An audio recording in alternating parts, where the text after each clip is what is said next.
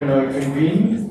I'd like to call the Shenandoah County School Board meeting to order at this time, and I would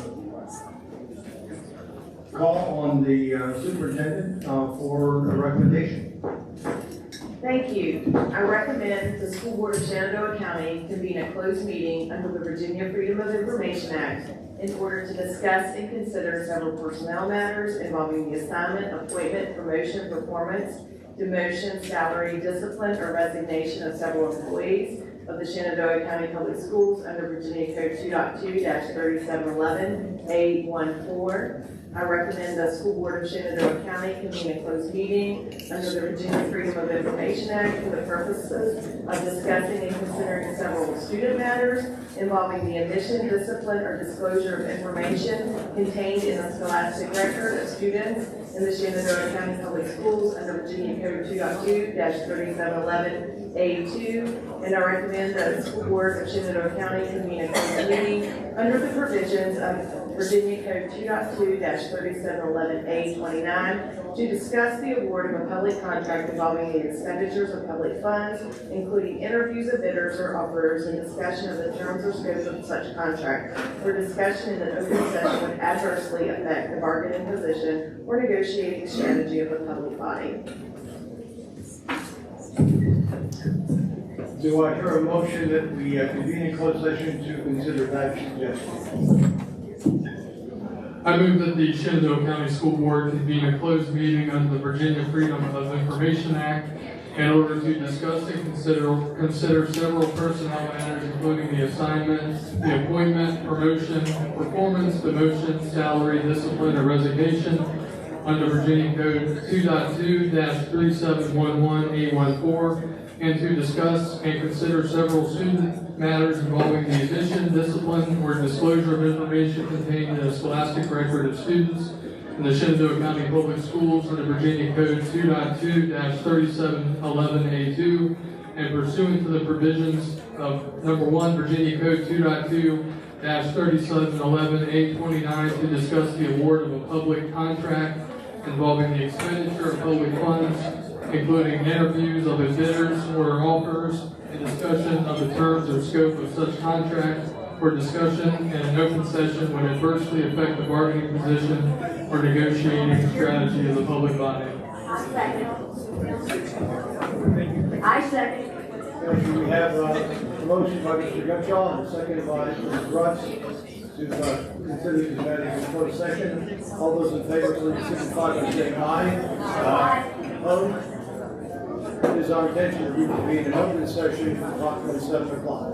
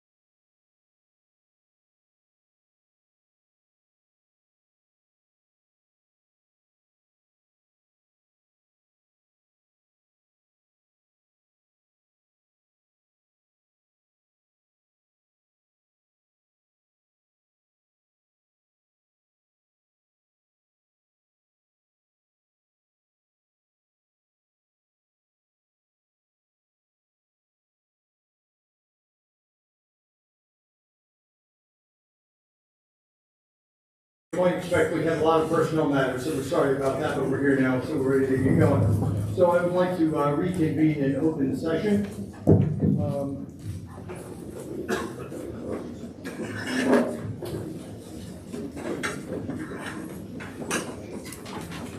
So do we have a motion to do exactly that? Motion to convene an open session. I move to reconvene an open session. Second.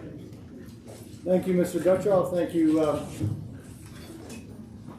Mr. Street, for seconding. All in favor of reconvening an open session, please say aye. Aye. Opposed? No? None. Okay, thank you. I'd like to read the following statement from our closed meeting. The certification. The Shenandoah County School Board hereby certifies by roll call vote. Yep. Sorry, I'll take out the order there. By roll call vote, that to the best of each member's knowledge, only public business matters lawfully exempted from open meeting requirements by Virginia law were discussed in the closed meeting to which this certification resolution applies.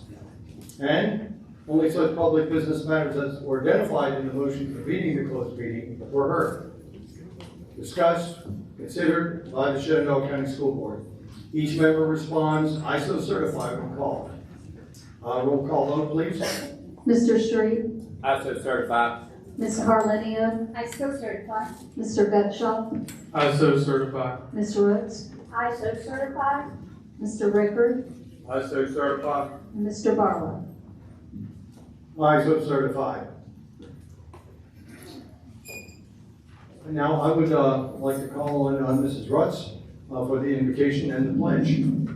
Please bow your head. Compassionate and gracious God, all tribes and tongues will one day acknowledge Jesus as Lord. Alongside this, we know the truth proclaimed in your word, that we are all created in your image. Too easily we allow division-based culture, language, or race change our behavior. Please change our behavior and make us united. Let us focus on our shared status as your creation and unite together over what we have in common, not fracture over how we differ. To you, creator of all people, I pray. In Jesus' name, amen. Amen.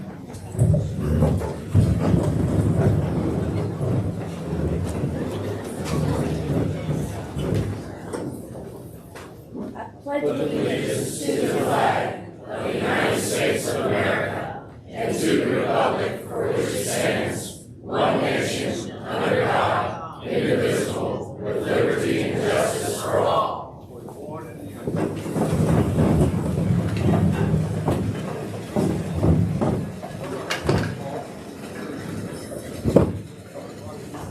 At this point, could I have a motion to approve the agenda as it has been presented? I move to approve the agenda as presented. Thank you. Do we have a second? Second. A second by Ms. Carlinio. All in favor, please signify by saying aye. Aye. Opposed? None. At this point, I'd like to turn the program over to the superintendent for recognitions. Thank you. This evening, I'd like to recognize Mr. Scott Schlintner from Signal Knob Middle School.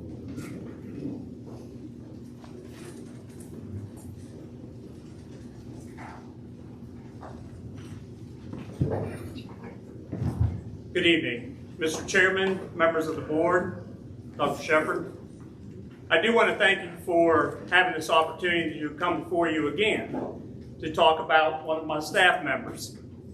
But before I turn the mic over to him, because he is the one being recognized, I do want to thank you for, as we come to a close for National Teacher Week, that the support that you give is vital for us every day to work with the students that we work with and have the pleasure of working with every day. So I personally want to say thank you to each and every one of you.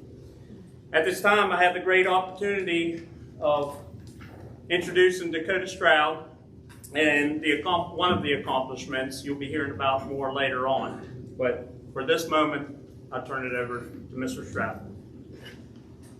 Thank you, Mr. Schlentner, and good evening, Shenandoah County Public School Board, Dr. Shepard, and Central Office staff.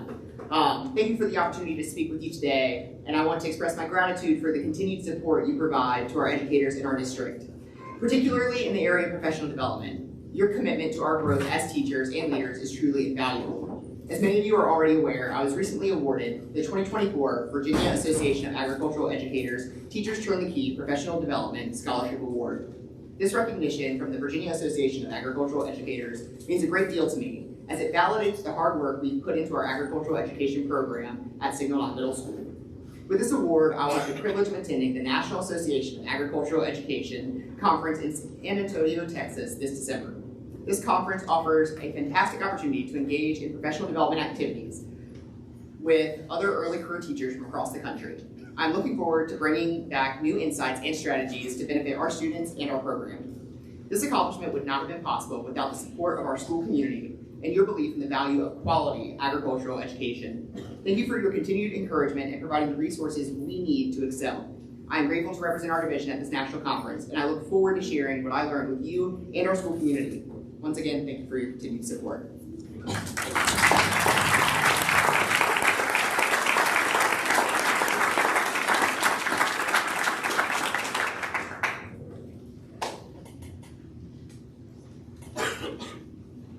All right, the next thing that we're going to do is something we value very highly, which is to hear public and staff comments on the agenda items and non-agenda items. So I'm going to read what I always read about the way we conduct this, and I'm going to make a few extra comments because we made some slight variations. So I want to indicate that the Shenandoah County School Board does welcome public comment during most regular meetings and during public hearings. School board members do not respond to public comments during the meeting or hearing. Each speaker may speak up to 2 minutes tonight. We usually do 3. We had to throttle back to 2 because of the number of speakers we have. We regret it, but it's necessary. The board generally allows up to 30 minutes, but we're going to, I'm sure, go well beyond that tonight, and that's just fine. There are a large number of speakers. As I said, we have reduced the total number of minutes you can speak to. I'll be kind of very legalistic about that, but I'll give you a few extra seconds to finish up, and I hope you stay on time, so I want to do that. All comments should address a matter related to the Shenandoah County Public Schools. Complaints regarding division employees should be directed to the school principal or an appropriate school division official. The school board expects that each speaker will be courteous, modeling for our students how one can respectfully disagree with others' views. Speakers will address their comments to the entire school board and not to one individual school board member, to the superintendent, to a staff member, nor to the audience. Speakers will not engage in personal attacks. Speakers may sign up still to speak at the school board meeting tonight. The document has been provided by the clerk of the school board. We've asked that you fill out that information as precisely as you can, since it goes as part of the public record, and your name may be forwarded with your comments to journalists or whoever else wants to use it.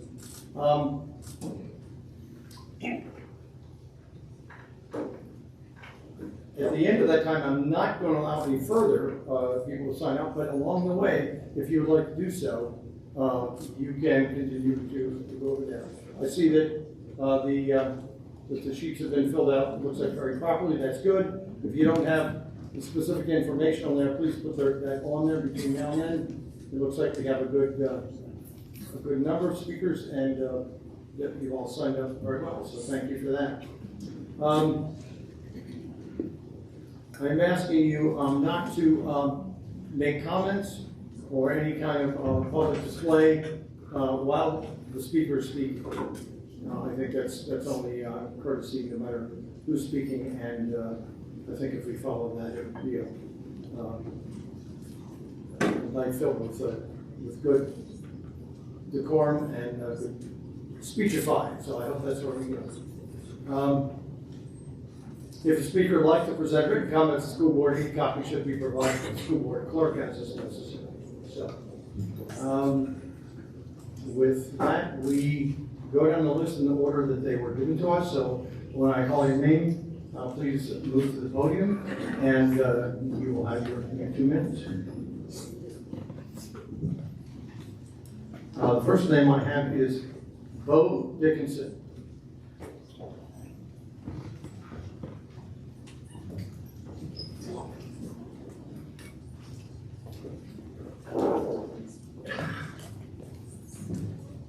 Good evening, Chairman Barlow, Superintendent Shepard, members of the board. My name is Bo Dickinson, and I'm speaking as a private citizen on behalf of no one other than myself. I actually started my career in education over 20 years ago at Stonewall Jackson High School.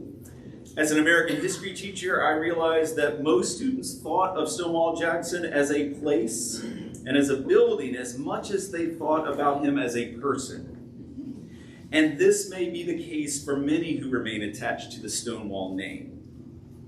Former graduates are likely proud of their own high school accomplishments and the memories they formed at SJHS. That feeling is quite natural and partially why this debate is so emotional and difficult. However, it is also history itself that makes this difficult, very difficult. Stonewall Jackson High School was named on January 12, 1959, over 95 years after Stonewall Jackson's death in 1863. So why did it take nearly a century to suddenly discover this so-called heritage in the mid-20th century?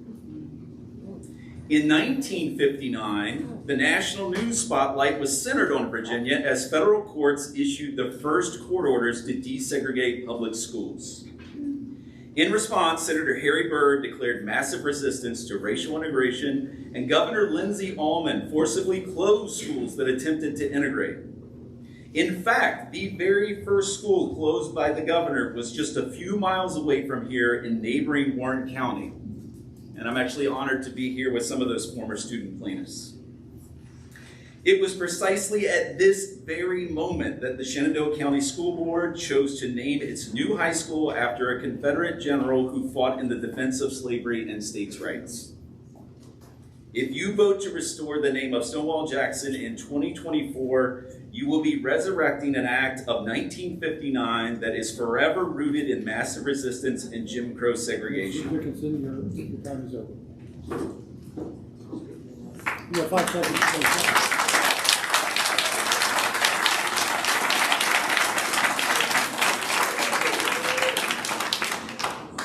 Hannah Key.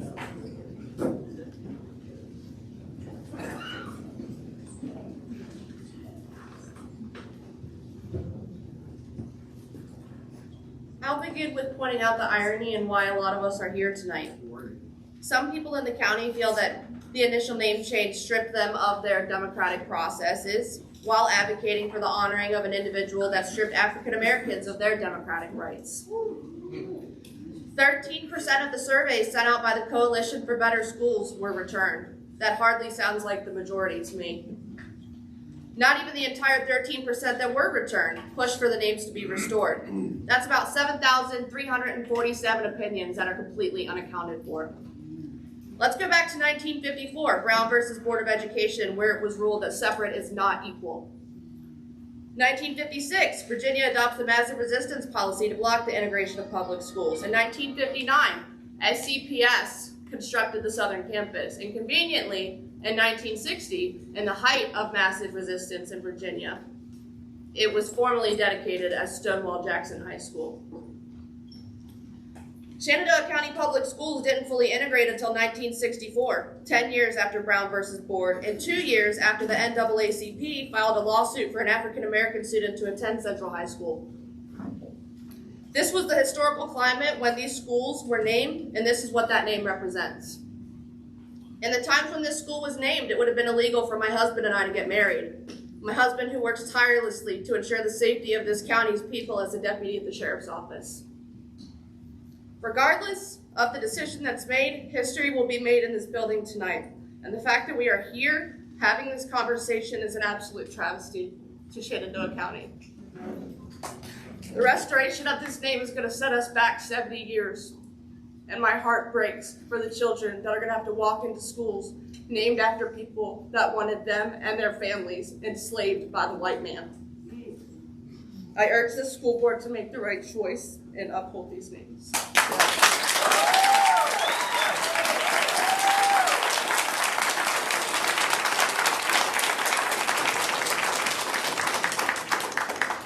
Kidwell.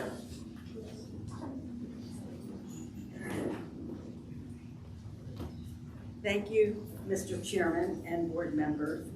My name is Carol Kidwell, and I am a concerned Virginia resident and member of the NAACP of Winchester City, Frederick, Warren, and Clark counties. In 1954, our courts gave us the landmark Brown versus Board of Education decision, which said maintaining racial segregated schools was unconstitutional. Almost immediately, our federal government began supporting Black students, integrated the segregated schools, and gave a voice to civil rights leaders. And in response to that, white supremacists across the South were not about to let our beautiful little Black children ever forget their place. So between 1954 and 1970, at least 45 new schools from Virginia to Florida were named after Confederate generals and soldiers. In 1959, Shenandoah County, Virginia, built their own reminder to Black students, Stonewall Jackson High School. And that preserved bigotry over history. When those of us who believe in equality of all hear your excuses that you have attachments to the school because you attended that school or because your children attended that school, it's not that we don't understand how you feel about your alma mater. It's because it pales in comparison to what it means to a Black American to have a daily reminder that this school honors a man who fought to enforce the pain and suffering of an entire race of Americans who were hunted down, taken from their native lands and culture, torn from their families, and forced into the inhumane enslavement. As school board members, you have a duty to do what is right and choose school names that all children can be proud of.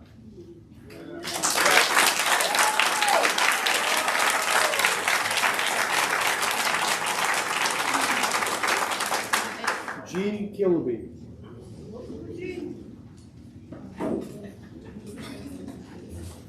Good evening.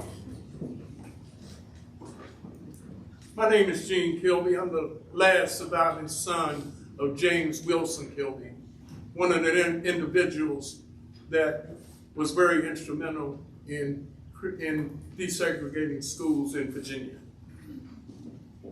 I stand before you tonight to continue to fight the same battle that has been fought repeatedly, over and over again. I stand before you tonight on the shoulders of those who came before me. I stand before you tonight on the pledge of this county that this county made in 1964 to support civil rights. I stand before you tonight on the resolution against racism adopted by Shenandoah County School Board in June of 2020. Were these just gestures at that time, or did the school board really mean it? Why are we here tonight? To go back to a time in history that was very cruel, where hatred and racism continued throughout this county and throughout the United States. My experience with the Confederate sympathizers was my first experience with Confederate sympathizers was in the year of 1958. I was 7 years old. They poisoned the family dog, shot through our home, mutilated our livestock, and left bloody sheets on the mailbox. Is this the type of legacy that you want to put in Shenandoah County's public school buildings? The Civil War was fought and lost by the Confederacy? Do you want to continue to memorialize individuals that led an insurrection against the United States? Mr. Gilden, the time is up. Take 5 seconds if you have. Go ahead. We don't need to go backwards. We just ask you tonight to do the right thing.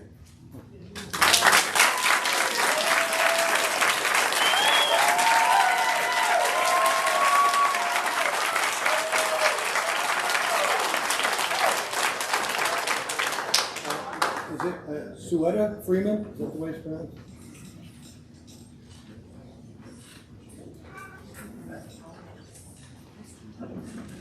Good evening, board members. My name is Suetta Freeman, and I reside at 74 Michelle Road in Port Virginia.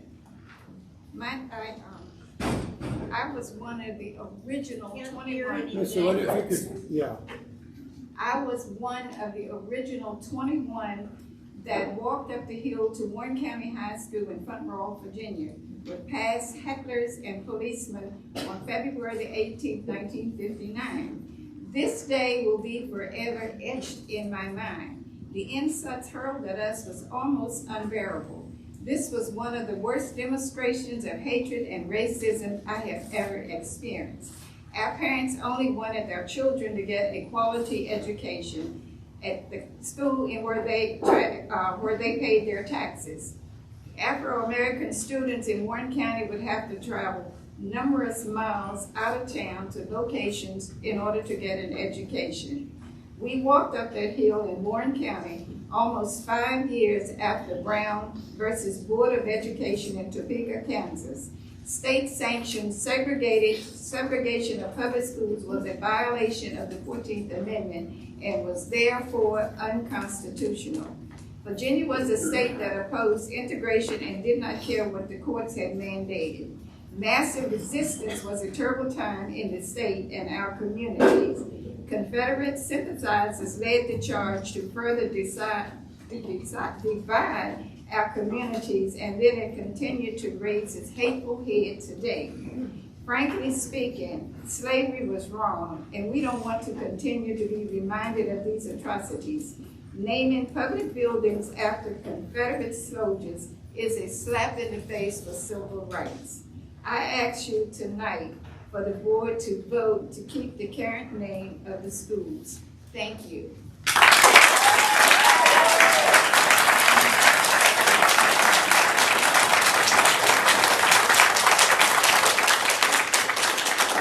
Bill Scott. Good evening, members of the school board. Good evening.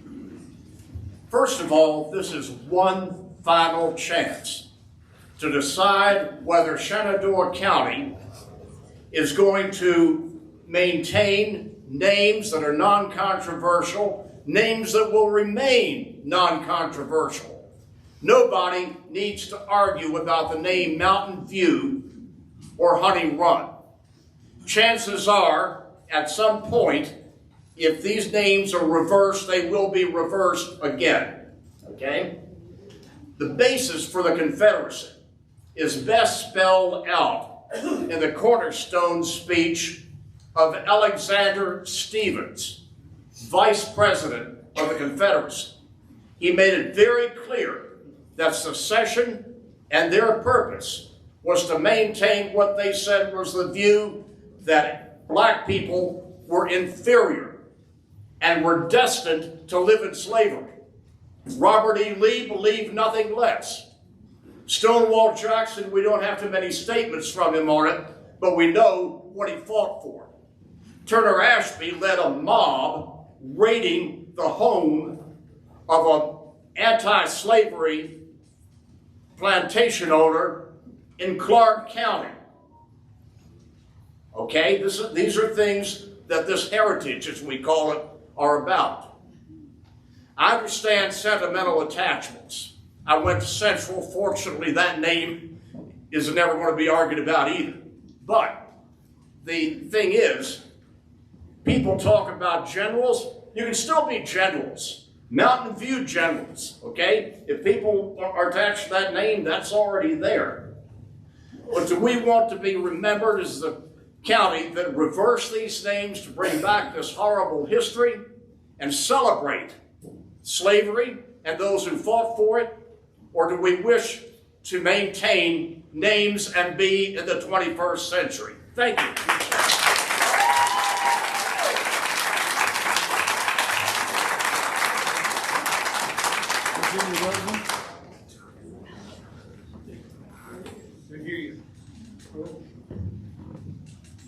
Virginia Rosen, she's on the wheel.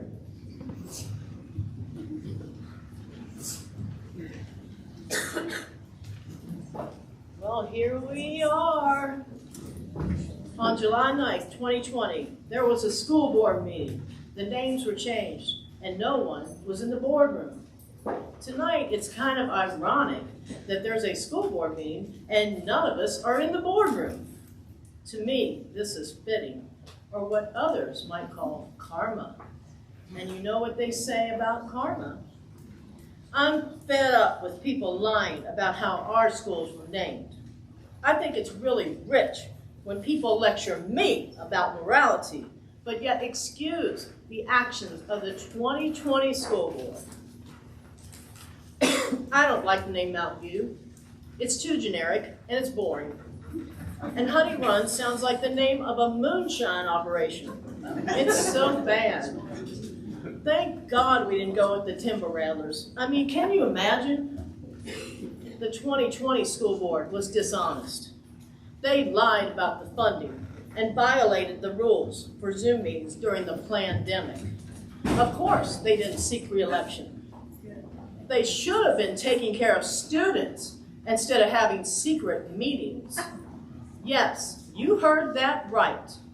The 2020 school board was secretly meeting with a handful of citizens to plan the name change, while the rest of us were told to mask up, social distance, and stay at home. Rules for thee, but not for me. It's kind of funny hearing some of you call us traitors when we live in a country that was founded by a bunch of traitors. I can't make this stuff up. School board, thank you for serving. I know it's a thankless job, and the hours are long, and the pay sucks. We've had 2 election cycles, and the people have spoken.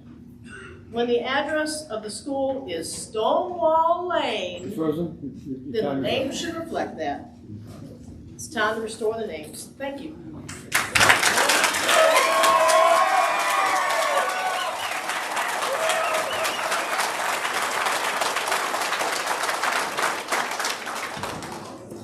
Jerome Russell.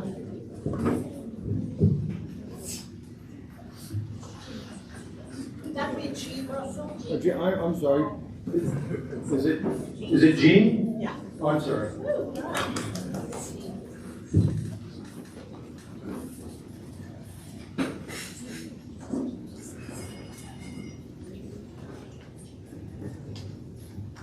Hello, my name is Jean Russell and I live in Edinburgh. 4 years ago, the former Shenandoah County Board did the right thing. And it was hard, because change is hard. And those members were subjected to a lot of ugliness because of their action. So I commend them for taking the harder path, because it was the right thing to do.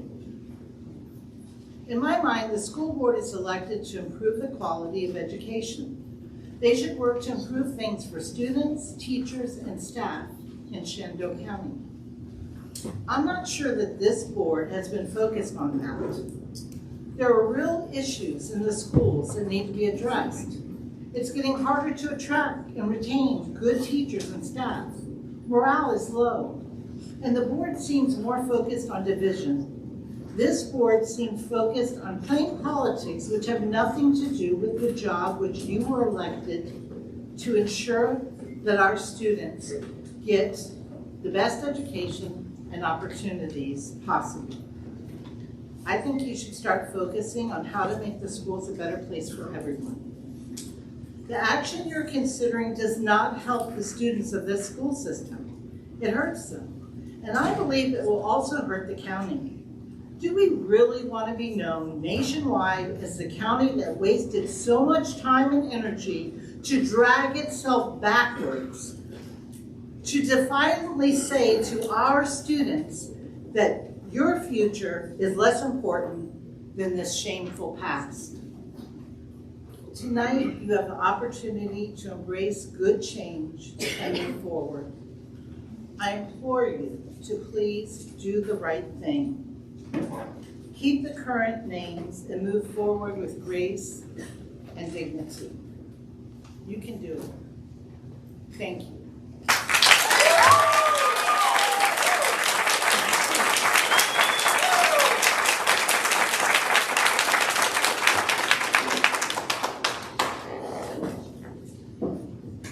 Aaron, is it Walker? Is that right?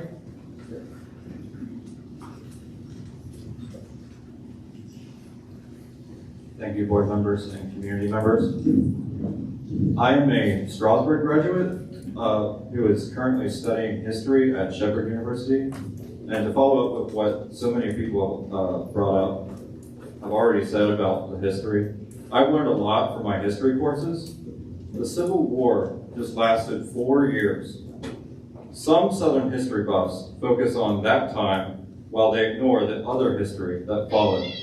After World War I, when black servicemen returned from France, they picked up on the way that they were being mistreated in the South. Hundreds of them were lynched. And the Confederate veterans organizations put up statues to honor their white supremacist heroes. Following every episode of liberation for African Americans, their white neighbors had a cultural backlash.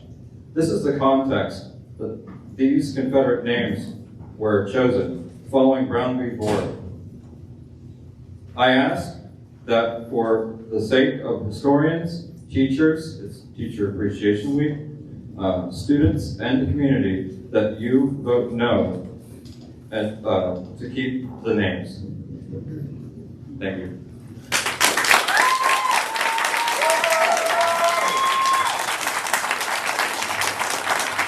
Bob Smith?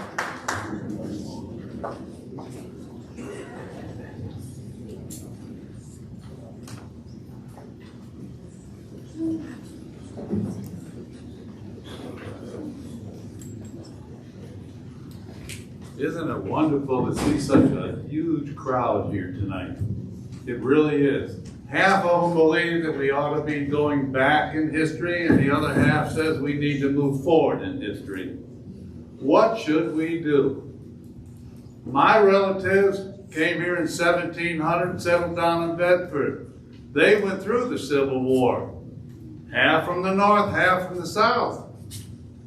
We're going to honor that period of time that is going to keep us in the past and not let us move forward. And I feel sorry for anybody whose relatives died or fought and they want to honor them. I recognize that.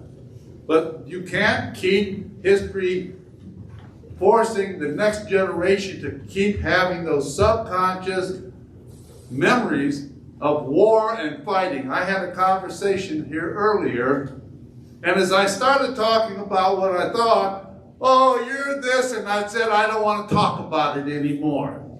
It was a dismissiveness. And that was what was going on back in 1865 as well. I haven't heard anybody here say, we need to change the name of the school to Abraham Lincoln School. How many here would like to see it be Abraham Lincoln School? Yeah. Oh, but you see, no, we can't do that kind of stuff. He was with the North. We got to keep our history here. Our history's more important. Our future's more important, not our history. So I urge you, when I went to school, it was in Chicago. My school was considered in the 1960s to be the most well-integrated school in the entire country. The mass media was in on the school for anything that went on. And I learned back then that you can coexist and make sure that every human being saluting that flag that says that we the people, in order to form a more perfect union, we need to form a more perfect union and not rely on the back history. And I urge you, please, don't change the names back.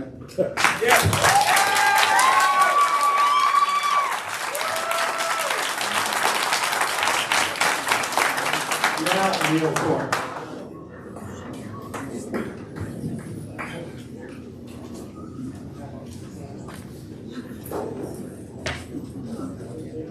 Here you are, yet again, bringing Shenandoah County into the international spotlight. You all know the detailed history of these school names. In particular, when Stonewall Jackson was designated to be a whites-only institution. You all know the detailed history of segregation in this county. You all know how the Confederacy fought against the United States for the right to keep others in bondage. You all know the division this is creating in our schools, community, county, as evidenced here tonight in this larger venue. Collectively, you have crafted a narrative to dodge personal responsibility. A narrative that doesn't match the public record. A narrative that doesn't mention your failed attempts of 2022. How do Confederate names meet our public schools' mission? Does it prepare our students for the future? Does it ensure all members of the community are valued and respected? Does it foster an environment of trust and respect where all decisions are in the best interest of the students? Your actions, and yours alone, have led us here tonight. Your actions are a permanent testament to your person, as well as the history of our county, state, and nation. The only chance you have to come out the good guys in this is to keep the names Mountain View and Honey and Run. How do you want to be remembered?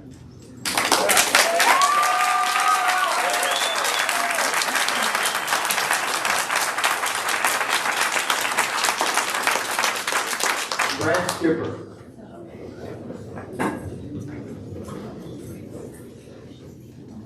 Good evening. Brad Skipper from District 2, and for the very first time, I am speaking to you on behalf of the Shenandoah Democrats. Some 10,000 registered voters.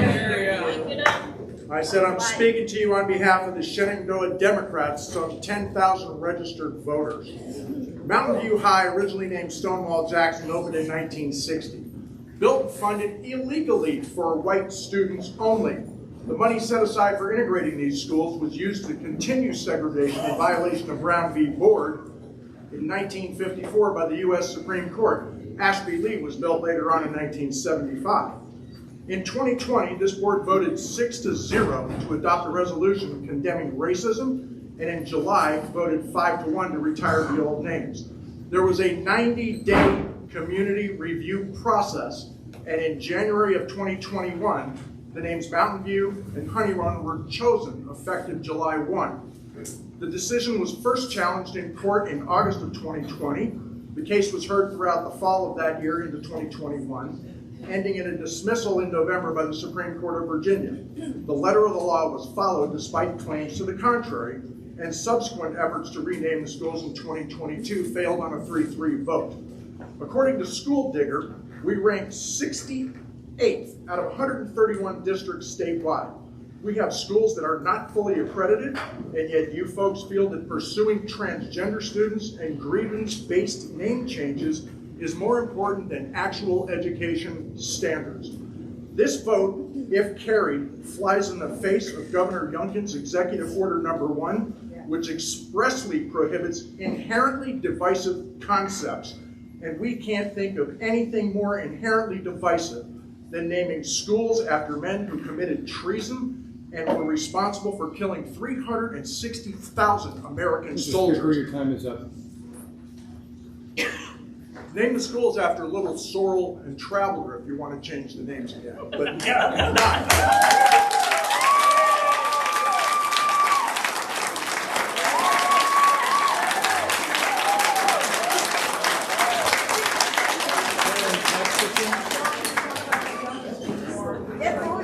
Karen Casperson.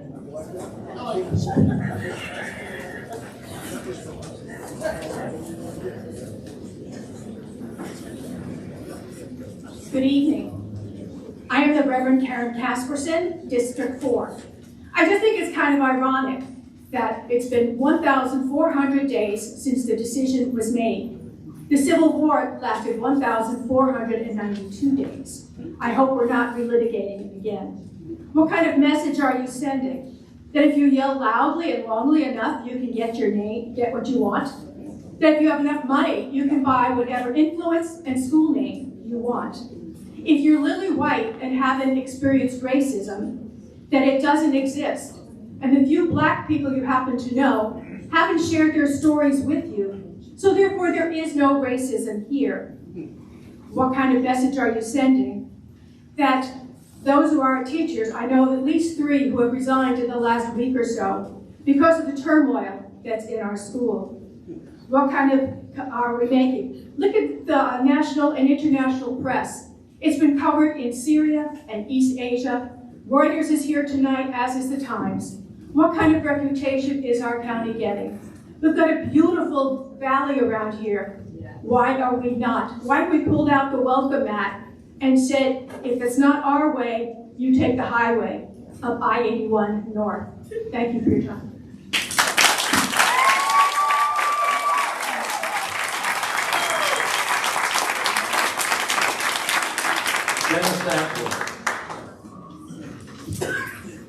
I'm getting there. I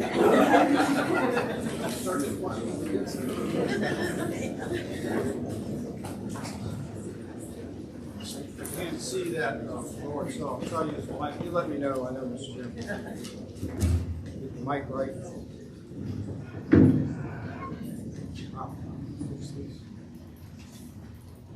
Good evening, Chairman Barlow, board members, Superintendent Shepard, and viewers across the nation and potentially around the world via this YouTube stream. I am Dennis Atwood, a resident of Martown since 1978. I'm speaking tonight about agenda item 6.6. This meeting opened, as they all do, with the Pledge of Allegiance to our national flag. Quote, and to the republic for which it stands, end quote. The paramount historical fact that the leaders of the Confederacy conducted a 4-year war against the USA, killing hundreds of thousands of U.S. and their own troops, trying to preserve states' rights to keep slavery legal. That constitutes the ultimate in racism and treason. So how does naming a public school for any of those leaders show allegiance to our republic or attest to, quote, indivisible with liberty and justice for all, end quote? You have followed a deeply flawed procedure in accepting the April 3rd request from the so-called Coalition for Better Schools. This group provides no information regarding its expertise in public education, and its survey conducted by mail to 8,507 households had 1,160 returned.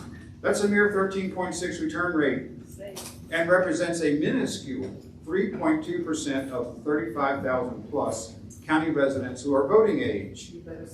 Nowhere has the CBS group explained how renaming our schools for Confederate generals will make them, quote, better.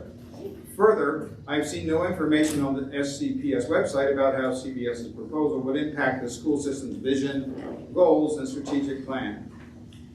I submit that the CBS proposal is contrary to Governor Youngkin's Executive Order No. 1, ending the use of inherently divisive concepts. Nothing is as divisive as naming schools for Confederate leaders. And not because of, but being aware of extensive media coverage, I urge you to go the right way, cause that information that's out there, it's going to be out there tomorrow. Thank you. Attitudes and reputation about Shenandoah County be positive. So please keep the names.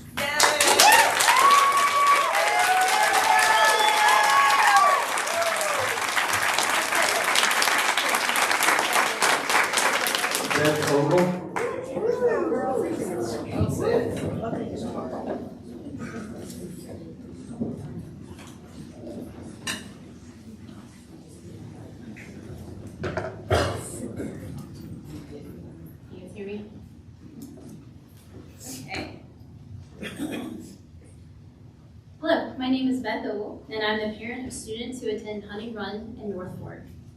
On May 29, 1963, my grandparents had to make a formal request asking the superintendent of Shenandoah County Schools not to discriminate against their children, and to provide them the dignity and respect of an equal educational opportunity.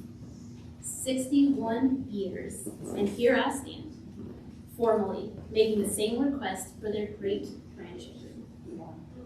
What's even more disgusting than this lack of progress is the fact that this current board, save one, has offered no empathy, discussion, thought, or consideration of how restoring these names would affect minority students, faculty, and staff. In fact, the only acknowledgement has been to say that they've never witnessed racism, and so there is none. A fact that, when contradicted by this sharing of personal experiences, has been wholly ignored. Instead, you have chosen to label yourselves avengers of a flawed process, a fake narrative that was litigated on multiple levels and proven false. You have vilified the 2020 board and used them as a scapegoat to justify and feel comfortable with discrimination. A yes vote to restore the names of Stonewall Jackson and Ashby Lee is a statement to the world that you do not value the dignity and respect of your minority students, faculty, and staff. And it will make it abundantly clear that you are here for a political agenda, not for the care and consideration of our children. Our schools and our community will suffer as a result. Do better, be better. Thank you.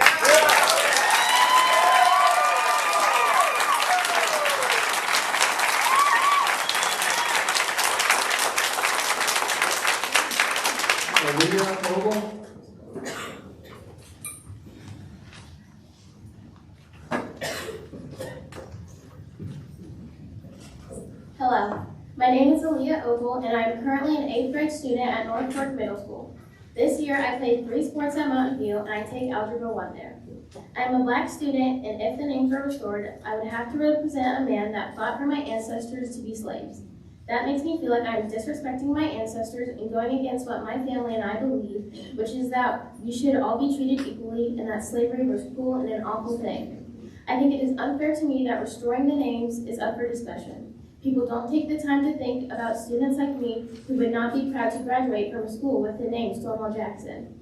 He fought for slavery to be a constitutional right that would be carried out forever. Stonewall Jackson was passionate in his belief and that the black race was inferior to the white race. He fought and died for that belief, and had he won, I wouldn't be allowed to attend public school, and I would not be here speaking to you today. It is your job to make decisions that are in the best interest of all your students. You cannot ignore the heritage and feelings of your Black and brown students just because we are the minority. It is your job to make our schools a place where all students are valued and respected. The names Mountain View and Honey Run do not devalue and disrespect an entire race of people, but the names Ashby Lee and Stonewall Jackson do. They honor men who believe that I have less value and worth because I'm Black. If this board decides to restore the names, I would not feel like I was valued and respected, and you would not be doing your job. Thank you.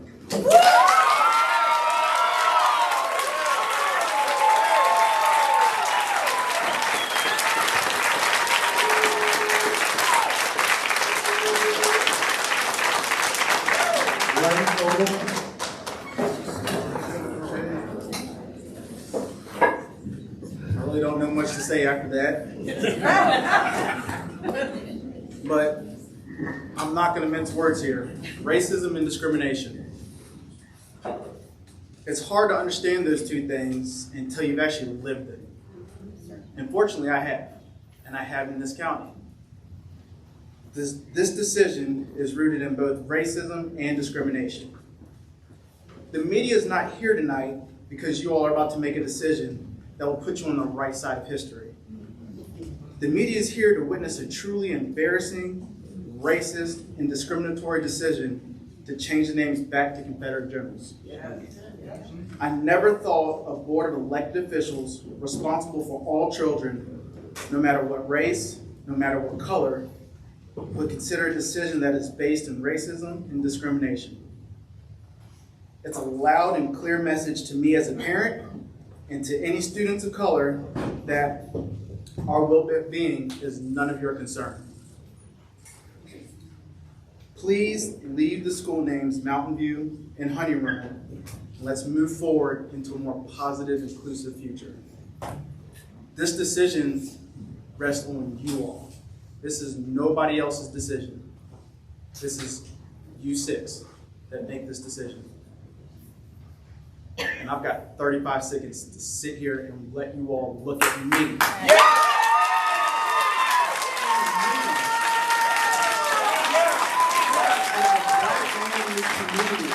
Who is telling you that this decision is based in racism and discrimination. No other way to say it. We still got time, Mr. Barlow.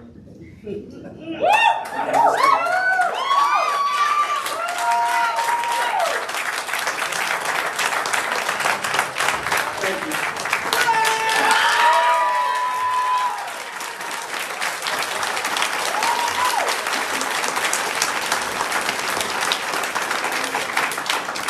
Carolyn Chilton.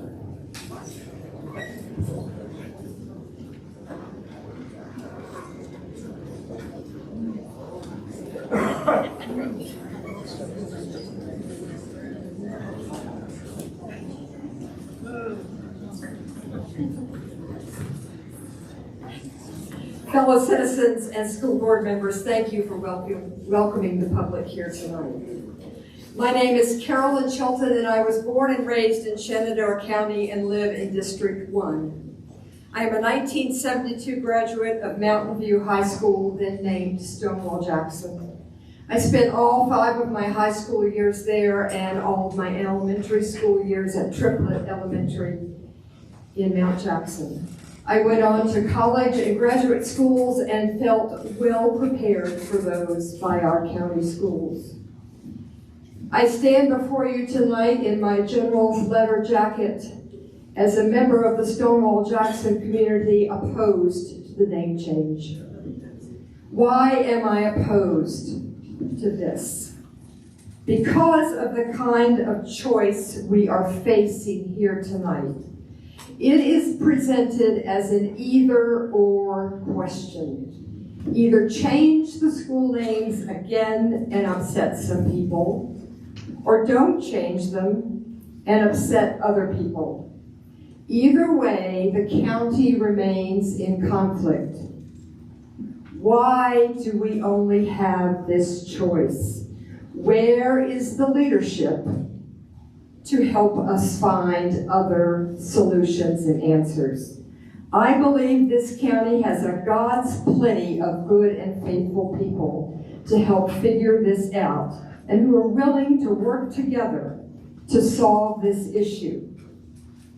I am asking tonight that you let stand the names of Mountain View and Honey Run, and that in the future we look for a way to find compromise so that we can get on with the task of making this a better county for all, where all get some of what they want, and we all get something that we don't want, and none of us have a stomachache anymore.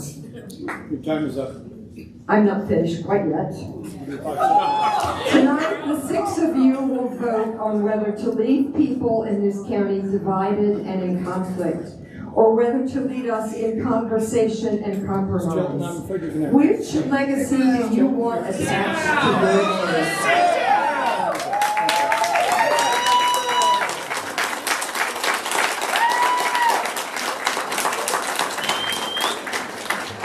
Matt Murphy.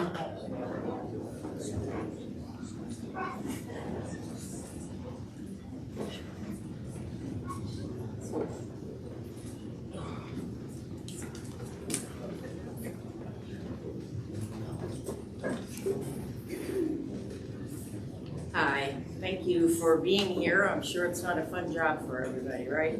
I do want to say I appreciate the fact that most of the people in the back are not making comments or laughing like they did the last time we were speaking. So I appreciate that. There's just a few people who continue to keep making comments after people speak. You're supposed to be addressing us, please. Yeah, I'm sorry. Sorry about that. I did make the sign. Keep the new names, not slave owners' names. Okay? I know we're not all going to agree on this. I know you're all good people. I believe that firmly. I told you last time I was here that there was a teacher at W.W. Robinson where I worked who had a sticker on her desk. It said, "Give a Northerner a ticket home." And there were many people who laughed at that. They thought that was so funny. Yeah, go home, Northerner. Right? Well, I've been in Virginia for 35 years. I worked at W.W. Robinson for 23. I pay taxes in Shenandoah County, and I can speak as a Southerner. Okay? I accept that. That's not a bad thing. Schools in this area, in the South, were named for white students only. That was their premise. Now we have students who are not white. They're not going to feel encouraged by changing the names back. For all the people that are so upset about the name changes, I encourage them to talk to Mr. Holtzman possibly and say, let's build some memorials, some museums for these generals. So there's not hatred, it's just a special place for those who want to honor the generals. Thank you very much.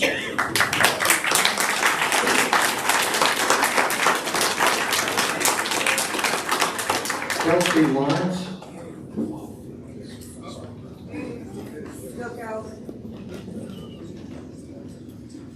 My name is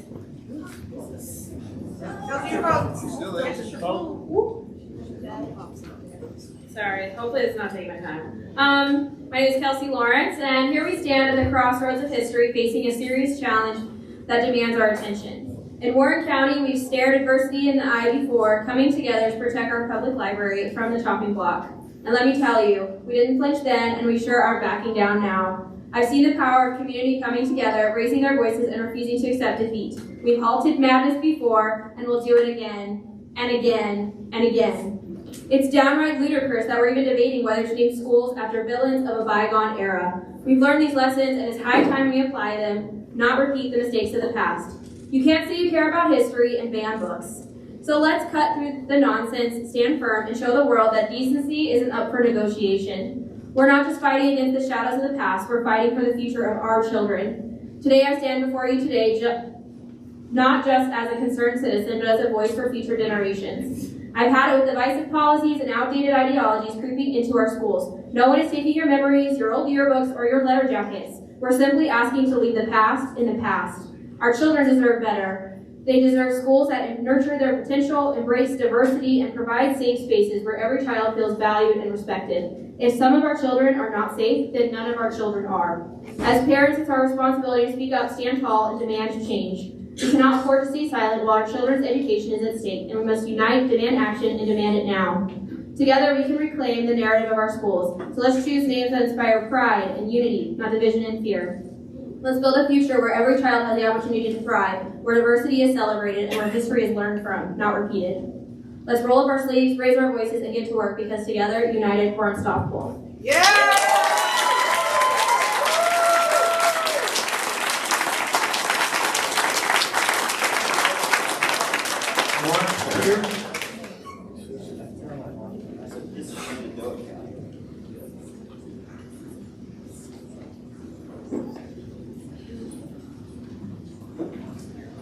Good evening. My name is Mark Pierce. I would like to congratulate you all for the recognition that you've brought to yourselves and to Shenandoah County. Your vote tonight has been covered by USA TV 9, Reuters, USA Today, AOL, Microsoft, Straits Times, NBC, BBC, CNN, US News, NBD, just to name a few. So I wonder, what is the spotlight that is now shining upon you and Shenandoah County going to reveal to the rest of the world? James. Thank you.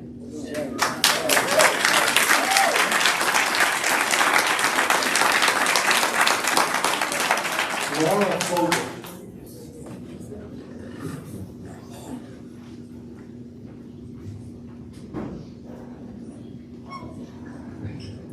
Thank you for allowing me this chance to speak. My name is Laura Fogel. I live in Fort Valley.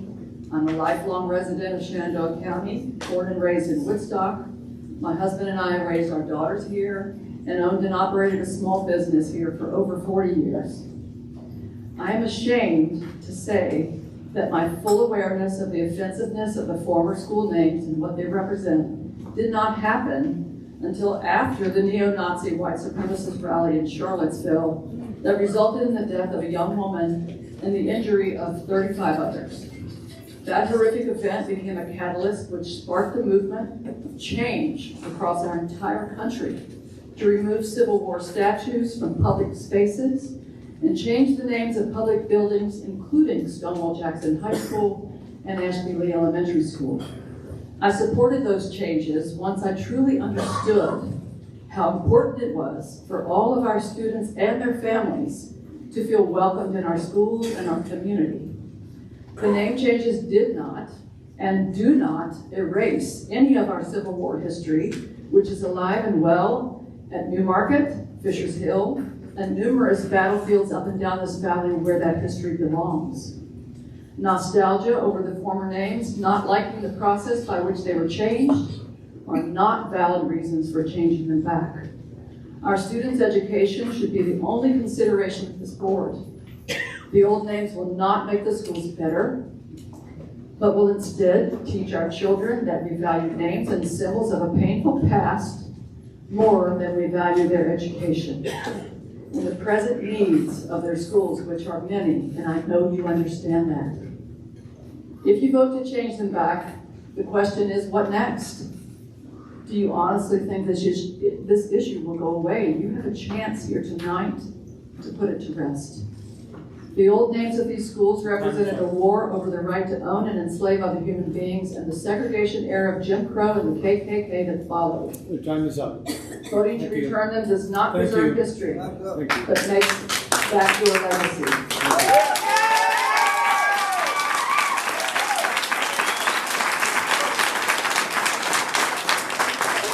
And Dalton, is it Dalton?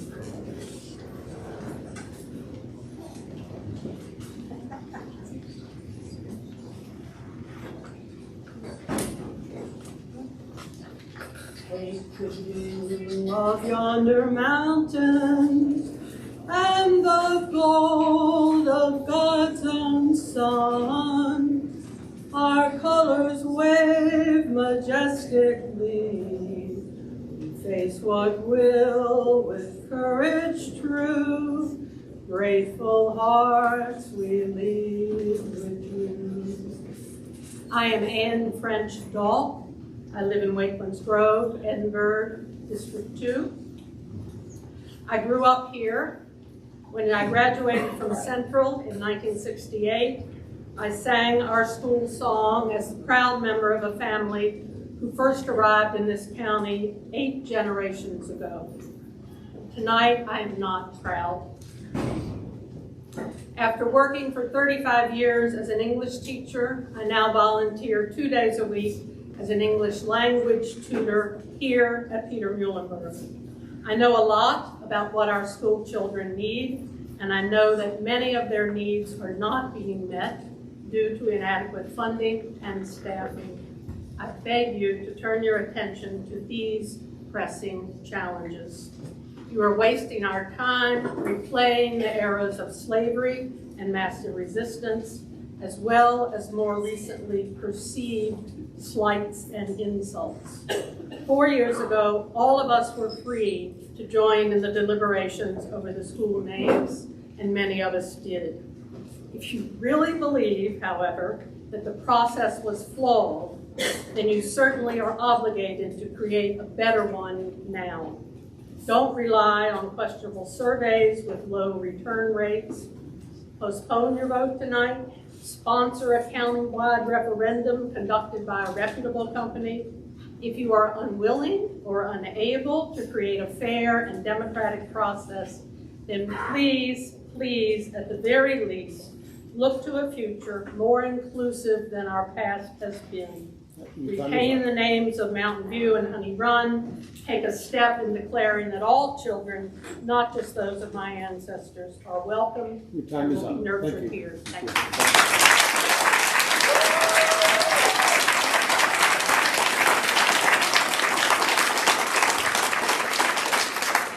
Stuart Didoway.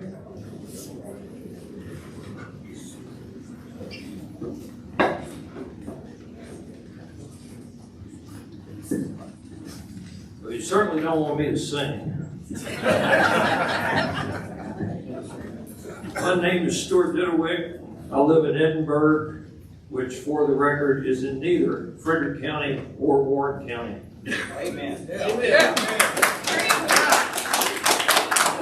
On my father's side of the family, Johann Stephen Didoway received a land grant outside of Strasbourg in 1766. On my mother's side of the family, Jacob Pennywit received a land grant west of Mount Jackson in 1753.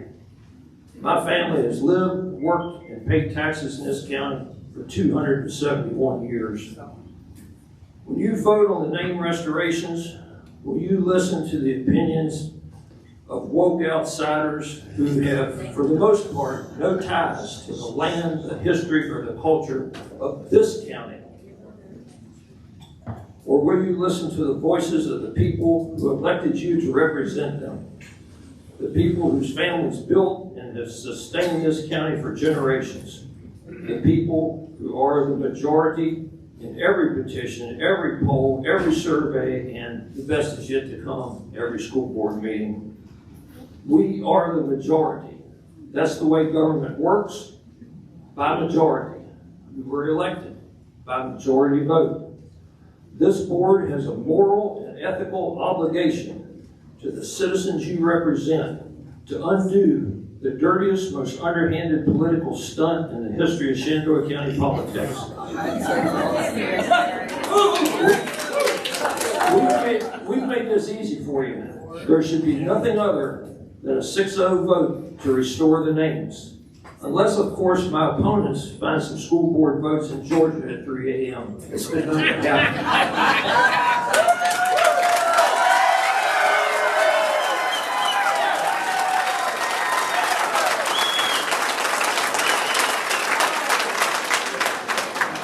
Jessica Kelly.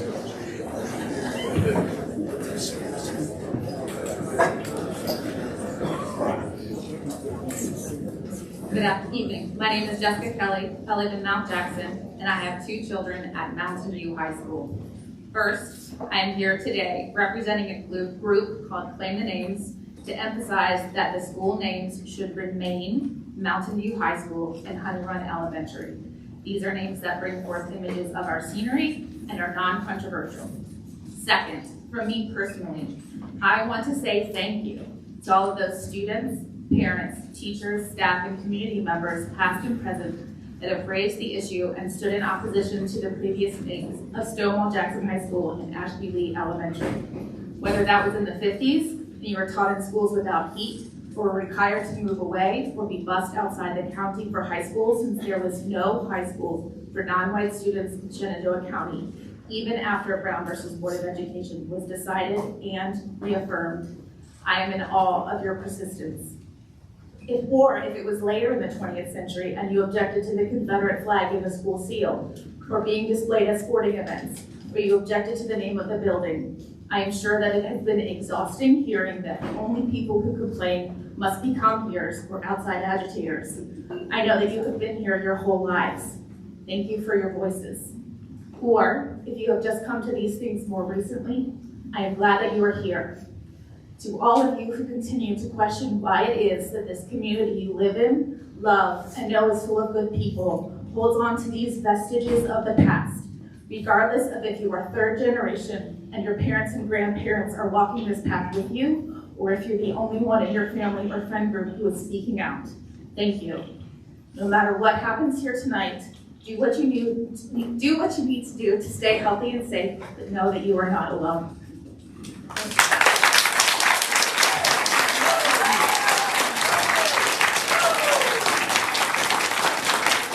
Stephanie Bullet Smith. Is that right?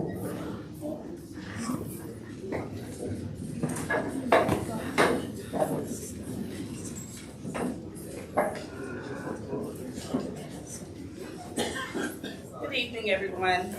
My name is Stephanie Bullet Smith. I am a 1983 graduate of Stonewall Jackson High School. I am here for many reasons to ask you, please, do not go back in history.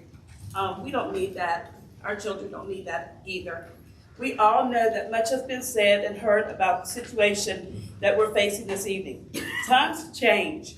It's time to move on from so many hurtful situations. We, you and I, must move on and support the change of our public schools and future residents. The names as they are today are much more inviting to anyone who wishes to visit or who chooses to live here in Shenandoah County. I prayerfully encourage the school board to please, please, please, members, to make a heartfelt decision to keep the current school names. I want to add another thing or two.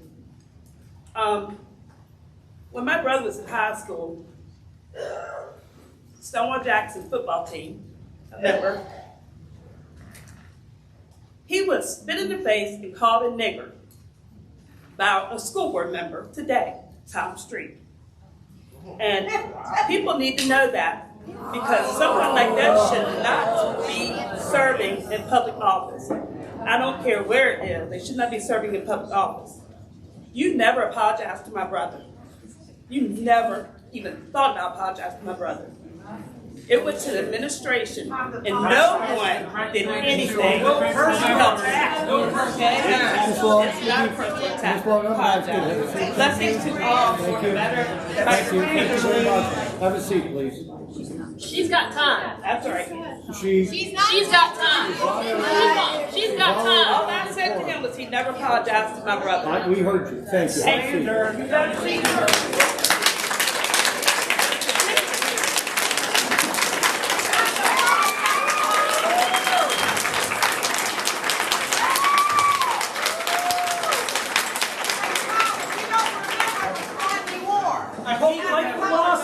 Folks, I'll tell you what, we're going to have some decorum here. We're going to have a recess, and I don't know how long it's going to last, but when that recess is over, we're going to continue. So if you want to continue to have histrionics, want to get together, go for it, we'll have a recess. I'd rather stay here. The first part of this has been honorable and good. It's starting to deteriorate. I don't like it. I don't think you like it. Let's try to keep it on the up and up, and let's try to keep it on the square. And if you don't, we'll just declare a recess until things calm down. The next speaker is is it Dua? I'm sorry, Carolyn Long?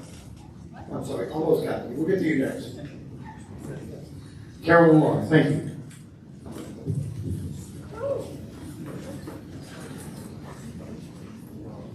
Carolyn Long, District 1. I'm tired. Just so tired. I remember watching my children who attended Stonewall Jackson High School.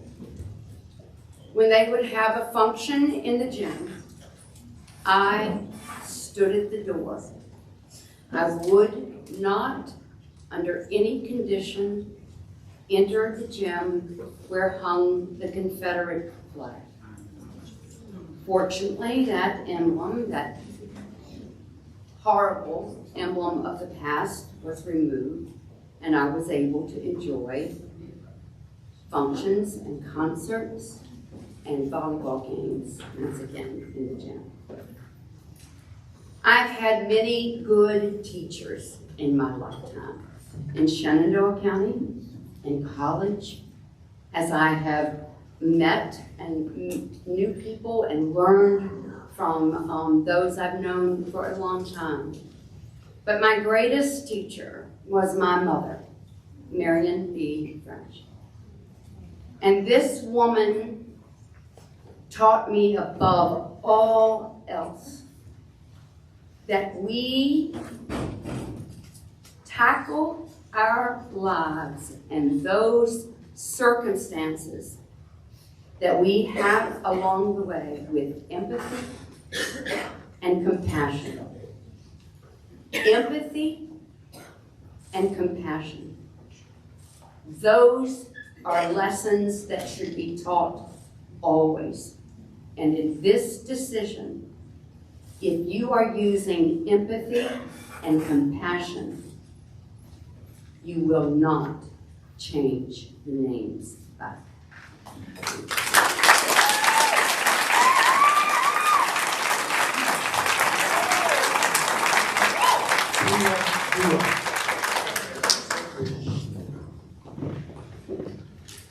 Chairman Barlow and members of the board, my name is Priya Dua, and I'm a senior attending Massanutten Regional Governor School, which is located at Mountain View High School. For 2 years, I've researched Virginia's massive resistance policies in a non-political, facts-based manner, resulting in the production of a 30-minute documentary entitled Knocking Down Walls. The documentary has received state and national recognition for bringing attention to the pivotal battle over public school integration in Warren County, Virginia. Understanding and evaluating this past is essential to making choices that impact our present and future. I stand before you to voice my informed and heartfelt opinion, representing the views of many of my classmates at Mountain View. As students, we walk through the doors of Mountain View High School, a name chosen to signify inclusivity and progress. School board minutes from 1959 reveal that the decision to name our school after Stonewall Jackson was a product of massive resistance. The following statement appeared in the Northern Virginia Daily not long after Stonewall Jackson High School was named. Quote, "There are organizations of citizens dedicated to the cause of racial purity, which are doing splendid educational work in this field," end quote. Many think of Stonewall Jackson High School as a place where they made fond high school memories like my classmates and I have made. However, this quote shows us that the school's name was meant to convey a message rooted in a far different context. Reverting back to this name is a symbolic regression, disregarding truths of our past. I acknowledge that the community has been left divided and unhappy over the initial name change. But how can we see a brighter future when we're afraid of the changes that confront our past? By taking this step backward in 2024, what foot are we putting forward? What legacy are you leaving behind for my generation to inherit? Thank you.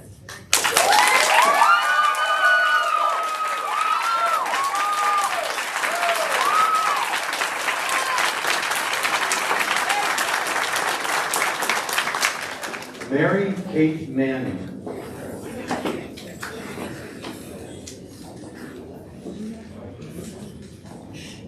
Good evening, members of the board. My name is Mary Kate Manning, and I am a current student at both Mountain View High School and Massanutten Regional Governor School. I have attended Mountain View since 8th grade. I would like to affirm my classmates' message and encourage you to consider the perspective of the students.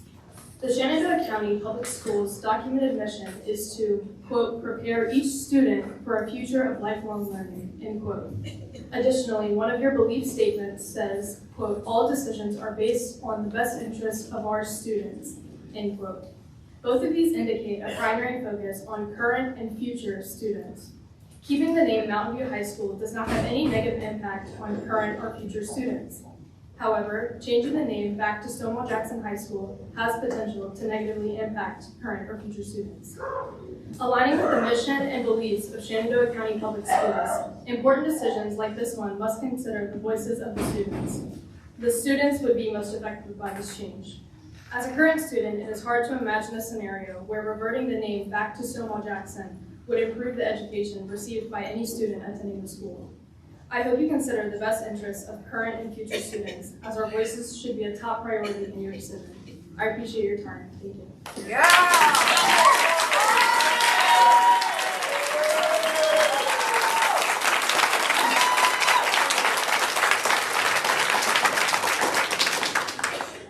Eden Shellhamer? The rest?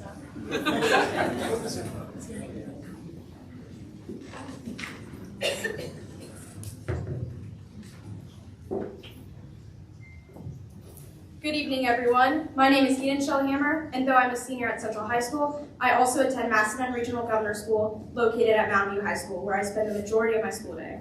I affirm the statements of my classmates Priya Dua and Mary Kate Manning, and would like to offer a brief extension of their arguments. In the 2.5 hours I spent at Mountain View, I've observed many aspects of the school that need attention. Is the board aware that in the Mountain View High School girls' bathrooms, there was no hand soap for the entire first semester of the school year? After a while, they took down the dispensers. While I understand that there's always room for progress within these institutions, lack of access to something as simple as basic hygienic resources is not something to be overlooked. My experiences at Mountain View revealed to me that there are many aspects of the school in need of reform and attention. The name displayed above the entryway is not one of these issues. The student's perspective in this discussion is one I find often to be overlooked, and as a student, I urge the board as well as the county to redirect this passion and attention to the learning environment of the students this board is organized to serve. By continuing to resurface this clearly divisive argument, the county poises itself to enter a vicious cycle, which not only continues to detract attention from other issues and campuses, but also sustains the polarization we are observing today. I hope as a community we can work together to remediate issues in our schools, as well as celebrate and draw attention to their successes. The fact that this discussion is receiving a disproportionately vast amount of attention from the county deeply disappoints me and leads me to wonder whether we are operating in the interests of our students or the preservation of our parents' pride. Amen. Thank you.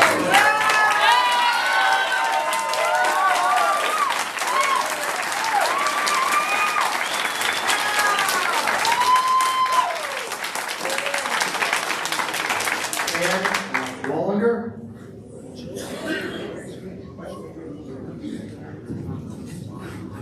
Good evening. My name is Ann Wallinger. I'm a 7th generation resident of Mount Jackson. I attended Ashby, Triplett, and Stonewall Jackson High School. Many of my ancestors fought for the Confederacy and died for the Confederacy. Some also fought and died for the Union. I have a great passion for family and local history. I volunteer my time at the Mount Jackson Museum, where I help keep the doors open so that anyone who wants to learn more about our town's history or Stonewall Jackson can come in anytime. That said, I believe that the discomfort that a Black student is subjected to in attending a school named after a Confederate leader outweighs any personal feelings any of us should have on this topic. I'd like to share with you the response from Pat Pendleton, a Black student who made our school proud when I was there by placing All-State in no less than 3 sports. He went on to serve in the U.S. Navy, and he's now the HR director for the city of Atlanta. When asked if he would like to sign a petition to keep the current names, he responded, "My high school memories are bad, except for Mr. Kroll, and it is because of the Confederate name that kids and parents identify their personalities, behaviors, and expectations around minorities, assuming we are supposed to be lower class. Sports became my sanctuary to escape the hate, the name-calling, and the bullying. But acting dumb is what kept me out of trouble. I will sign anything to give the next generation a chance at diversity and inclusion." So I'm here today asking the board to adhere to your mission that states that all members of the learning community are valued and respected. I'm asking you to value and respect our Black students, educators, staff, and neighbors. It's your responsibility not to do what the largest number of people tell you to do, but to use your power and discretion to protect the best interest of the education of all of our students, especially those who are going to be most impacted by this decision. Thank you.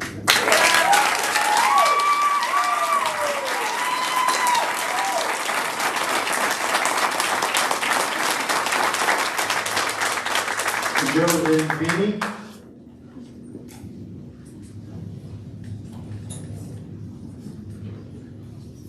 Good evening. My name is JoLynn Heaney. I'm a registered voter in District 1, and I want to talk about my sister-in-law, who was one of the first Black students to attend Stonewall Jackson once integration finally took place in Shenandoah County. She entered the school as a junior and may have been one of the first Black students to earn a diploma from Stonewall Jackson. In the 2 years she attended the school, only 1 or 2 other students ever spoke to her. She went into the cafeteria once and said that the smirks and the snickers made her so uncomfortable, she just packed a lunch and ate at a desk by herself for 2 years. Just imagine that isolation. To this day, the pain of that discrimination and racism stays with her. I spoke at the April school board meeting and heard there and read since that Stonewall Jackson graduates who expressed that they did not see any issues with racism or discrimination when they were students there. That may have been different had they been a person of color. The fact is, just because you did not experience or recognize racism does not mean that it didn't happen.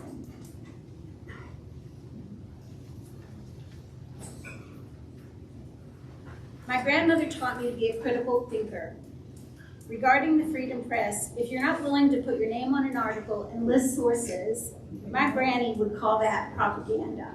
If you accept funding for a political campaign from folks who have a vested interest in your vote, my granny would call that corruption.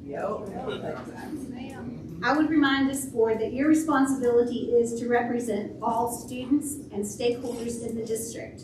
This name change issue is not student or stakeholder driven. It was initiated by a relatively small group. Time is up. Who are largely anonymous, who have not clearly stated any policy that will benefit our students or students. Your time is up. Thank you. In actuality, by reverting to the names that were given these schools during a time of massive racism, to integration and Jim Crow laws in Please have a Virginia, seat before I have to you call a are recess. perpetuating Please a have a seat heritage before I have to call a of white recess. supremacy and Please racism. have a seat.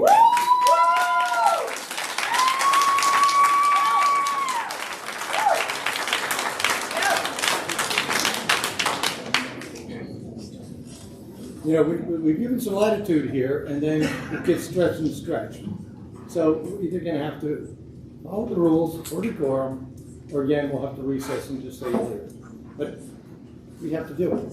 It's just common courtesy.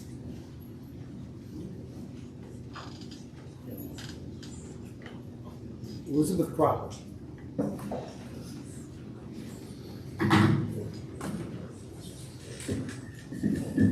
My name is Elizabeth Cropper, and I am a graduate of Stonewall Jackson in 2004, and I currently have a junior there now. Y'all know what you were doing. Stop pretending. We know it. Y'all know it. But here's the reality of the situation. You guys are nuking our children's future. When my husband got stationed in Washington State, from which he deployed to Iraq, and never came home from, I had to find my way to find employment.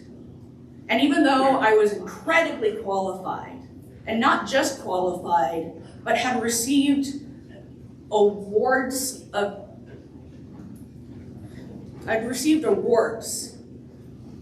when I had gotten my qualifications. But as soon as they would get to the name of my school, Stonewall Jackson High School, the interview would cease. The tone would shift, and I was suddenly no longer a fit to the culture. I have friends who graduated with me who are having the same problems in DC, Baltimore, and Pennsylvania. This is easily Googleable news. Our children will not be able to get jobs.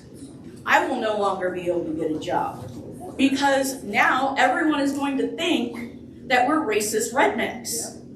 And that's not okay. You're nuking our children's future because what, your feelings are hurt? That's not a good enough reason. I'm sorry to be all like Simpsons on you, but think of the children. You're nuking their futures, you're kneecapping them before they even make it out of elementary school. This has long-lasting effects. Yes, it does. Thank you.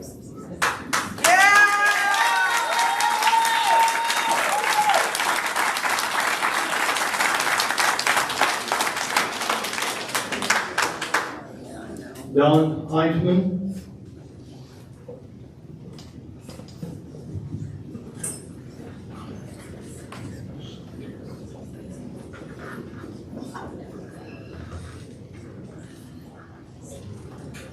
Good evening, Mr. President, Good evening, Mr. Chairman, members of the board.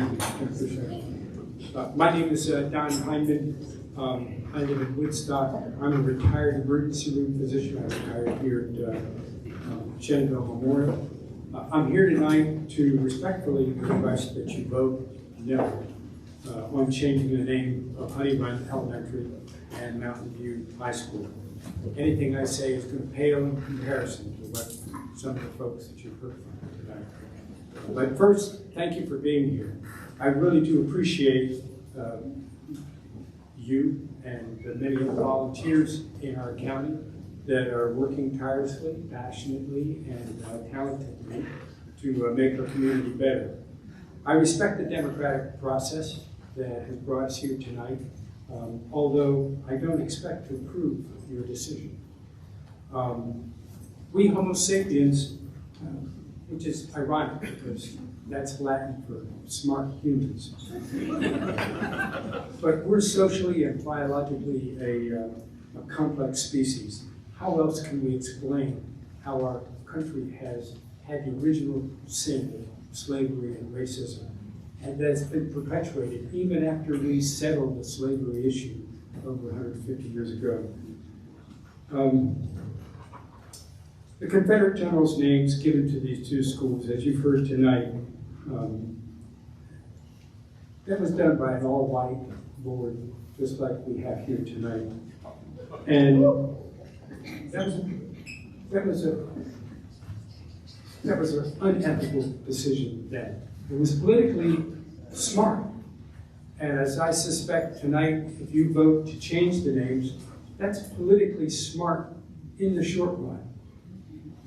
But it's still unethical. And long term, I always worry about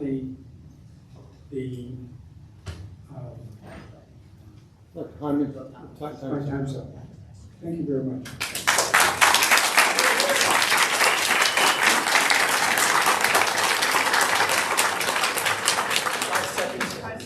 5 seconds. 5 seconds. The law of unintended consequences. That's what it's worth. Yeah.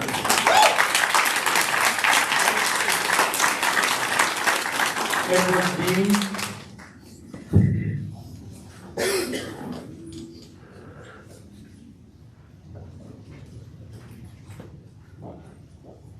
Edward Dean. John Lawrence.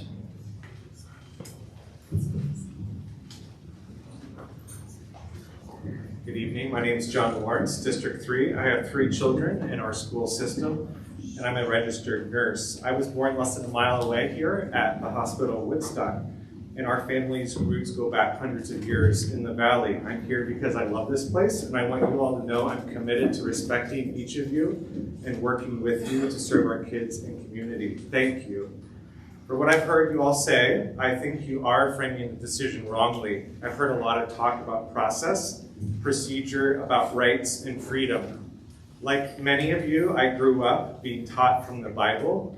The Apostle Paul, in his letter to the Galatians, said we should use our freedom not as an opportunity to get what we want, but to serve one another in love. Freedom, that's a radical statement. Freedom is something that should be used not to get what I want or even what I deserve, but to love my neighbor as myself. There are times when we lay aside our rights to prefer someone else. Just because we can do something doesn't mean that we should do something. I think we're framing the question here wrongly. I don't think we should adjudicate how the names were changed in 2020. We have before us a present decision about what is best and most loving for our community. We need to look at this through a moral lens and a lens of love. I'm so glad that Chairman Barlow a couple weeks ago said, if I were to look at this from the eyes of someone who is Black, a student or parent, I would be unsettled. Why are we not talking about that? Because all throughout the South leading up to and in the wake of integration, there was a surge of naming and renaming schools. The message was clear, it was exclusionary. Why should we give up our rights? Because again, as Paul said, if one member of the body suffers, the whole body suffers. And that's why we should act not just for ourselves. And I would actually say, no, do this for yourself. because what happens to one happens to all of us, and we're in this together. So do what reason and conscience dictates tonight. Thank you.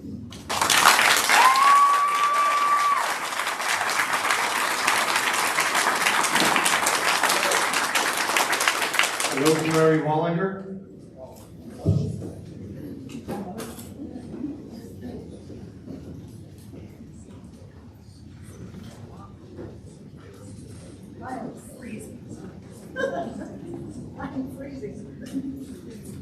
I'm Rosemary Wallinger, seventh generation, Shenandoah County, Virginia, and I'm going to read it so I get your time.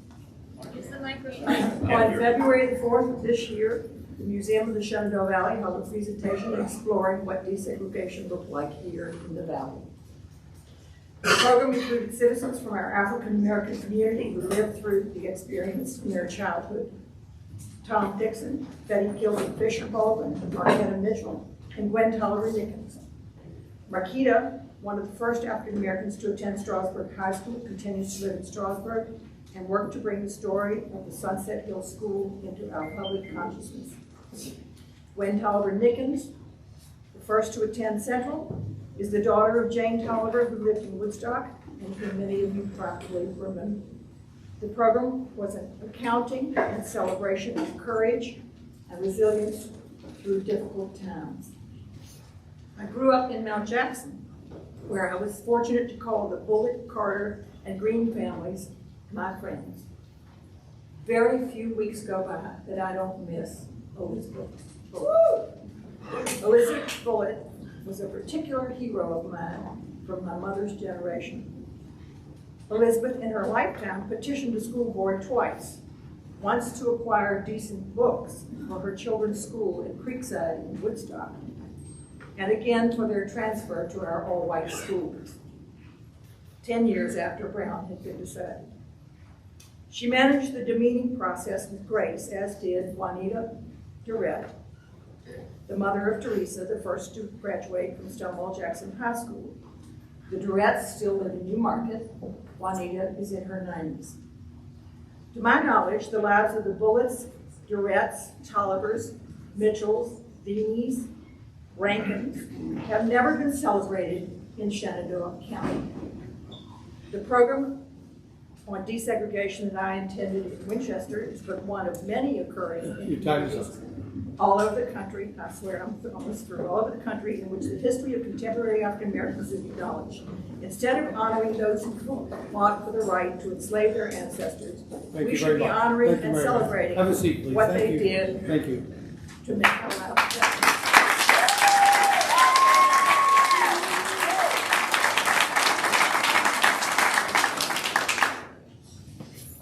Denise Stallings.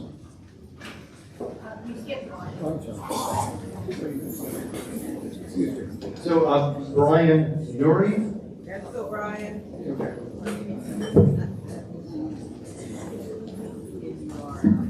Good evening, members of the board. My name is Brian Nuri. I'm a resident of Stevens City. However, my family comes from Rockingham County, mostly Broadway, Timberville, Newmarket. So since the 1735, the Holsinger family has been a member of this community. As a historian, as a former reenactor, I've even worked at Stonewall Jackson's headquarters where my mother managed in the 90s.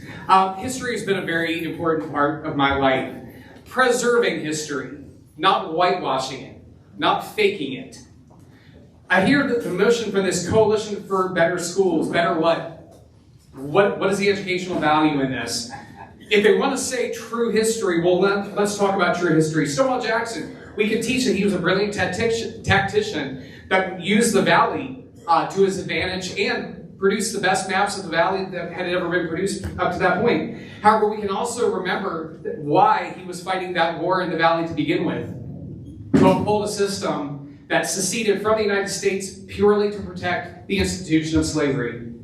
We can talk about the true history of Harry Byrd, who helped reinvigorate the Virginia economy, building our roads and so forth. However, we also have to remember his lasting effect of massive resistance and effect on the electoral system in Virginia today, to the point where Winchester has even had to separate itself from his legacy. Let's talk about Dunmore County. How many people in this room can name where Dunmore County is in Virginia. You're sitting in it. We took that name off in 1775 to take the name of a royal governor out of this county. So why are we commemorating this? If we want to look at one more piece of history, I would like to refer to General Robert E. Lee's statement in 1870 when he said that it is wiser not to keep open the sores of war, but to follow the example of those nations who endeavor to obliterate the marks of civil strife, to commit to oblivion the feelings engendered there. Vote no on 6.6. Thank you.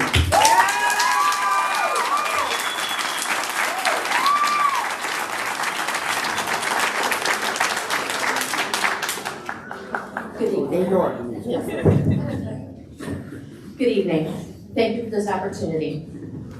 My name is Denise Stallings, and I cannot believe that I'm about to read these words.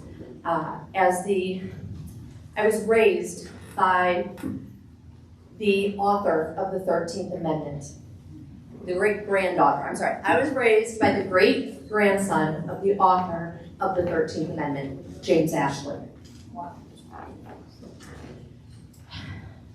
I know my stepfather and my beloved granddad are just going to be rolling over when they hear me say these words. But these are the words that Stonewall Jackson was fighting for.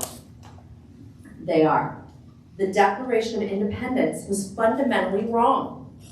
It rested upon the assumption of the equality of races. The Confederate States are founded upon exactly the opposite ideas. Its foundations are laid, its cornerstone rests upon the great truth that the Negro is not equal to the white man, that slavery, subordination to the superior race, is his natural and moral condition. That is what is known as the Cornerstone Speech, given by Alexander Stephens, Vice President of the Confederate States, March 21st, 1861. Why don't you go ahead and put that right outside your door when you put that name up above those doors. Yeah, come on. Like I said, I cannot believe I am standing here. I am not from here. But you know what? My fifth great grandmother was. I was born and raised in the North, but I found my way back, and that does not make me any less. In fact, I'm sure that many of the people here in the Valley are glad to see people come home and stand up for them. Yep. Thank you.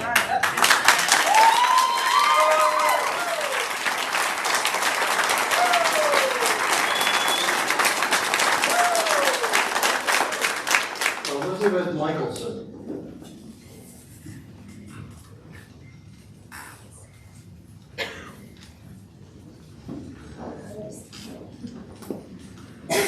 Good evening, Mr. Chairman and esteemed board members. My name is Elizabeth Michelson, and I want to speak to you as a mother and grandmother who has brought up my family on 3 different continents under different school systems. And I've never encountered issue 6.6 before. I also want to say that I speak to you as a naturalized U.S. citizen, so I should be heard. The past 30 years I've lived in Virginia. That's longer than I've lived in my home country. How can a name of a building even matter? Well, it can impact the people using that building in that it symbolizes and represents something very important. The names of the 2 schools that we're talking about here were changed in 2020 to be inclusive and more in tune with the times. We have a diverse student body now, and all students and staff deserve to feel included and respected. As parents, we need to model love and not hate for our children. I call upon the school board to cast their votes for love, diversity, and inclusion, not hate. vote no on the rollback of the names.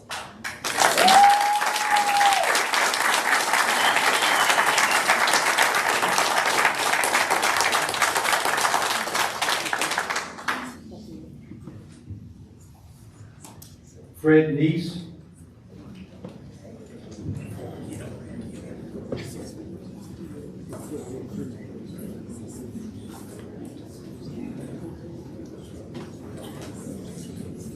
So, board members, thanks for having us here again this evening.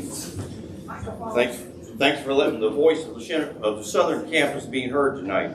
I'm sorry that you are the ones that have to correct the wrong that has been done in the past. Some people say they take offense to the school names. Well, I'm offended that they're carrying the good names of our ancestors. I'm offended that my previous board was not straightforward with the people of the Southern District about the name change and doing a poll regarding the name change because they knew the outcome would not give the results they wanted. We, the people of Shenandoah County, don't appreciate underhanded government officials. We respect our elders. We respect our ancestors. We take care of our families, our neighbors, and our community. The very ideals promoted by Stonewall Jackson, Robert E. Lee, and Turner Ashby. Please do what's right for Shenandoah County to restore our heritage, our history, and our school names. May God bless Shenandoah County.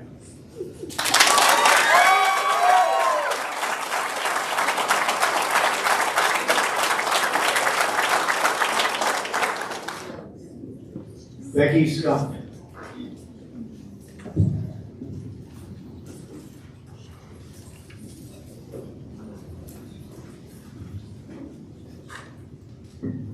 Hello, my name is Becky Scott. I'm from Edinburgh, Virginia, where I was born and raised. I'm a veteran of the United States Navy, and I retired from the Shenandoah County Sheriff's Office as a lieutenant. I have one daughter, Captain Whitney Malk. She is here tonight, and folks, I couldn't ask for a better daughter. I also have 4 stepchildren, 1 step-granddaughter, who I love with all my heart. They are all biracial. My stepson shared with me once, many years ago, before these name changes even took place, that he always felt uneasy going into Stonewall Jackson as a black student athlete from Central. He recalls a time where the Confederate flag was run up and down the sidelines at football games, and it made him uneasy. I stand before you tonight, my community, friends, co-workers, school board members, to deliver one simple message. Love, as God said in the most important commandment. You shall love the Lord God with all your heart, with your soul, with your mind, and with all your strength. But God then said in the new commandment, I give to you that you love one another, just as I have loved you. You are to love one another. It is really quite simple, isn't it? Just to love. And folks, this doesn't feel like love to me.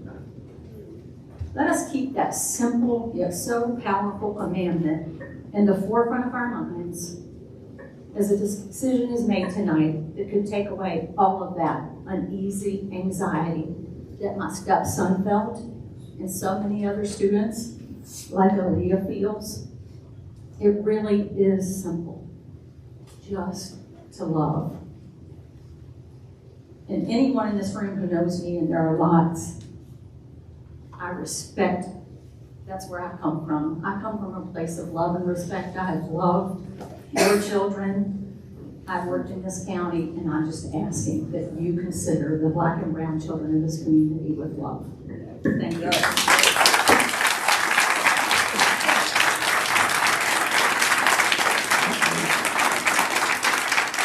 Now, we have reached the halfway point, according to the sheets. So we completed 3, we have 3 more to go. I am going to suggest to the board that we take a 10-minute recess and then reconvene in 10 minutes. Do I have a motion to that effect? I move to reconvene at 9:30. I second. All those in favor, please say aye. Reconvene in 10 minutes.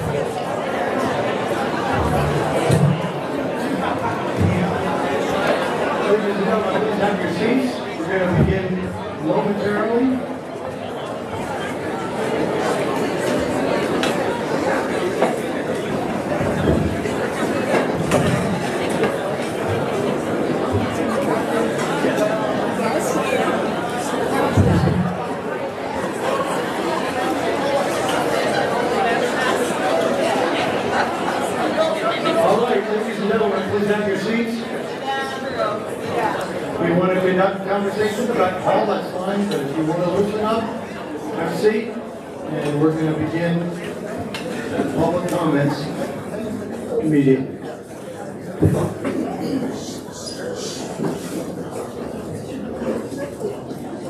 Next speaker, G.B. Foltz.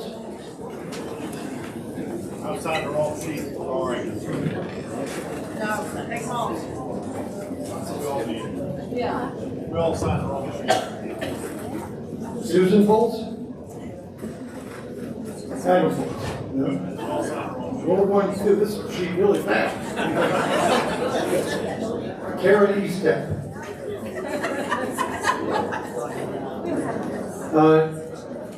Doug Whitlock. Doug here?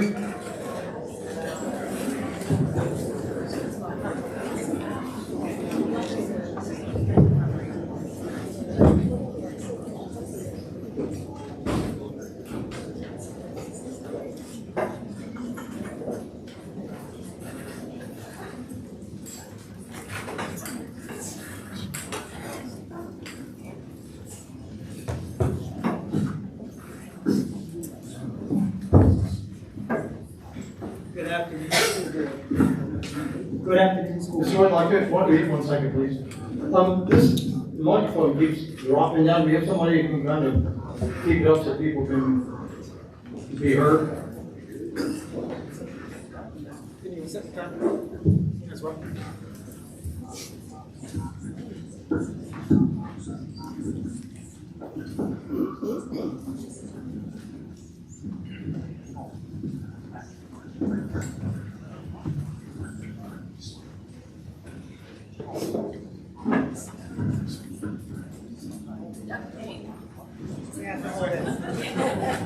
I have some. Well, good afternoon, school board. I'm honored to have helped many of your campaigns in the most democratic way by voting. Liberals talk about the democratic process, but previous school board removed the names with no democratic process. Liberals could not even get enough to fund the code names. All these liberals are just splitting hairs.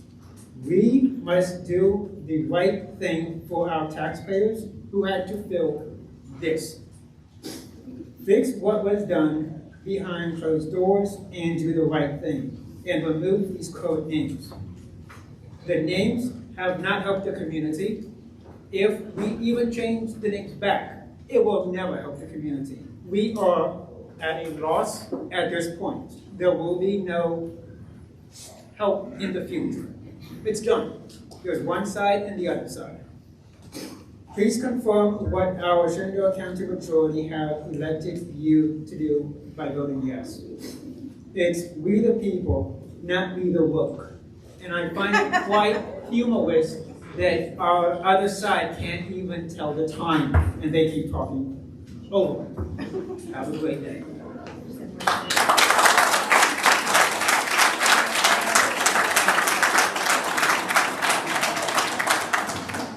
Luther Sandoval.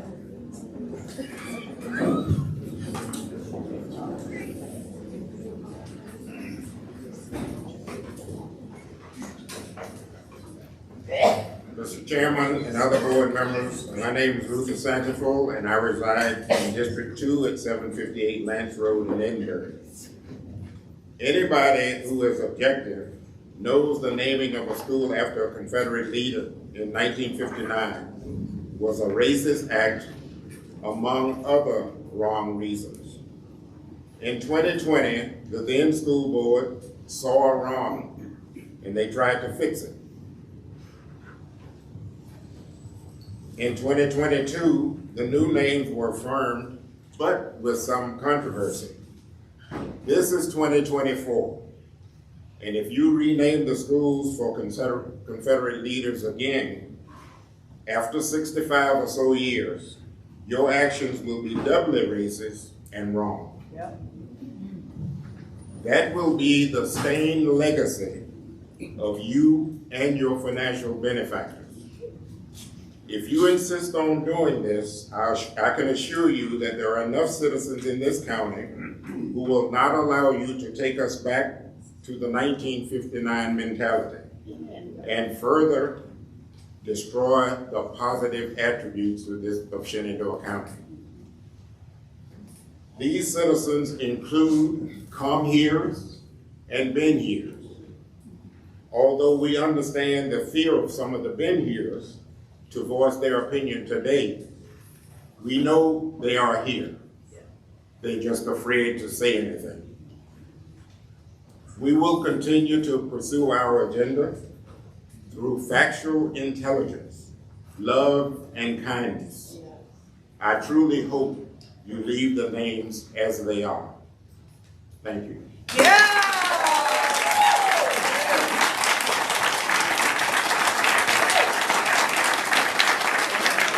Wanda Richard.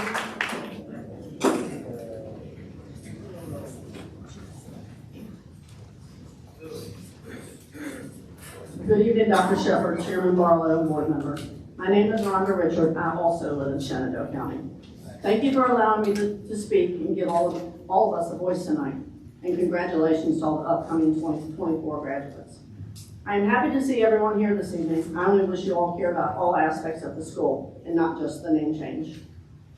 With all those that speak of the racism inside Stonewall Jackson High School during their school years, here's what Mr. Wilmer Sonny Bullitt, class of 1967, had to say. Quote, "My fondest high school memory was being a poor little black boy and one of the first to enter the doors of Stonewall Jackson High School. During the time the school was transitioning from segregation to integration, and I experienced no major setbacks, Jim and I were treated with pride and dignity by our fellow classmates, other students, faculty, and staff. 25 years later, I thank all of you for understanding and giving us a chance." End quote. This was taken from Mr. Bullitt's own pamphlet that he supplied at his 25th class reunion in 1992. A few more fun facts. Did you all know that I didn't talk when you all were talking. Did you all know that out of all 3 county high schools, Stonewall Jackson had the first black quarterback? His name was Jim Rankins. Another fun fact, Tom Street was 9 years old in 1980. Did you know that some of those that spoke in front of you about racism inside the schools while they were here have been back for every single class reunion? If it was so bad, why would they come back? That's a lot. I asked this board to restore the names of Stonewall Jackson High School and Ashby Lake. And also, maybe if we wouldn't have wasted $300,000+ on a name change, we could buy soap for the girls' bathroom.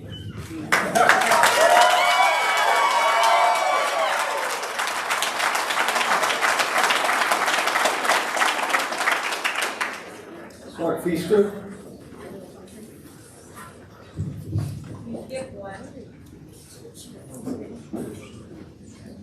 Good afternoon, and thank you very much for allowing me to speak to you all this evening. We've talked a lot, we've heard a lot about racism, we've heard a lot about the wrongs and everything all the way through. And I'm not here to change anyone's mind, because I think everybody's mind's probably just about made up. But let's talk about the man named Thomas Jonathan Jackson. I don't have any notes or anything made up, so I'm just speaking from the heart. Did you know that he was a well-renowned veteran of the Mexican-American War? He was a veteran. He came back. He became a professor at VMI in Lexington. At that time, if you wanted to learn artillery anywhere in the country, maybe the world, he was the guy to go to.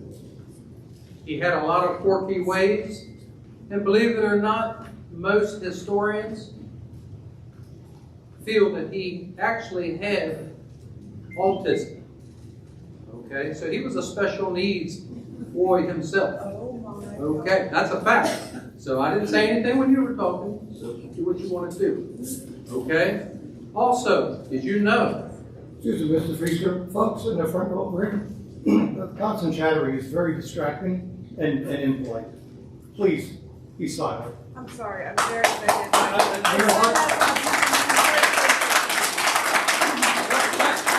Believe it or not. If you want to continue to speak, I heard you, I'm going to thank ask you to leave. I heard you, thank you. I'm expecting you to comply. Thank you. Okay, did you know that when he was in Lexington as a professor, he taught Sunday school to slaves, which was against the law. He was teaching them to read, which was completely against the law. Okay? One more thing. After the first Battle of Manassas, where he got his name, Stonewall Jackson, he penned a letter and sent it to his pastor. They wanted to make sure they were getting the information. The pastor said, oh, we're going to get the fine information now. This is from Stonewall Jackson. When they opened it, he did not talk about the battle. It was his check to the black Sunday school. We need to teach people about the man. You're done. Thank you so much. Thank you.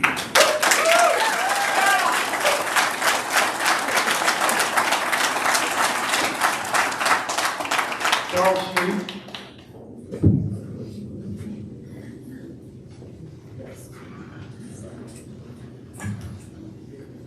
Good evening. I hope everyone is well. Elected school board members, Dr. Melody Shepard, thank you for allowing me to speak tonight. First, I would like to recognize all the teachers during Teacher Appreciation Week. Thank you. And also to congratulate all the 2024 graduates. Second, I would like to wish all the athletes good luck in the postseason. 4 years ago, the previous school board divided this whole county, towns, classmates, and even families. This whole county was upset and is still upset today about the name change. It is interesting that people often comment without knowing all the facts. The facts are that Dr. Mark Johnson sent an email on June 10th of 2020 stating the positive accolades of Stonewall Jackson High School. Quote, it's a warm and welcoming school because the students, teachers, administration, and parents have made it so. On July 3rd, the agenda was set. The vote was changed on names at the July 9th meeting. At this time, the previous board said it was to raise the monies. If it was asked by a board member what happens if the money is not raised, then the names will not be changed. It was also in the minutes stating lastly that the budget should not be used for funding this name change. Now comes the amendments to FY 2020 budget. Because only $36,000 have been raised, $135,000 came from the budget frozen teaching positions, $134,000 came from budgeted SVRP funds. So when people say more money should be used for education teachers, please remember the facts. The previous board spent almost $270,000 of budget monies to fund a name change that could have been used to get students back in school and for the education, teachers, and supplies. Instead, the previous board was making a decision on half of the community. Well, the community county was mad and are still mad now. The process was wrongfully done and had been left up to the people. Maybe everyone had been okay with it. Thank you very much for your time. Proud graduate, Stonewall Jackson, 1982.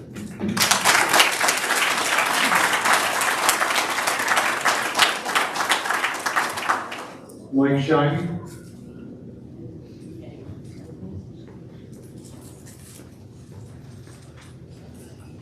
Good evening, everyone. It's no longer afternoon. I've at least figured that out.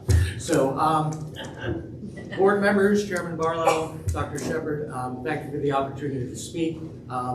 Most of what I would have said, I've said already and has been said by other people here this evening. Stark difference between now and 2020. We keep talking about the past and history and things, and the big difference to me tonight is that there has been a lot of opinions been able to be given in this room by both sides. Okay, I've heard talks of surveys, speeches, and everything. Our republic, well, and cornerstone. I've heard that used several times. Well, the right of people to take part in their government is the cornerstone of our republic. And I applaud you, this school board, for giving us the opportunity to exercise that.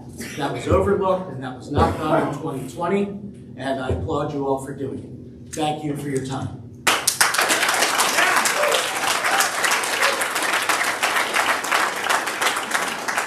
Rosalind Honesty.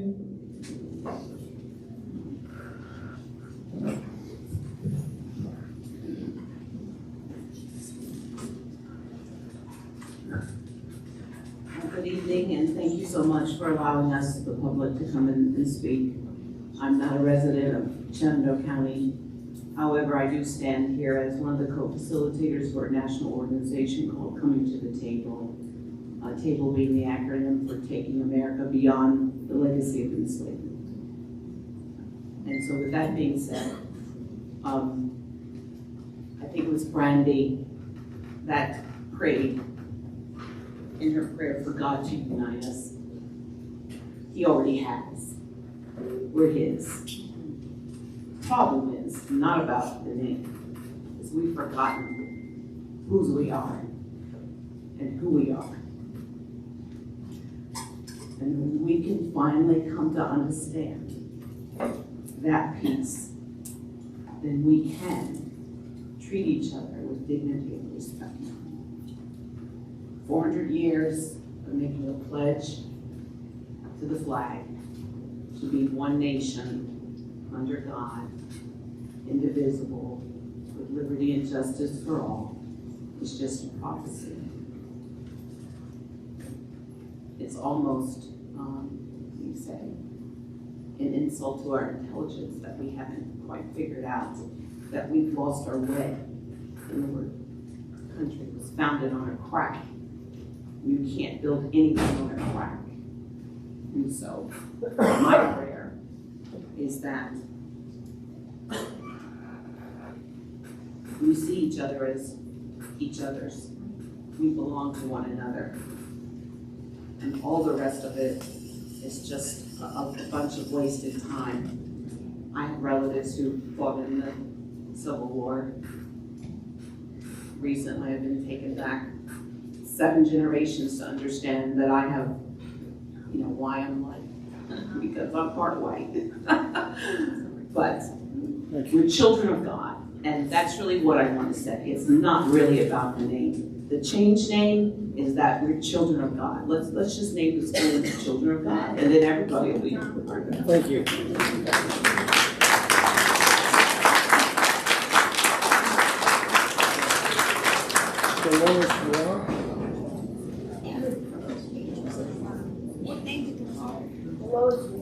I'm sorry, yeah. It's Delois and War. Hello, thank you for hearing me. I've been here before.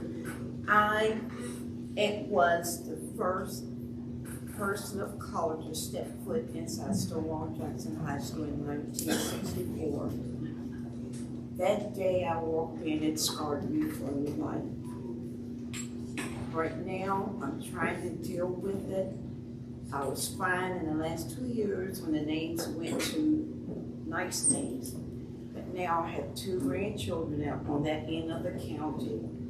One is at Norfolk, one is at Honey Run. It's going to hurt me again if they have to go through what I would do. I do not want their lives scarred. I try to get my granddaughter to not put them in that school, but because she's at the border, the boundary line, they have to go there. But I am not happy if my grandkids have to go through what I'm going through. Thank you.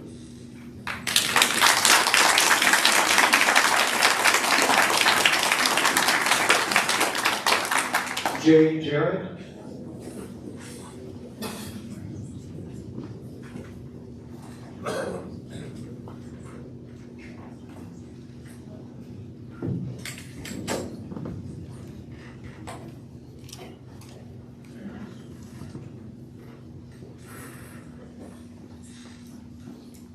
To the school board, thank you for listening to the actual residents of Shenandoah County. We know that in 2020, that school board ignored petitions with 3,000 signatures to keep the original names, and they continued with their fast-paced plan to change the names. They even tried to keep it secret from one of their own board members. In 2022, that school board had the opportunity to survey residents concerning restoring the names, but the motion died on a 3-3 vote. Now in 2024, independent surveys were sent to all households in districts 1 and 2. Critics suggest that the results would have been different if the entire county had been surveyed. But I believe Shenandoah County would vote overwhelmingly in favor of restoring the names. Those 3,000 petitions from 2000 had names from Newmarket to Strasburg and from Cedar Creek to Fort Valley. A referendum, if needed, would allow all registered voters in Shenandoah County to decide. I remind you that no taxpayer money is needed to restore the names, unlike when the names were changed and that board magically discovered $300,000 supposedly not needed in the special education account. I thank you for listening to county residents, and I ask that you restore the names and respect and honor the rich history of Shenandoah County.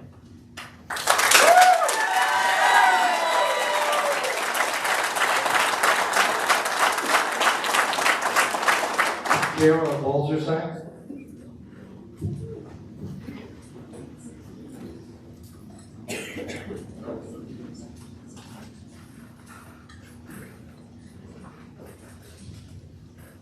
Hi, thanks for the opportunity to speak. I live in Shenandoah County, District 3. I had a bunch of words planned that I just decided to scrap because I've been so moved by what we've heard tonight, especially from our students and our Black community members. And I just want to reflect on their words. I really respect all of you, and I've had some wonderful exchanges with some of you over email that I really appreciated.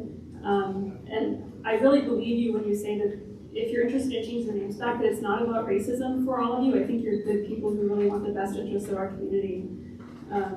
But tonight we have heard from a number of our Black community members and folks with Black relatives and friends, and we've heard their stories and their experiences with these names.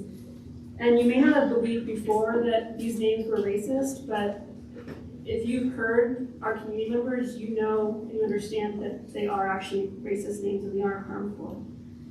And when you know better, you need to do better. And some people have suggested that you all came here tonight knowing how you were going to vote, and that might have been true, but that doesn't mean you have to stick with what you were thinking you would do. Even if you talk to the media or email people, you have the ability right now to really demonstrate the importance of education, which is that when you learn things, you can grow and you can change your minds. And I hope that all of you will reflect on what you've heard tonight and make a decision that's going to really benefit our community. And demonstrate to the community and to our students that you can listen to people and act with compassion and love and make decisions that are going to help our students and our community. So I ask that you please reflect on what you've heard tonight and keep the current names. And if you feel that out of respect for the members of the community that want to change names back, that you can't vote against this, I would ask that you also respect our Black residents and perhaps consider just abstaining from voting tonight as a sign of respect for everyone. Thank you.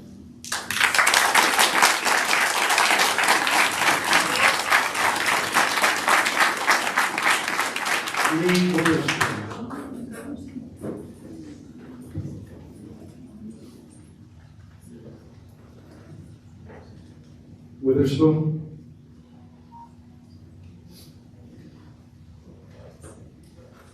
Dane Hooser, is that right?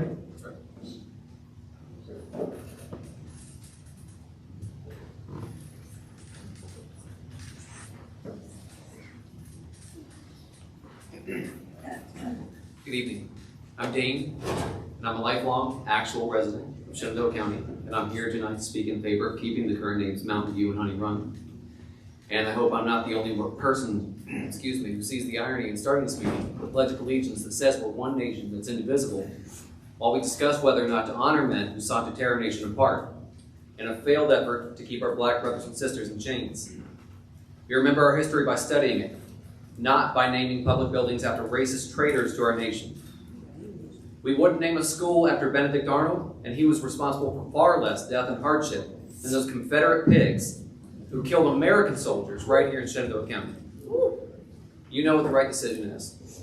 Please, I implore you, do not embarrass our community in front of the world tonight. Keep the current names Mountain View and Honey Run. Thank you.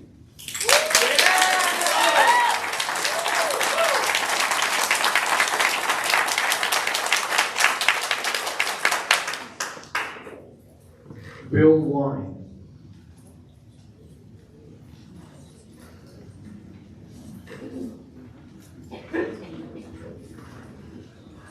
Marvin, is it black or block? It's black. Nice. Come on up. You would believe how many times I've had this one.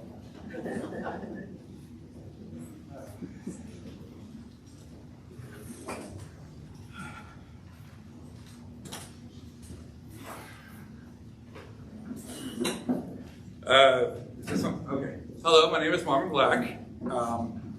I graduated JMU with a history degree, and I'm going back in the fall for a master's degree. Now, I was going to read something from the Cornerstone speech, but someone already beat me to that.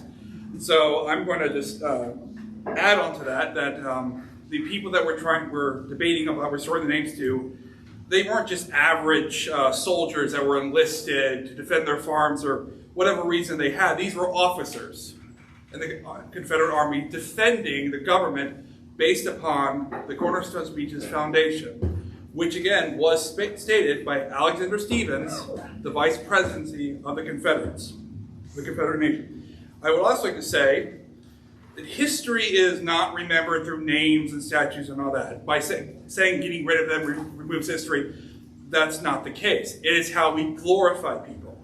So if we vote to restore the names, you're saying we're going to glorify the people who was trying to keep a government that wanted the permanent codification of slavery for generations in power. So we should instead continue on the path of reconciliation and facing the path and its lessons, no matter how painful and difficult it may be. The lessons of the Civil War, and everything that came beyond that. Thank you.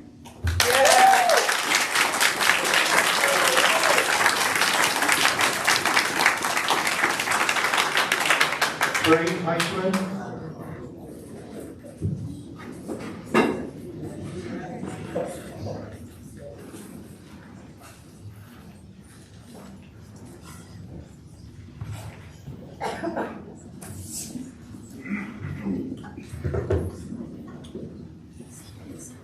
Good evening, school board members, Dr. Melody Shepard. I'd like to thank you for letting me take the time here to speak about the name change. My name is Trey Allen Heisman. I'm currently a member of Mountain View FFA, Mountain View FCCLA, and I also live in District 2. My last name goes back 6 generations of conservative farmers in this county who paid taxes to this county, and for as long as I also pay taxes now. I'm 18, I filed for them. So I'd like to see, hopefully, that we can put the name back the way it is, and back in this county, and I'm an upcoming graduate of Mountain View as of tomorrow. So I'm hoping that my fellow friends who are juniors at the school can see that the name has been changed and that they can graduate under SJHS and not have to pay extra money to get on their diploma. Thank you.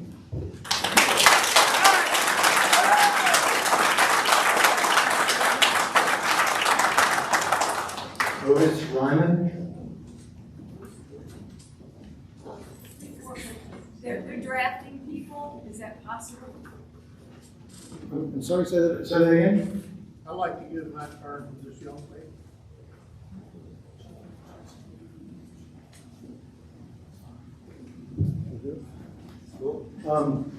All right, if you give your name and address, so that you can be recorded.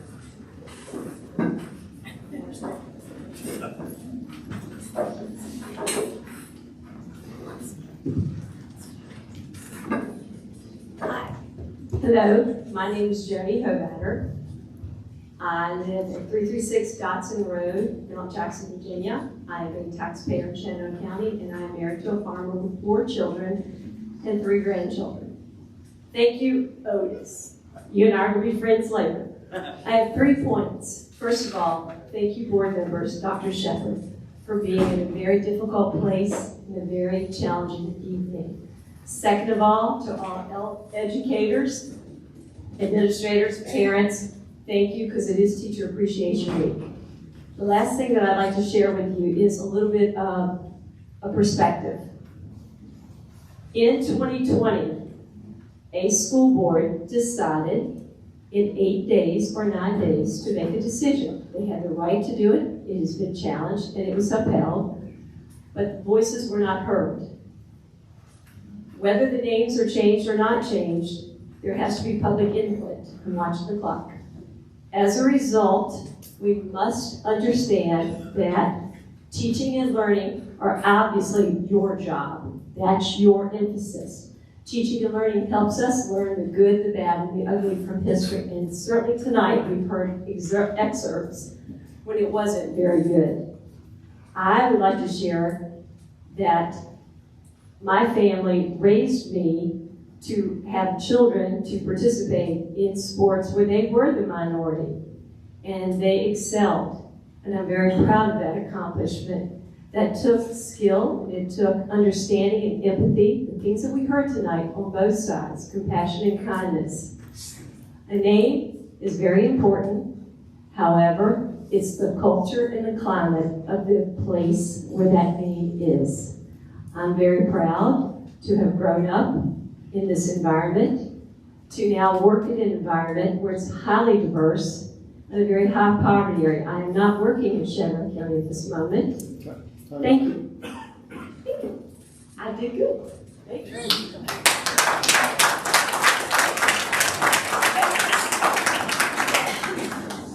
Brenna Ryman?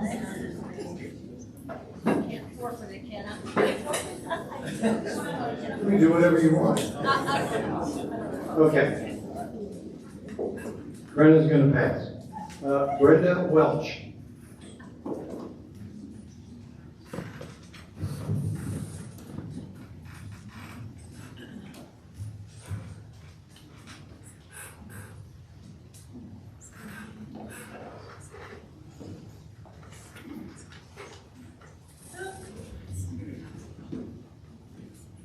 Hello again. I was here last month and started out asking you all if you knew who Queen Liliuokalani was.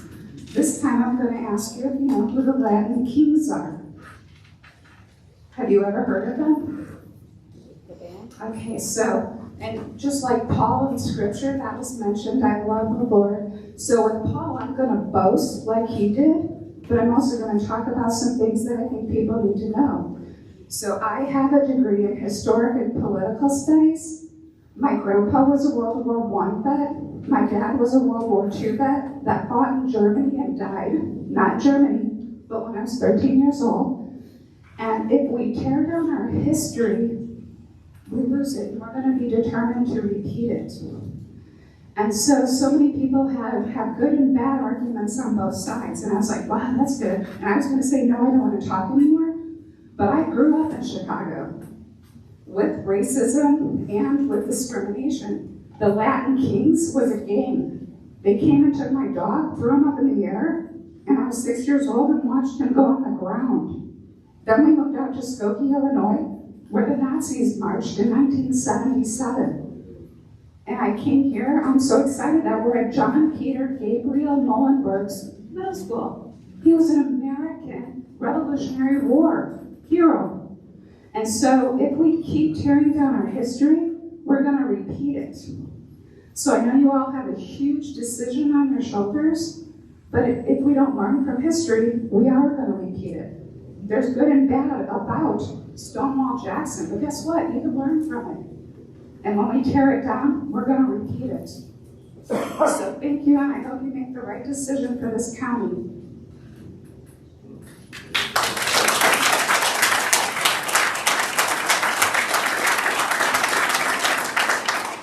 Nolan Armentrout.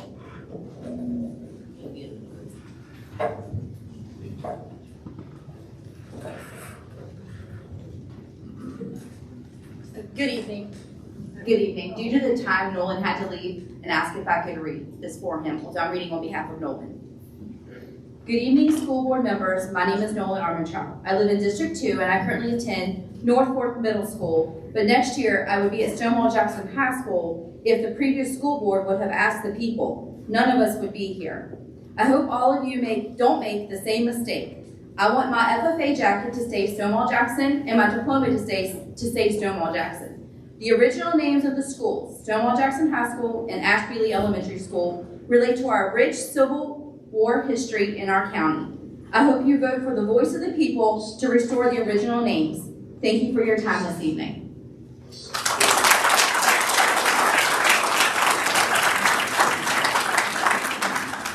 Matt Wendling.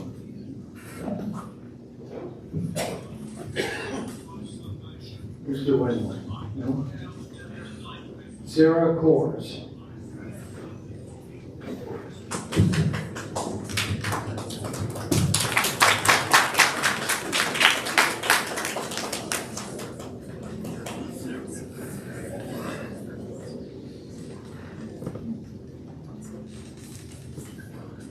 Good evening. My name is Sarah Kors. I'm a descendant of soldiers that served at the Stonewall Brigade, an alumna of SJHS, and a parent with children attending Mountain View and North Fork. Thank you for an opportunity to speak on agenda item 6.6. This issue is being voted on during the busiest time of the year for teachers, parents, and especially the students. They are taking SOLs, final assessments, and prepping for exams. Imagine the extra stress caused because you chose to push this right before graduation. None of you were voted into office by the children that you serve, and yet the children should be your #1 priority, not anonymous groups. The teachers and staff are your second priority. Any decision you make should draw primarily from the voices of the children, the teachers, the staff, because they are the most impacted. Our country, our state, our county have not always done well in protecting the rights of its citizens. In Shenandoah County, a perceived overwhelming majority led to 12.5% of the population being enslaved. Children bussed out of county for their high school education and diplomas, and almost a decade of operating illegally segregated primary schools and whites-only high schools during anti-integration policies after Brown versus Board. This is part of the past. But reverting to the names of Confederate leaders in our public schools claims as our common identity these injustices perpetrated under the banner of Confederate pride, none of which align with the ideals of civic duties to which our children will one day be called. Martin Luther King Jr. once envisioned a beloved community, one that transcended concepts of race, tribe, class, and heritage. Please keep the new historic names, Mountain View and Honey Run, places where all our children can learn how to be we the people of the United States of America together. Amen.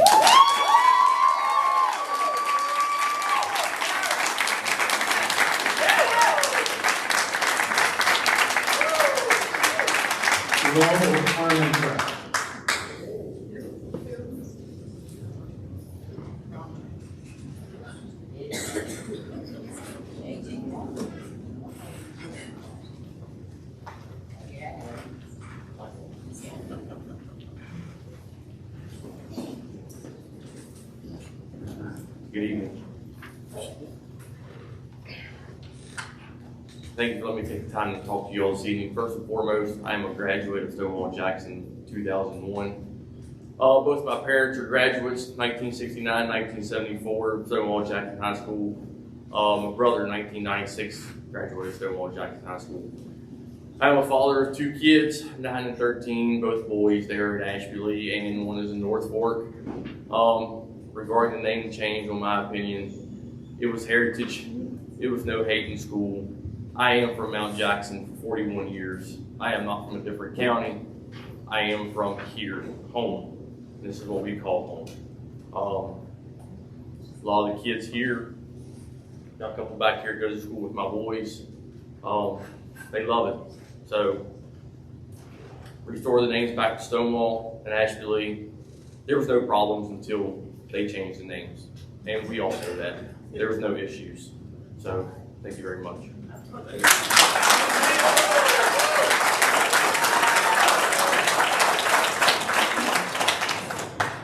Carter Heisman.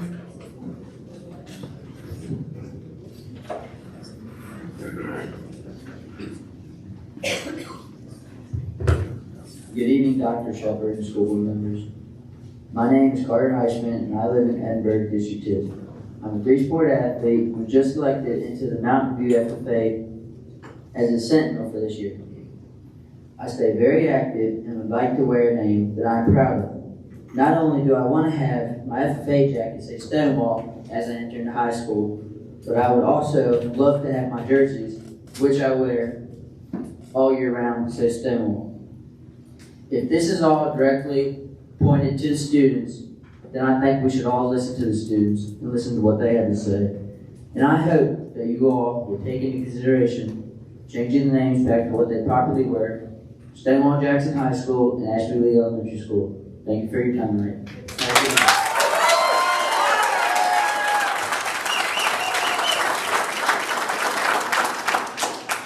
Linda Kozak.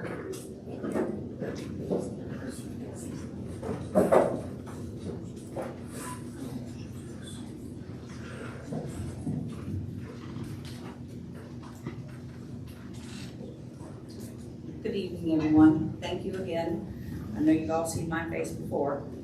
I'm not going to say anything new that y'all haven't heard before, but what blows me away is that we're talking about, because it was named Stonewall, that nobody learned anything. Nobody got jobs. Nobody could get a job because we had named a Stonewall Jackson to our diploma. Well, I know for a fact that this county has graduated from Stonewall some successful individuals that are educators, that are major business people in the community. And I went to school with a girl who was a young black lady, several of them that became major talk show people on TV. So saying that the name held people back is not. We can't change that history, as we all know. We can't change the hate. The people that are hating now are going to hate regardless if it's anything else. So I look at it as, I think it's wrong. I think we need to go back to Stonewall and the elementary school.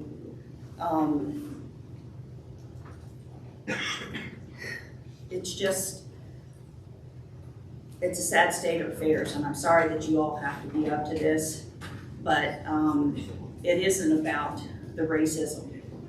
I know, and just because my skin is not black doesn't mean I have not had treatment of being picked on or beat up or anything else, okay? So everybody has a story to tell. Every one of us has some type of story and some type of racism. And thank you very much, and y'all have a blessed night.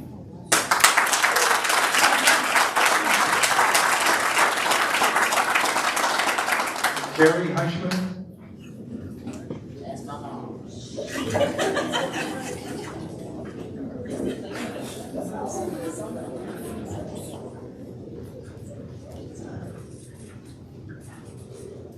I'm speaking on behalf of myself now. So. Good evening, Dr. Shepard and school board members. My name is Carrie Heisman. I live in District 2, and I have 3 children on the southern campus, 1 in each school. I come to you this evening not to bring you a history lesson, because you have had many of those tonight. I come to you this evening to ask that you right the wrong of the decision of the previous board and restore the names back to Stonewall Jackson High School and Ashby Lee Elementary School. And one other thing I'd like to point out, as Linda just said, I was able to acquire a job with the federal government with a diploma that stated I graduated from Stonewall Jackson High School, class of 1999, and never had one issue. So I don't think that a diploma with Stonewall Jackson High School has anything to do with it. Thank you.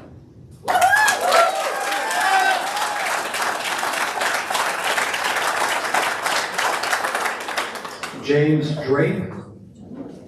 He had to leave. Sorry. Okay. Randy Drake.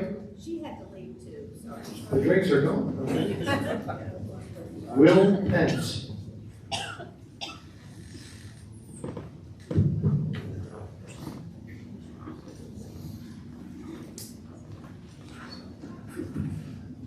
Chairman and members of the board, I hope the irony isn't lost on you that several hours ago, we opened this meeting with the Pledge of Allegiance before discussing whether to name schools after leaders of a failed rebellion against the same flag. Shenandoah County was founded 252 years ago. Only 4 of those were spent as part of the Confederacy. What qualities or policies from less than 2% of the life of this county stand out and make it heritage and warrants naming schools after? This school board has embarrassed the county by showing more interest in scoring cheap political points in an imagined culture war and making international news than their actual responsibility, which is providing the best education for children in this county. The decision to rename this school will put the schools, the board members, and this county on the wrong side of history.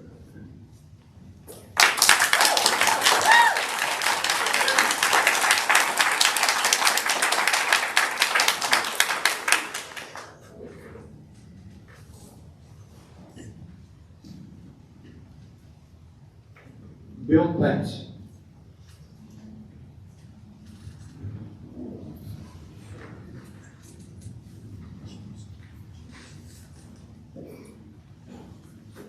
Mr. Chairman, members of the board, Dr. Shepard, my name is Bill Pence, lifelong resident of Shenandoah County.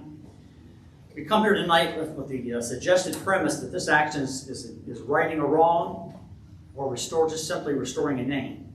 I'm sorry, that's a false narrative. You're naming our schools after Confederate leaders in 2024. That's incredible. That's how history will note it. At the least, it's insensitive. At worst, it's racist.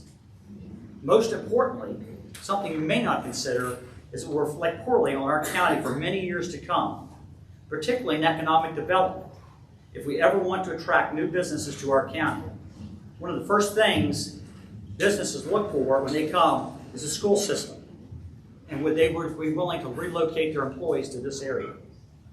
This would not look welcoming nor friendly.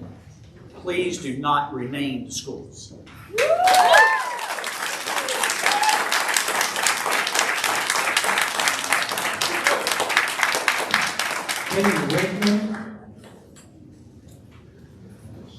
Wakeman.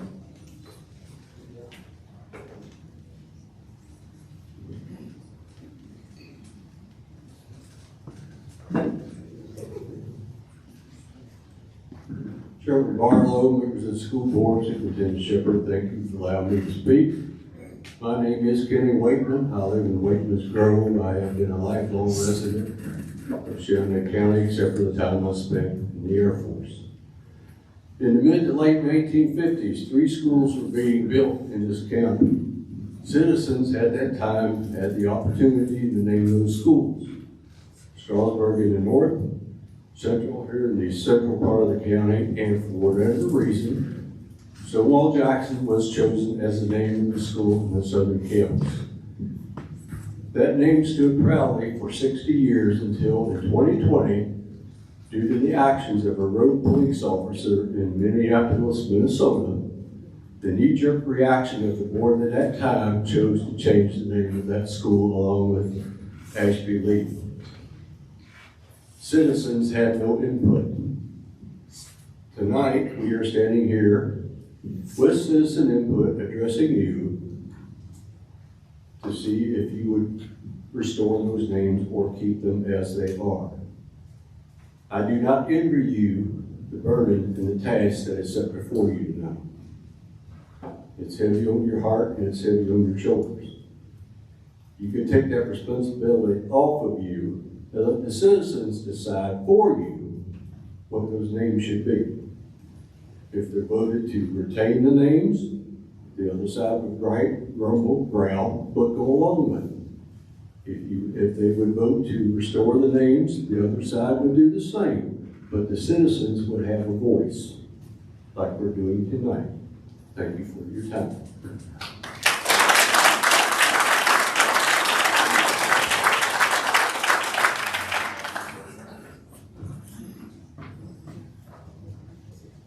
Steve, whoever you are, you need a lesson in penmanship. We can't figure out your name here.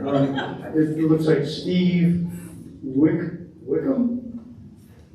Am I close? Looks like, yeah, Mount Jackson Road.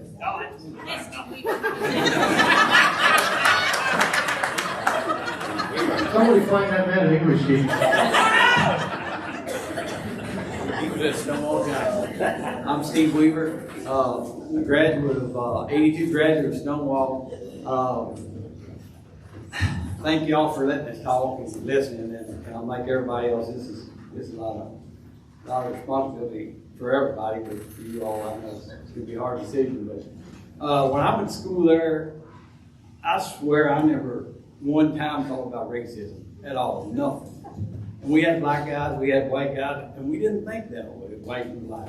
We had a black quarterback, Steve Brown, in football, and I thought he was wonderful. And I didn't think of him as a black quarterback. I thought him as a damn good quarterback, not a black quarterback or a white quarterback. And that's how we thought then. I mean, that's how it was. And this evening I hear nothing but racism, racism, racism.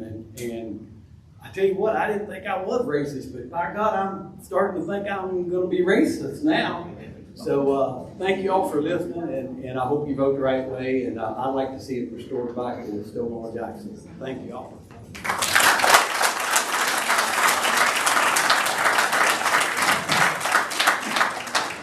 Stephen Custer.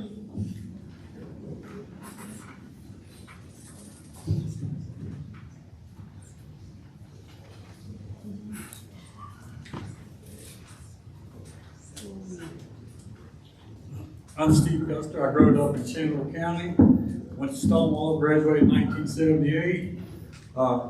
I never saw any racism in school.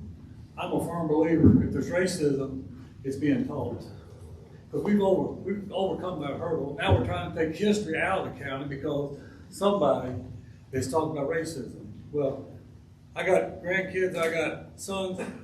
I didn't teach them racism, and they don't have racism in the heart. But if we're talking about racism, my name is Stonewall Jackson. Am I racist? You know, somebody named Stonewall Jackson. Look at what the man done. He fought for his country. He did what, at that time, what was in that part of the country, that's what was called upon him. You know, I look at the vets. I look at people in World War II, World War I. Did they go do what they had to do? Yes. Did he want to? Yes, they want to serve the country. Don't you think Stonewall Jackson had that pride that he wanted to serve his country too? You know, I think that racism is something that is in the past. If you want racism, you got to keep stirring it up. And this is what's going on. You know, all we hear is racism. Hey, I got good black friends. I love them to death. They're just like brothers to me. And I don't think people by their color. I think of how they present themselves to one another. Thank you all.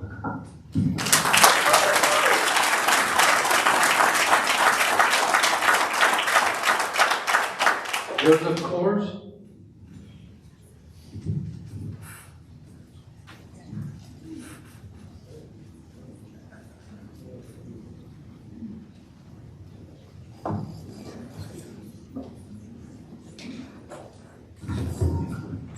Good afternoon, school representatives. I am Joseph Coors, a sophomore from Mountain View High School and a future MRGS student.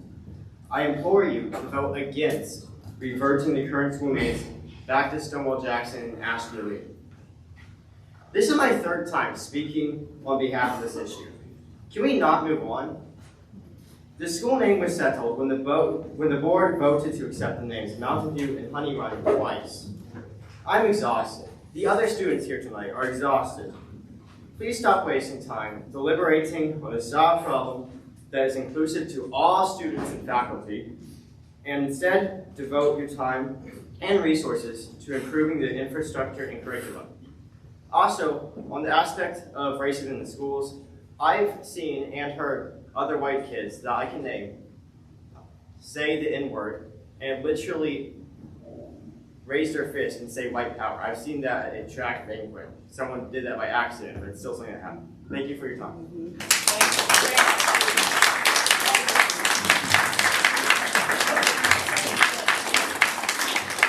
Steve Heichman.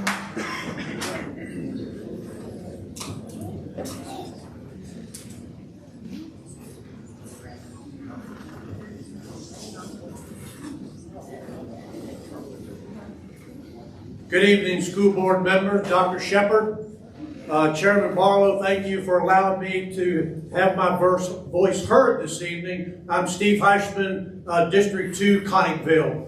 It was good to see the members of the school board and Dr. Shepard recently at both of the FFA banquets on the southern campus. I am a graduate of 1977 from Stonewall Jackson High School, and I am in great support of restoring the names of the schools on the southern campus that was aggressively and unlawfully changed according to the Virginia Supreme Court under the COVID meeting ethics at that time by the previous liberal school board.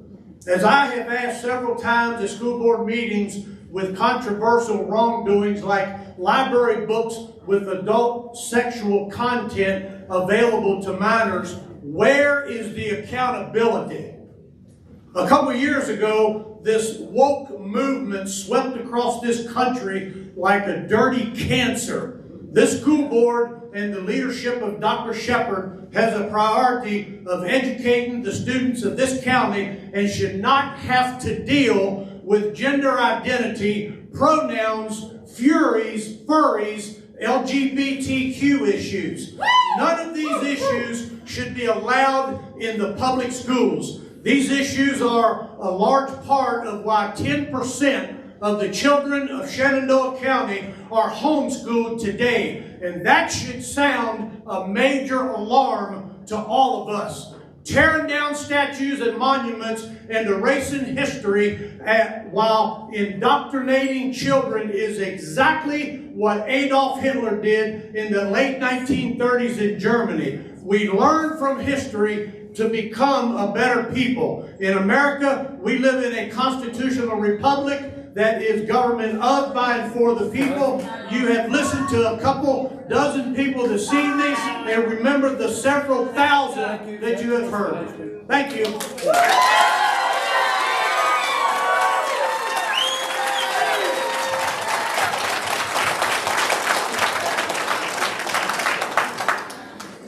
Jonathan Heischman.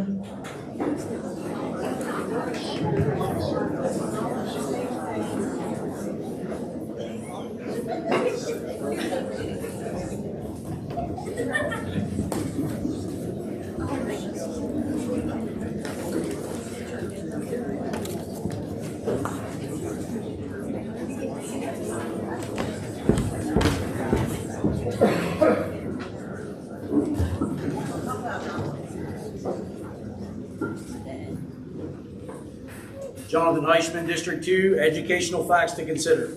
Last night, Wednesday, while I was studying with my daughter Fiona, our fourth grader, now Honey Run, we were preparing for the Virginia Studies SOL that was actually taken today here on the southern campus. The Shenandoah County Schools provided a wonderful manual. This study guide is work in progress over the course of the semester. This curriculum was created by the Commonwealth of Virginia Board of Education as the History and the Social Sciences Standard of Learning Curriculum Framework for Virginia Studies 2015 and updated in 2020. During our studies, Fiona and I rehearsed ourselves with the settlements of Jamestown, the Revolutionary War, the New Nation, the creation of West Virginia, the Civil War, the Reconstruction of Virginia, the Freeman Bureau, and the Jim Crow laws.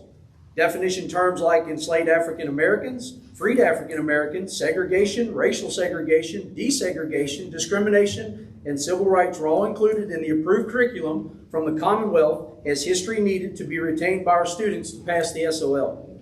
Identified through the Civil War chapter are the following Civil War leaders as listed in this material.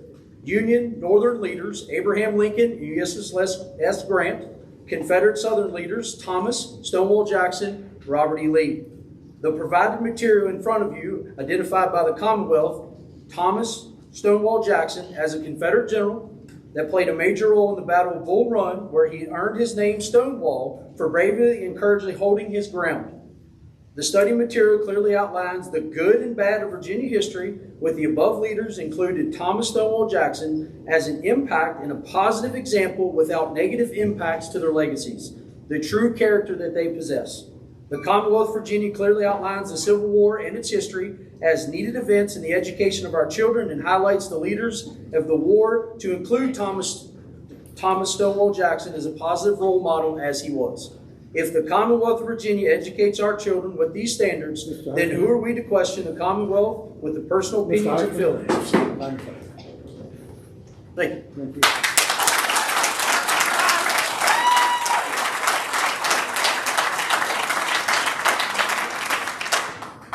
Dorothy Lamb.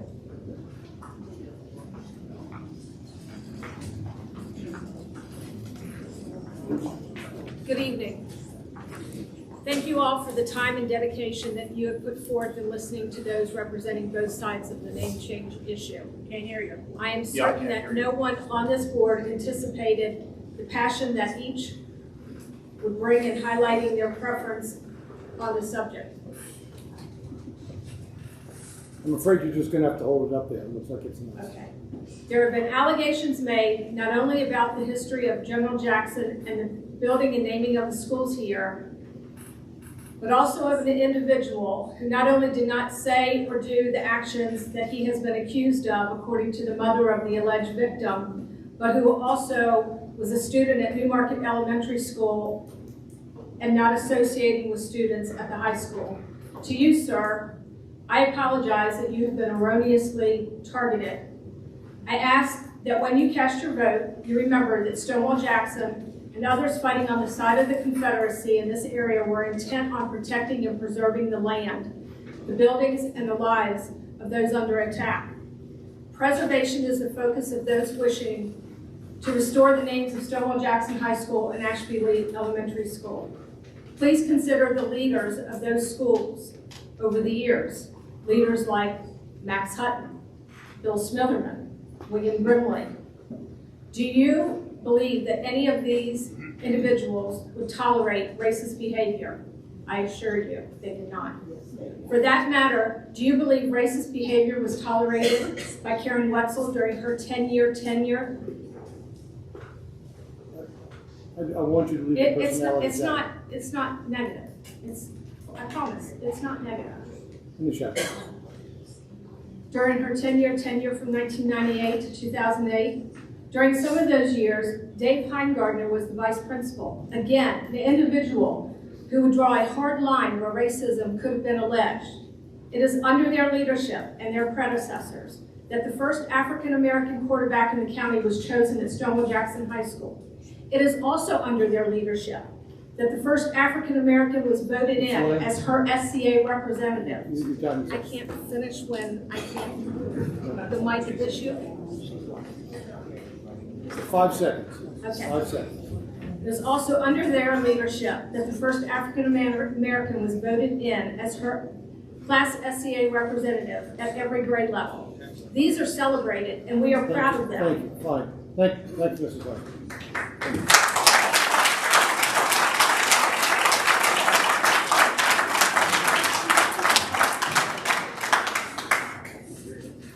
Emily Scott.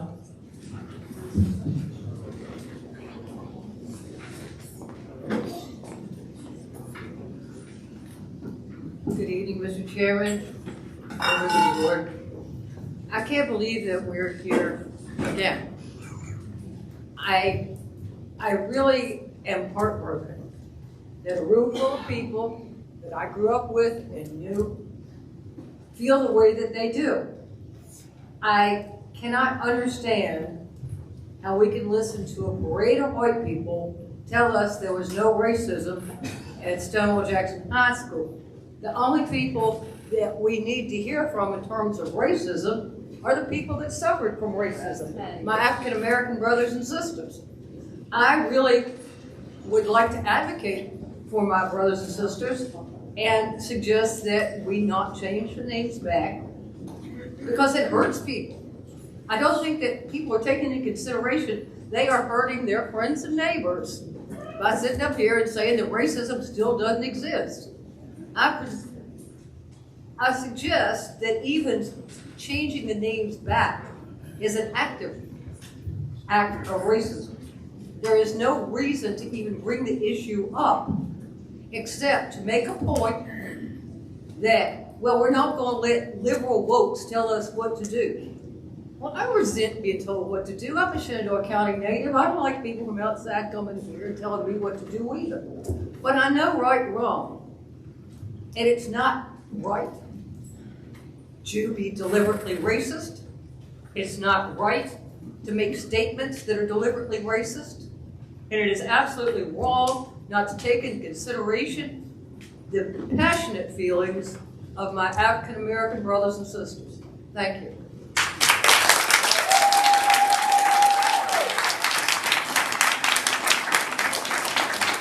Jeff Hoffman.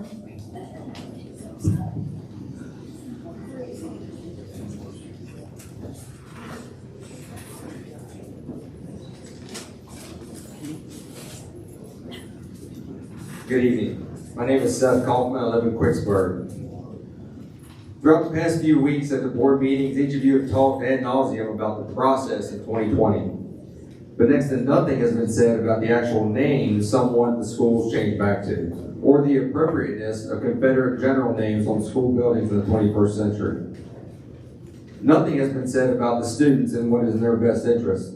The only person to ever mention students was Chairman Barlow when he said he would be, quote, unsettled about the names going back if he were a black student or parent.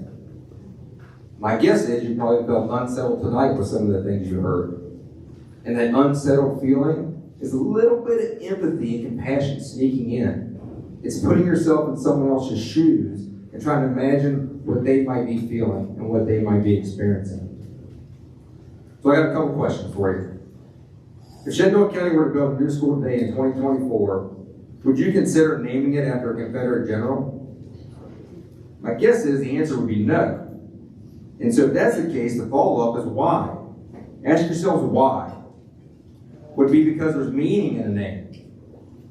We always say strong communities come from strong schools, and the schools are central to our community. The names on the buildings mean something because they represent us all. If you were to answer yes, that you would put new schools, Confederate names on new schools, well, let's just go whole hog. Let's go ahead and change Central to Jubal Early and Strasburg to Jeb Stewart. Jubal Early, these fought battles in Shenandoah County, had exploits and failures at Cedar Creek and Fisher's Hill. How can we expect the kids to know about the history if the names aren't on the buildings? I mean, that's the kind of rhetoric and rationale that's coming out of this Coalition for Better Schools. It's not logical. It's not sound. You keep talking about the process. Are you going to send a message that following the process and doing the process right is more important than doing the right thing? That's the message you're sending if you change these names back. Do the right thing. The ends do justify the means. Thank you.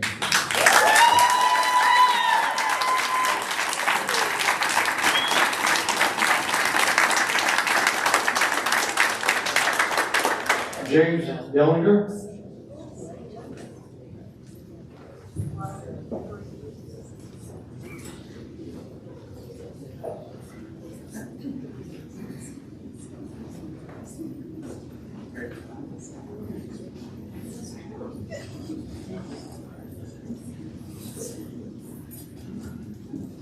I'm here to address the board as a father of 3 children, 2 in the southern campus that are currently attending Honey Run. We are here today to discuss the controversial topic of the school names. The names, in my opinion, were changed without parent and voter input in 2020. The closed meeting forced us something the majority did not want. We were forced to accept that we had no voice and input into the discussion of the public that affected my children. What is more sacred than the discussion of the public in a constitutional republic? The majority has spoken, and we want the name changes back, and the voices to put proper procedures in place that will continue to include all public voices, no matter the atmosphere or the current being. School names do not cause racism. That ideology is taught. It is one that is not tolerated in my home, and my children will not do it. I thank you for all your hard work and dedication to our students. Your work does not go unnoted. Thank you.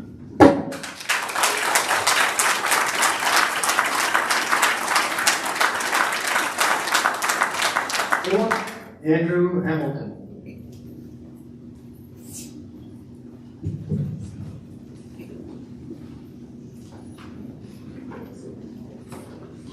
Well, thank you all for being here tonight. I know this is a late evening.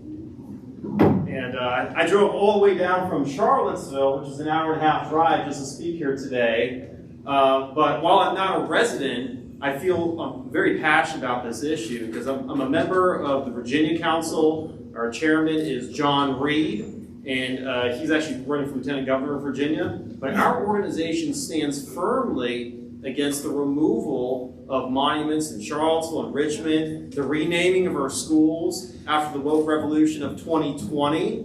And as Thomas Jefferson once said, eternal vigilance is the price of liberty.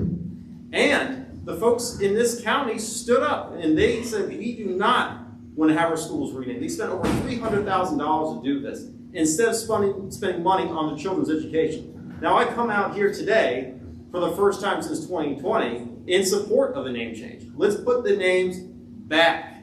I think we must do that. Let's uncancel Stonewall Jackson. Thank you.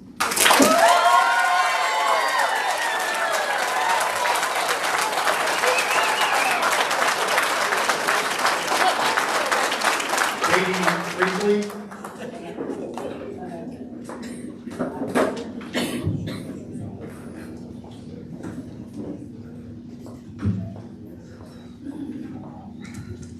Good evening. I can't believe we're doing this in 2024. All right, I'm Katie Freakley, resident of District 3, and I'm really sorry. I don't usually get nervous speaking up, but this makes me nervous.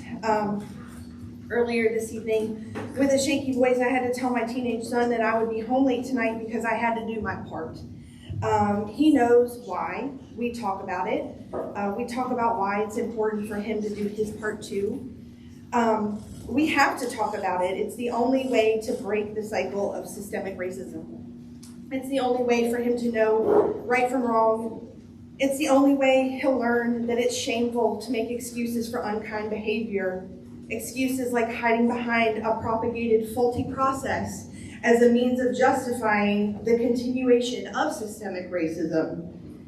After listening and reflecting on everything I've heard tonight, I think my comments are less for the board and more for the community that now includes our national and local friends. I just want to say to the people of Shenandoah County, if this board chooses to move us backwards, I'm begging that the community keep pushing forward. Don't give up. Don't give up fighting for what's right. Don't hide behind cowardly excuses. Do your part to break the cycle. Systemic racism is something we are all responsible for fighting each and every day with our individual and collective big and small acts of kindness and empathy. Keep doing your part. Keep doing those big and small acts. It matters, and you have to know that it matters. And just a thank you for continuing to show kindness and compassion to my fellow neighbors, community members. It is very much clearly needed right now. Thank you.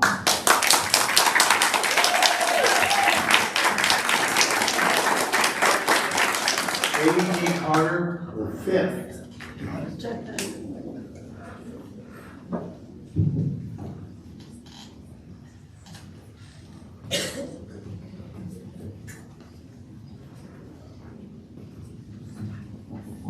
Good evening, y'all.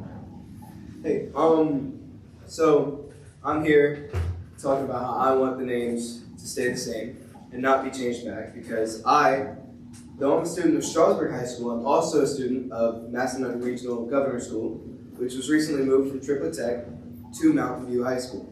So, we've been sitting here talking about, all this money stuff, money. So, if we have all this money to change the name back, why don't we use it to improve the school? And we're going to sit here and complain and gripe about how, the money was used to change the names in the first place. Why would we do it again? I don't understand that. If we don't fix this unjust name change when it happened, if we didn't fix it when it happened, why would we do it now? It's been 4 years. It's been a long time. So, the old board, if we say the old board wasted the money, why would we do it again?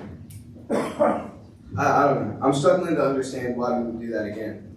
So, at Strasburg, I'm a member of the Dream in Color Alliance, which is colored students coming to together and talking about how we can fix our environment and talk to others and educate others on how inclusivity and diversity is an important topic.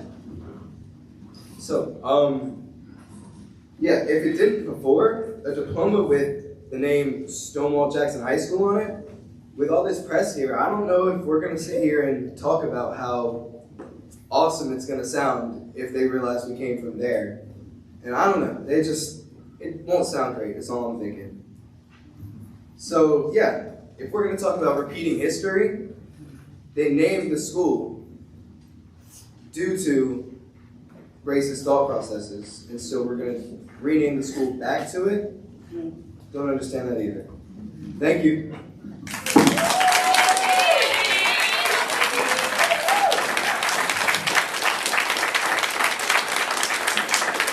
Jeff Winker.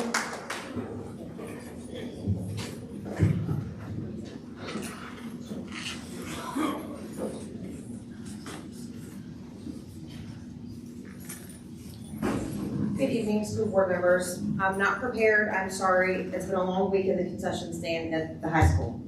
Okay, so to start out with, I have one question for everybody here. I know that I can't have an answer, but if somebody would like to see me after, I would like an answer. We are standing, ironically, in Peter Muhlenberg Middle School. I did take history in school, and I'm confused. Are we not wanting to name the school back to Stonewall Jackson because he was a Confederate general, or because he was a slave owner? Because Peter Muhlenberg was a slave owner as well.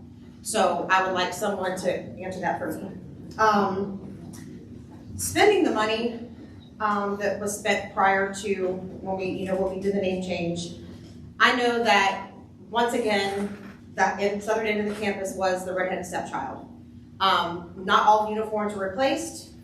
Some sports had to go out on their own and raise money to purchase new uniforms because the money was not there to replace the uniforms needed with the name change.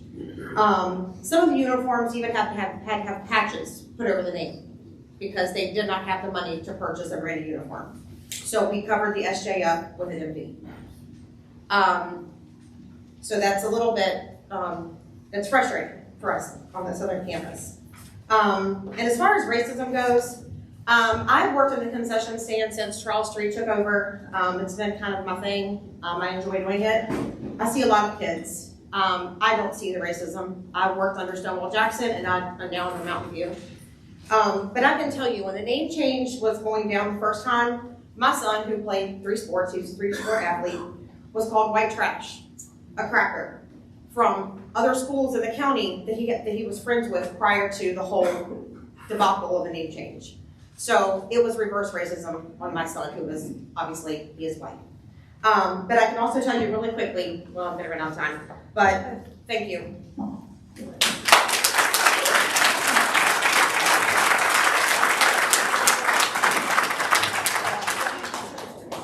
Dorian Langston, you have the privilege of being the last speaker.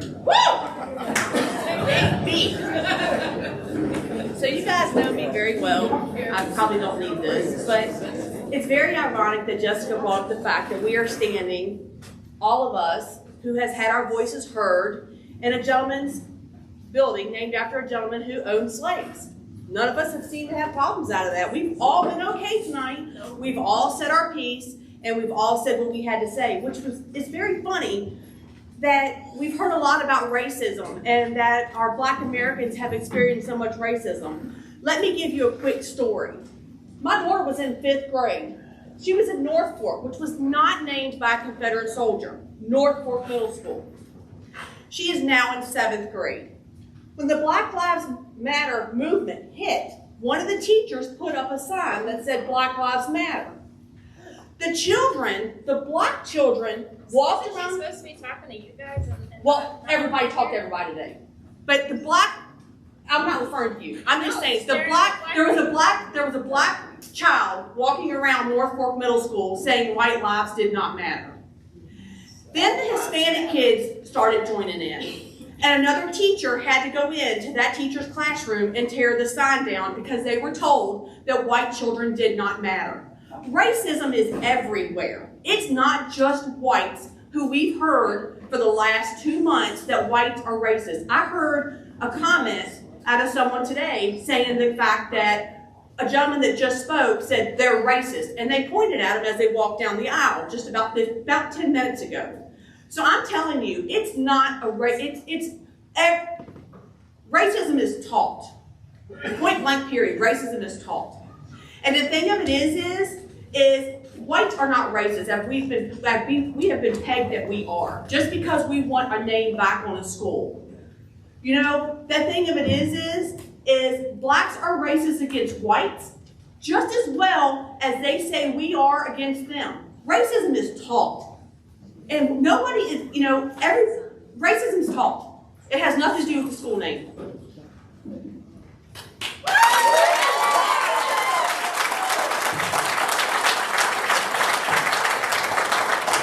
When I said that was the last speaker, I lied. I forgot that we had John Masuda here earlier and couldn't give his statement, and his representative from his district is going to read his statement. As everyone now is well aware, on May 9th, the Shenandoah County School Board is going to vote on whether or not to once again name Stonewall Jackson High School Stonewall Jackson High School. Those who are against changing the name of Stonewall High School back talk about how doing so will be so horrible to children of color who may be offended by the concept of going to a school named after both an American and Virginia hero. They also talk about the need for racial healing. Very unfortunately, the actions of those who want Stonewall High School to have its name stay as it is are everything but healing. All one needs to do is go to the Northern Virginia Daily blogs and see the hatred in their comments. Anyone who doesn't agree with them is a racist, a Nazi, a bigot, etc. As a non-white, I find it both humorous and insulting to have lily-skinned white folks label me as a racist or bigot. Me, I happen to understand that Stonewall Jackson was a rather pivotal figure in Shenandoah Valley history, and thus the name should return to Stonewall High School. Those people who supported the original name change a few years back did no talking to the average person in Shenandoah County, and thus really are not able to understand that the average resident of Shenandoah County is not a racist. And they very, very likely had an ancestor who fought under Stonewall at one time or another. To support Stonewall Jackson is not racist. For the average resident here, who again has not one racial bone inside their body, they are celebrating their ancestors and their heritage. To suggest that everyone who supports the name change is a racist is to state that almost everyone who lives inside Shenandoah County is a racist, something that is ridiculous. Are there racists in Shenandoah County? Yes. Is racism aberrant? Yes. Should we do everything we can to eradicate racism? Yes. Time's up. That was from John Massoud, the chairman of the 6th Congressional District, Republican Party of Virginia.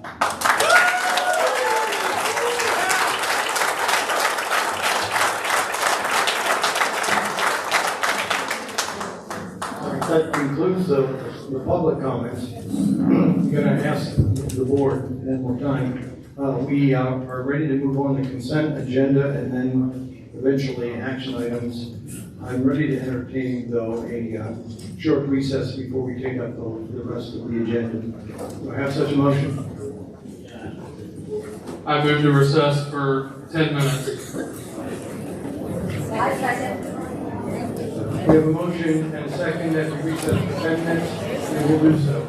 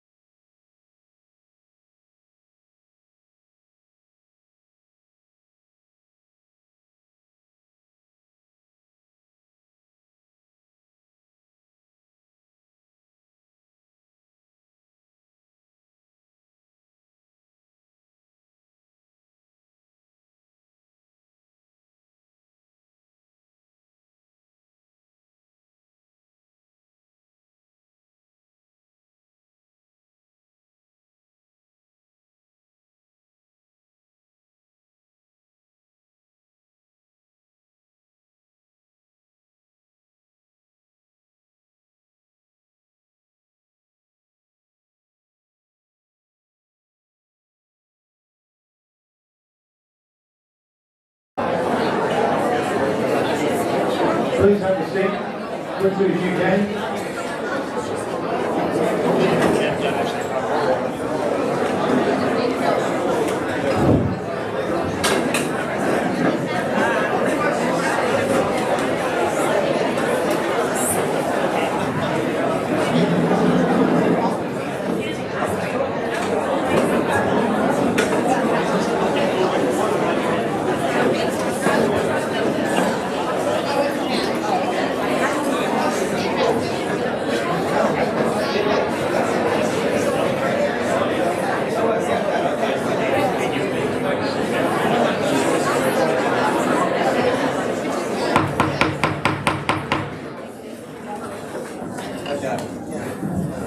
All right, in just a few minutes, we will begin with the consent agenda. There is one item I'd like to take care of before we do that. And the board member was called out specifically during the Q&As. He did not respond to the point, which he was not supposed to, and so he didn't. But he has asked for a chance now to respond. I have consulted with the parliamentarian who feels that it's proper to do so. So I'm going to allow school board member Tom Street to respond to a comment that was made about him during the public comments. So, Mr. Street. Thank you, Mr. Chairman. Yes, I just wanted to point out that the fact is that the false accusation that was made against me is not true. During that time period, if it happened, they've got the wrong street, and that street is deceased now. So I just wanted to make that clear, and that's backed up that they said that it was handled by the administration. I was only handled by the administration one time at Stonewall Jackson High School, and that was by Jerry Noble being targeted to Mrs. Pants Bottom class. So they have the wrong street. Thank you. All right. We are going to consider the consent agenda right now. We have a number of items under the agenda which the school board has reviewed. Such things as the last few minutes, approval of bills paid, donations, overnight field trips, etc. And I'm ready to accept a motion to approve the consent agenda. I move to approve the consent agenda as presented. Second. So we have a motion and a second to approve the consent agenda as it has been delivered to us. All in favor, please signify by saying aye. Aye. Any opposed? No. We're going to move into the instructional agenda. And we're going to hear about the summer school information from Ms. Proctor and Mr. Hinsel.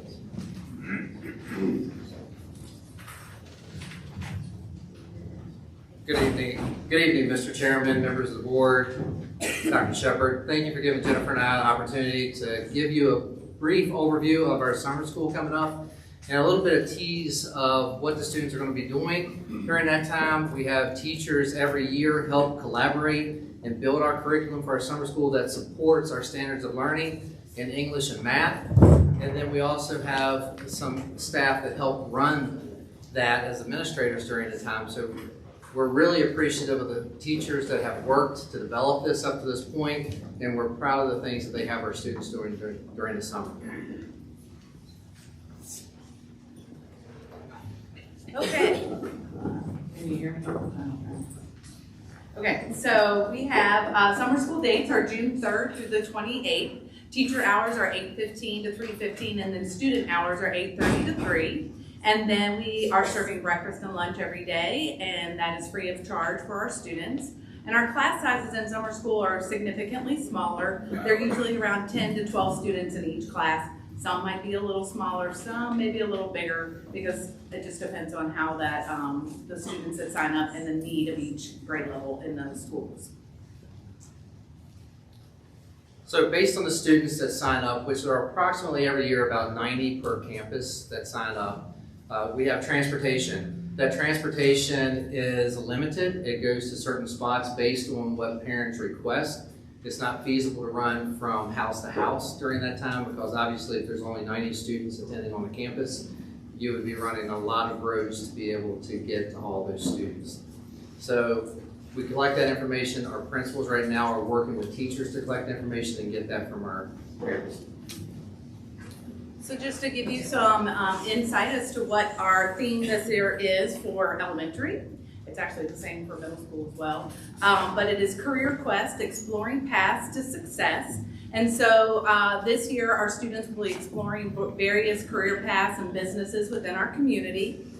We have guest speakers lined up from different professions. And just to name one of them, we're having some guest speakers from JMU coming to talk about the advancement of sustainable energy. We also have field trips planned, and we're going to places such as the Explorer Museum, the Discovery Museum, Plainview Farms, the Limestone, I'm not sure if I'm saying this right, Carmuse, Lime and Stone, downtown Woodstock businesses and town offices, and the Seven Bend State Park are some of the places we're going. But our program isn't just about the field trips and the guest speakers, it's also about academic growth. We are going to be working on foundational skills in English and math, and our students will have remedial instruction that's tailored for each one of their needs. So we'll have a hands-on blend of activities, project-based learning, engaging experiments, and our aim is to reinforce these essential skills while fostering a love for learning. So at the middle school level, we include 5th grade, and they do not stay at the elementary level. That is a transition for them to help with the process of transitioning to the middle school. At the middle school level, we're going to do multiple things that include project-based learning, such as Jennifer spoke, focuses around literacy, English and math skills, and also about creating, building, and exploring during that time. And those field trips, some people say, well, you take field trips. Why field trips? Field trips are to really tie the curriculum to real life. We want to bring what we're teaching alive to our students so that they see the importance of it and why they're learning it in school. So at the middle school, the 4 weeks that they're in, they're going to focus on those careers in Virginia. The first week, they're going to focus on agriculture and food, where they're going to end up being an agriculture reporter that they have to write and report out. The second week, they're doing visual arts, and they're going to end up doing visual arts. They're going to go and they're going to create a book, where they're going to create some type of media that's going to be presented. So they're going to use their skills in English language arts to do that when they do it. Third week is going to be agriculture, hospitality, and tourism. This is where they'll take a trip out to Bryce to see how that runs. And then they're going to have to plan their own event, do their own budget, and do their own media marketing for their event that they're going to hold. The last week and the fourth week, they're going to do health and public safety. They're going to take a trip to the Conickville Fire Department. They're going to go to the Luray Zoo, but they're going to use all of their skills that they use from week 1, week 2, and week 3 to build a game to include students in how they can find the career that they like best. Oh yeah, sorry, high school had that too. So at high school, it's 9 through 12, and it's recovery for credits, and we do that for English, math, science, and history, and that's done through an online program, Apex, that we have a teacher that will work with them through that process, but it's recovery-based for credits. Any questions? Is there an application process or something that the students need to go through to get into the summer program? So our principals, along with our teachers, identify students that would qualify for this. So it's some of our students are needing some extra help in literacy and math, and that's how we contact their parents. We send them a letter. Sometimes we reach out by phone. If we don't get responses also. Thank you. You're welcome. Thank you. Thanks.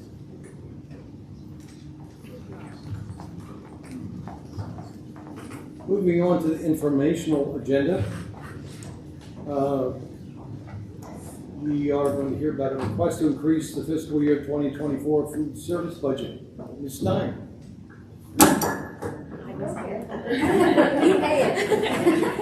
Thank you, Mr. Chairman, members of the board. The food service Fund received reward notification from the National School Lunch Program Equipment Assistance Grant for school nutrition in the amount of $5,535. This is a federal reimbursement grant and will be used to replace a 2-door reach-in refrigerator at Honey Run Elementary School. And that's how the grant was written, so that's why it's specific to that school. It will be, they're restricted, and the reimbursement process is going to actually happen this fiscal year, so it will be shown on your, as an action item later on in this agenda.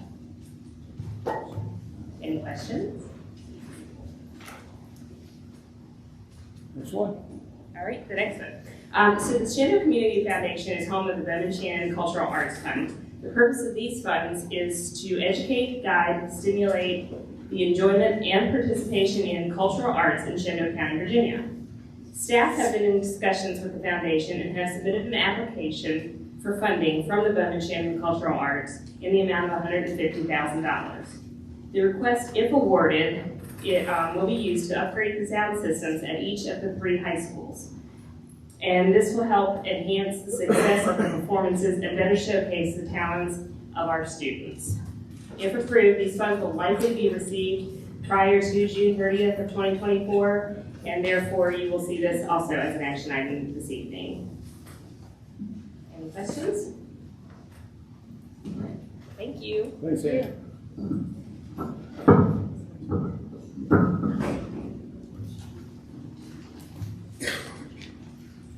We're moving on to personnel items. Discuss the personnel decisions that we made or discussed earlier. Do I have a motion to approve the personnel list as it has been presented? I move to approve the personnel list as presented. Your second? Second. Second by Mrs. Carlinio. Any discussion?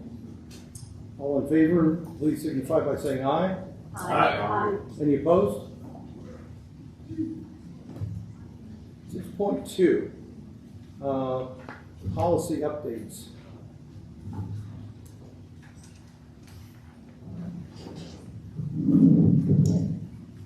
The background on this issue is that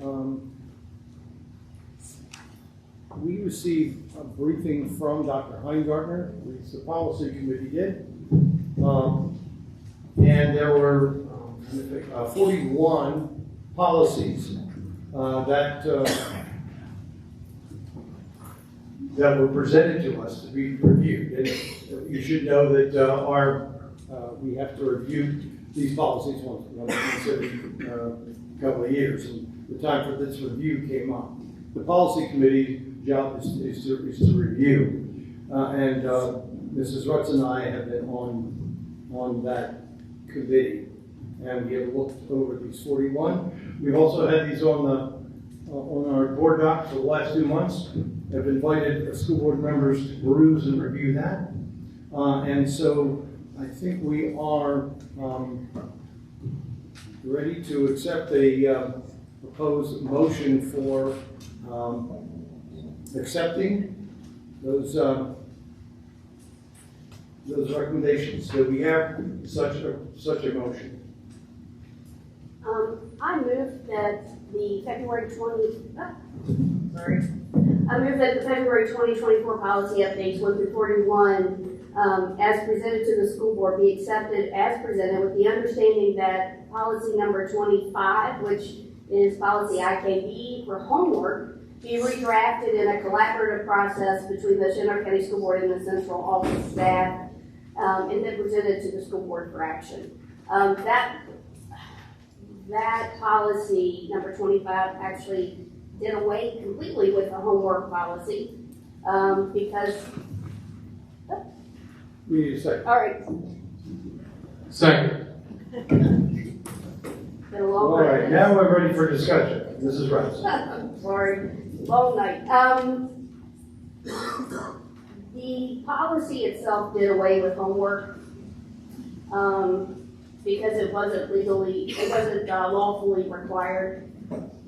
I just kind of struggled with that whole concept of I don't know whether it meant homework is not required, or we didn't have any standards for homework.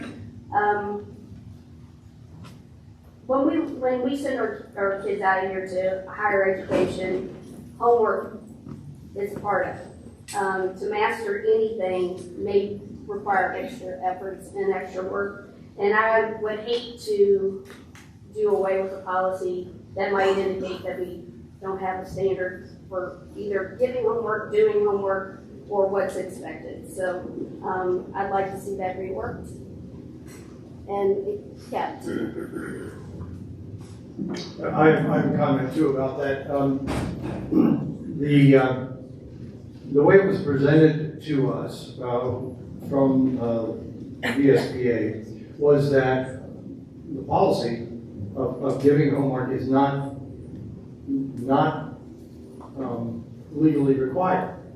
So the code does not, and then the VDOE does not require that homework be given.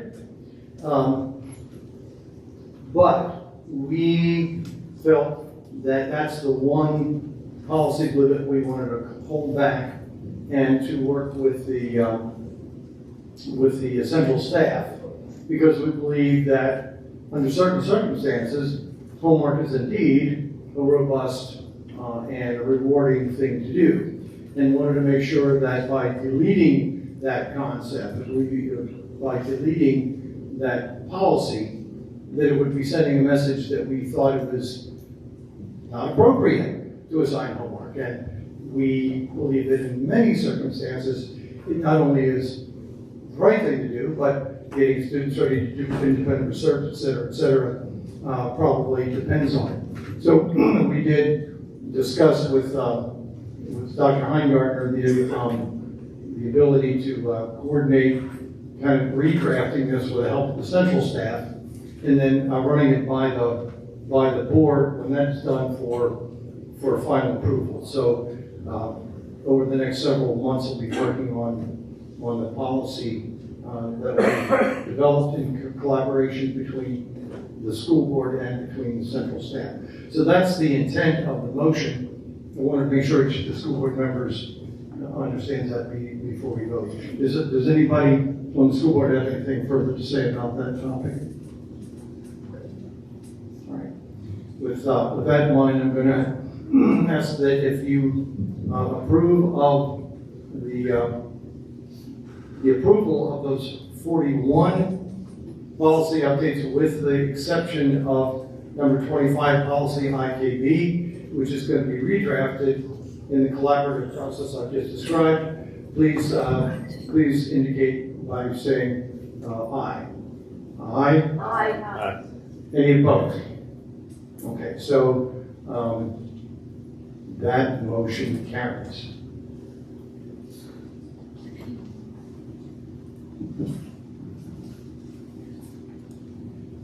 The next action item is the food service explanation of food service award, and we've heard about the National School Lunch Program Equipment Assistance Grant, and so we need a motion to approve the request to increase the 2024 food service budget by the $5,535 as presented. Do we have such a motion? I move to approve the request to increase the fiscal year 2024 food service budget by $5,535 as presented. Thank you, Mr. Rickard. I need a second to that motion.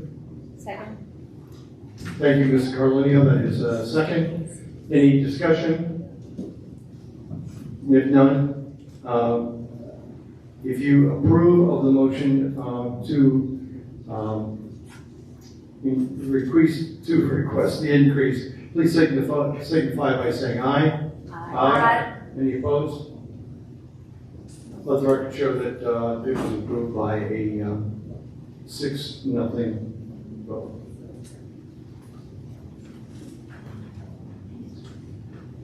The follow-on action 6.4 is to request the 2024 special budget from by $150,000 as was presented earlier by Ms. Stein. Do we have a motion to that effect? I move to approve the request to increase the FY 2024 special budget by $150,000 as presented. Thank you, Mrs. Rutz. Is there a second? Second. Second by Mr. Ricker. Any discussion? All those in favor, please signify by saying aye. Aye. Any opposed? All right, 6.4 has also been decided by a 6-0 majority. 6.5, food service contract with Southwest Food Excellence. We've been discussing this, and I need a motion to approve the food service contract with Southwest Food Excellence. I move to approve the food service contract with Southwest Food Excellence. I second. We have a motion and a second. A discussion on approving the food service contract. Those in favor, please signify by saying aye. Aye. Any opposed? No? Then the food service contract also passes with 6-0 majority. The last item for action is the request from the Coalition for Better Schools to restore the school names. There are several suggested motions that have been put forth, and I'm open for motion to that effect. Mr. Chairman, I move that the names of Stonewall Jackson High School and Ashby Lee Elementary School be restored to the schools now named Mountain View High School and Honey Run Elementary School, respectively. The funds required to implement the restoration must be provided by private donations exclusively and not be borne by the school system or government tax funds through the Shenandoah County Public School will oversee disbursements relating to restoration costs. Thank you. Mr. Street, is there a second to that motion? Second. Second by Mrs. Carlinio. And we're open for discussion. Mr. Street, as the maker of the motion, I'm going to give you the courtesy of the first discussion. Thank you. Of course, we heard a lot tonight, obviously. But my take primarily is, yes, how it was done in 2020.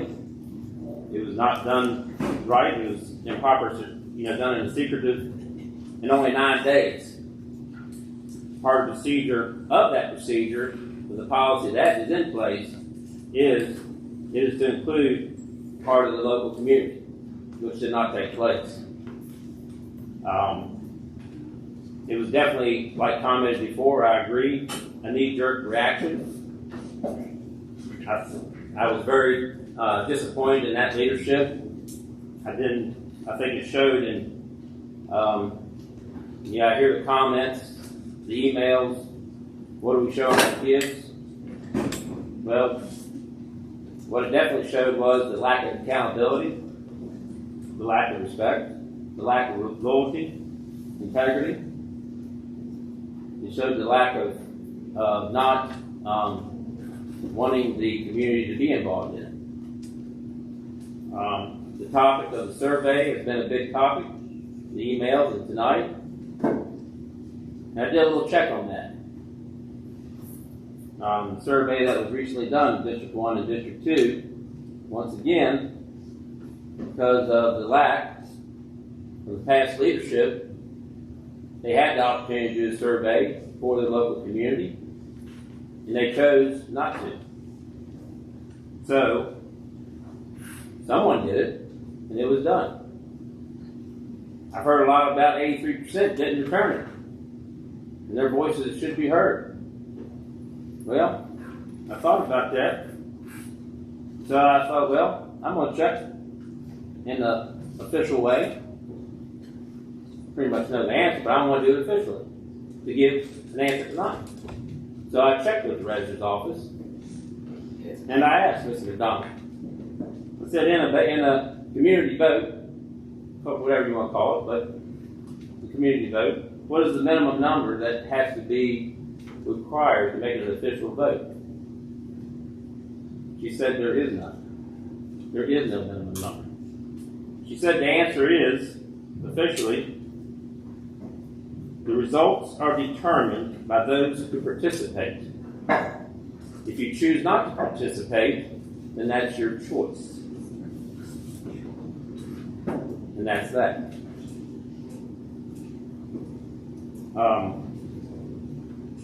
I also like to say I appreciate everybody speaking tonight. Everybody has the right to speak. But I'm going to say this, and I know some people won't be happy. But the truth is, it comes down, even though everybody has the right to speak and voice your opinion, and even though if you're a taxpayer in the county, in my eyes, it comes down to District 1 or District 2, or the boundaries of Southern County campus. It's their school. This has already been shown and proven in 1992 when we combined when they combined Thomas Brook Elementary School and Strasburg Middle School. And I believe that was a pretty big fiasco. But I don't recall much of it because even being a taxpayer, I didn't really care because it was their school.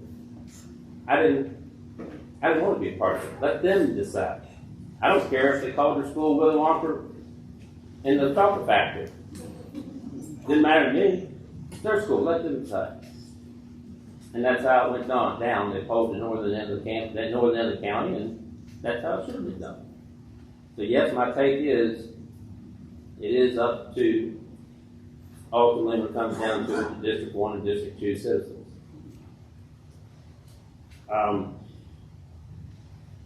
And I was going to say this, but it was said at the very end of the comments. I thought it was very ironic that we're here in the school right now. The name of this school inside the building, the man owned about 90 more slaves than Thomas Jackson did. And I haven't heard one controversy over the name of this school. So I wonder, why is it a big controversy at another school? I'll pass it on to those right now, Mr. Chairman. Thank you, Mr. Street. Other member comments? Mrs. Carlenio. Well, thank you all for being here tonight, and I really do appreciate all your comments. And I'd be very happy to name the school Children of God High School if that was really an option. But my decision to vote for restoring the names of Stonewall Jackson High School and Ashby Elementary simply comes down to the process of how the names were changed in the first place, which I know a lot of people have dismissed.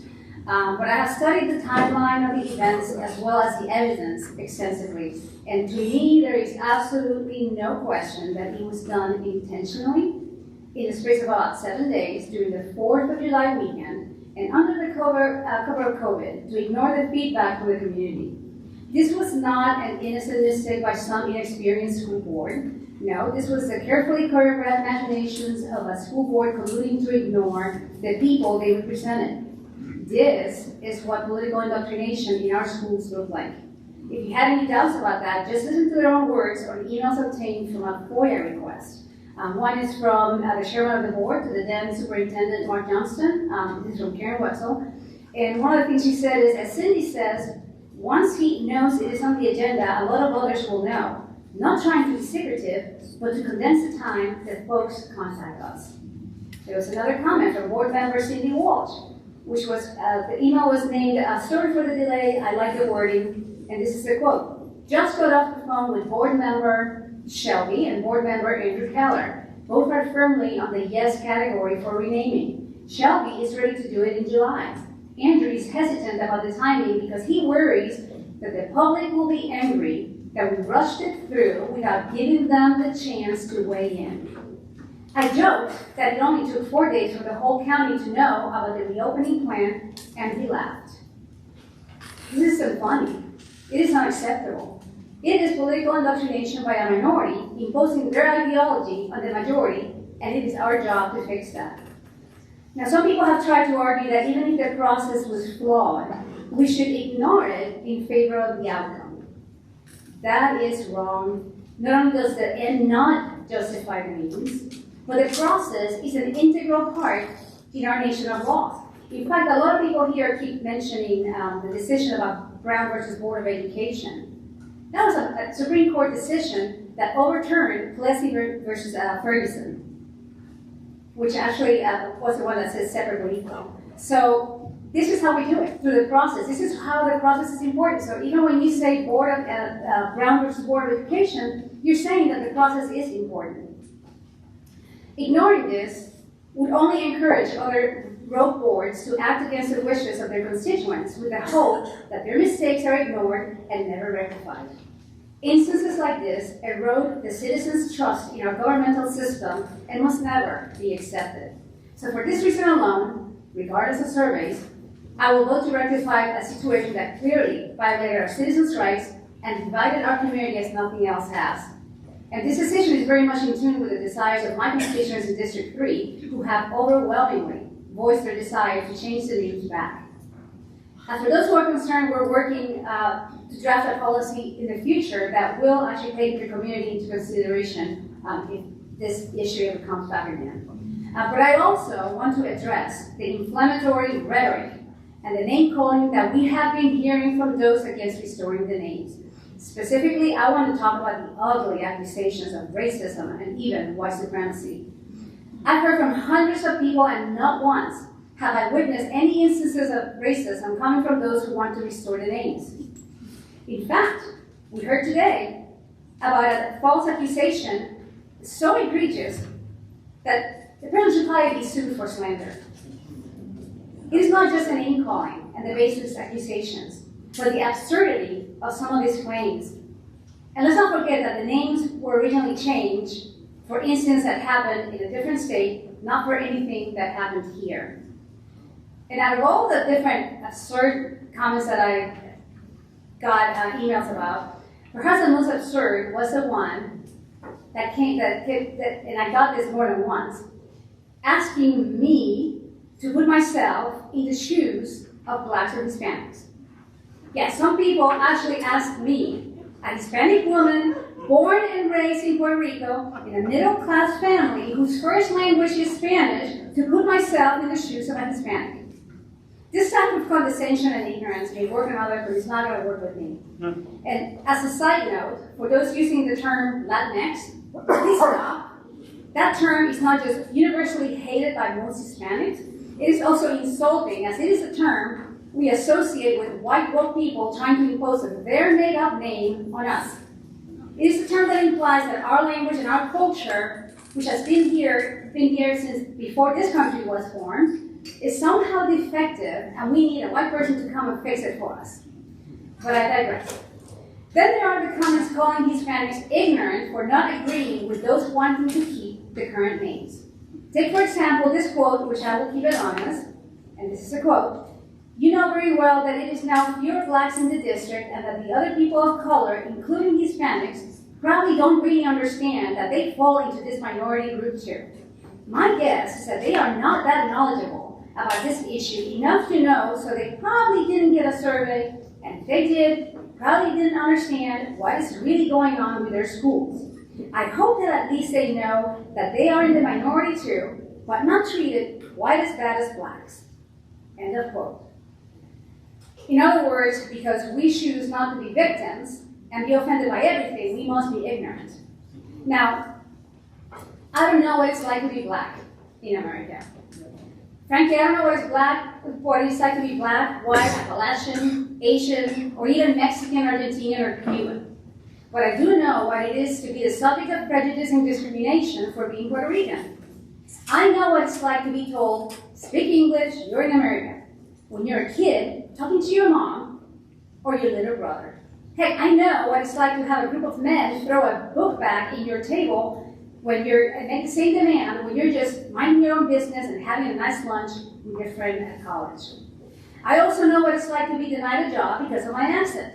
I know what it's like to have to defer going to college, even after graduating with high honors, because the college wouldn't process my financial aid papers unless I provided a green card, something I never had because I was born a U.S. citizen, just like my parents and my grandparents before me. And I certainly know when people much less educated than I am question my achievements, like my legal degree, as the head of the local Democrat Party did right before this board at the last meeting. These achievements were not the product of any affirmative action programs, but of my own hard work and sacrifice, including working 2 or 3 jobs at a time. I had help from no one other than my Almighty God. The difference, again, is that I choose not to be a victim. It is probably safe to say that most Hispanics, like so many other ethnic and immigrant groups before us, choose to work harder and not let the ignorance of others affect us. These struggles can either make us victims through success and grievances, or they can make us stronger and wiser. I choose the latter. I choose to fight harder. And when you subsist mostly on grievances, your goal becomes making sure that those grievances stay at the top of the list. I've been listening to this, we are more oppressed than you are rhetoric for decades. Well, here's a not so fun fact. While Puerto Ricans have been U.S. citizens for over 100 years, fought for the United States in every single world conflict. In fact, my grandmother lost 4 siblings in the wars. We still have no congressional representation with a vote, and we still can't vote for the President of the United States. That is the definition of a second-class citizen. Yet rather than complain and live miserable lives, I thank God every day that most Puerto Ricans choose not to become victims, but to overcome the adversities. Now, I understand that many of those claiming racism probably have their heart in the right place and mean well, but are just grossly misinformed and misled by those who seek division to strengthen their political ideology while weakening our country. That same ideology, victimizing people of color and finding racism everywhere, is the same ideology that has taken God out of the public square, that wants us to believe that a biological boy can become a girl, and that we should open our borders to all, which incidentally adversely affects the Hispanic community most of all. And what has this victimization accomplished? Racial divisions among blacks and whites are about as bad as they have been since desegregation, despite the fact that we've had a black president, a black attorney general, and some of our richest billionaires are in fact black. Is that what oppression looks like? It's ironic that the country where black people have made the most strides in the world is also the one accused of being the most racist. Just today, there was a story of a 16-year-old boy in North Carolina who is suing his school district after he was suspended for 3 days for using the term illegal alien when asking his teacher about an assignment. But that's not the only absurd part of it. And I'm quoting from the article. After the boy asked his teacher the question, a student of Latino descent jokingly said that he was going to kick his you-know-what. Although class proceeded normally, both students were eventually pulled out of the classroom to address the exchange. The Latino student reportedly told the administrator that he was not offended by the other boy's comment. And both teens agreed that there were no hard feelings. But the boy was still suspended for 3 days and wasn't able to appeal this punishment anyway. So who exactly benefits from situations like this? Only those on the left who seek to divide us and weaponize our differences. The same people who are just angry that finally Americans are starting to wake up and fight back. It is not lost in me, though, that the majority of the people hoping to keep their current names and making the accusations of racism and white supremacy are also the same ones who support and vote for the current president of the White House, a man known for his support of segregation and opposition to busing, who complained about not wanting his kids to grow up in a racial jungle, and who referred to Barack Obama as the, quote, the first sort of mainstream African-American who is articulate and bright and clean, end of quote. He also not long ago referred to black felons as predators, who are too psychopathic to be rehabilitated. Well, you're going to come along here, and that's okay, except I want other members to be able to speak, and then we'll come back around for any other. Just finish it up? Okay. Yeah, is that okay? Okay, so, other comments from the board?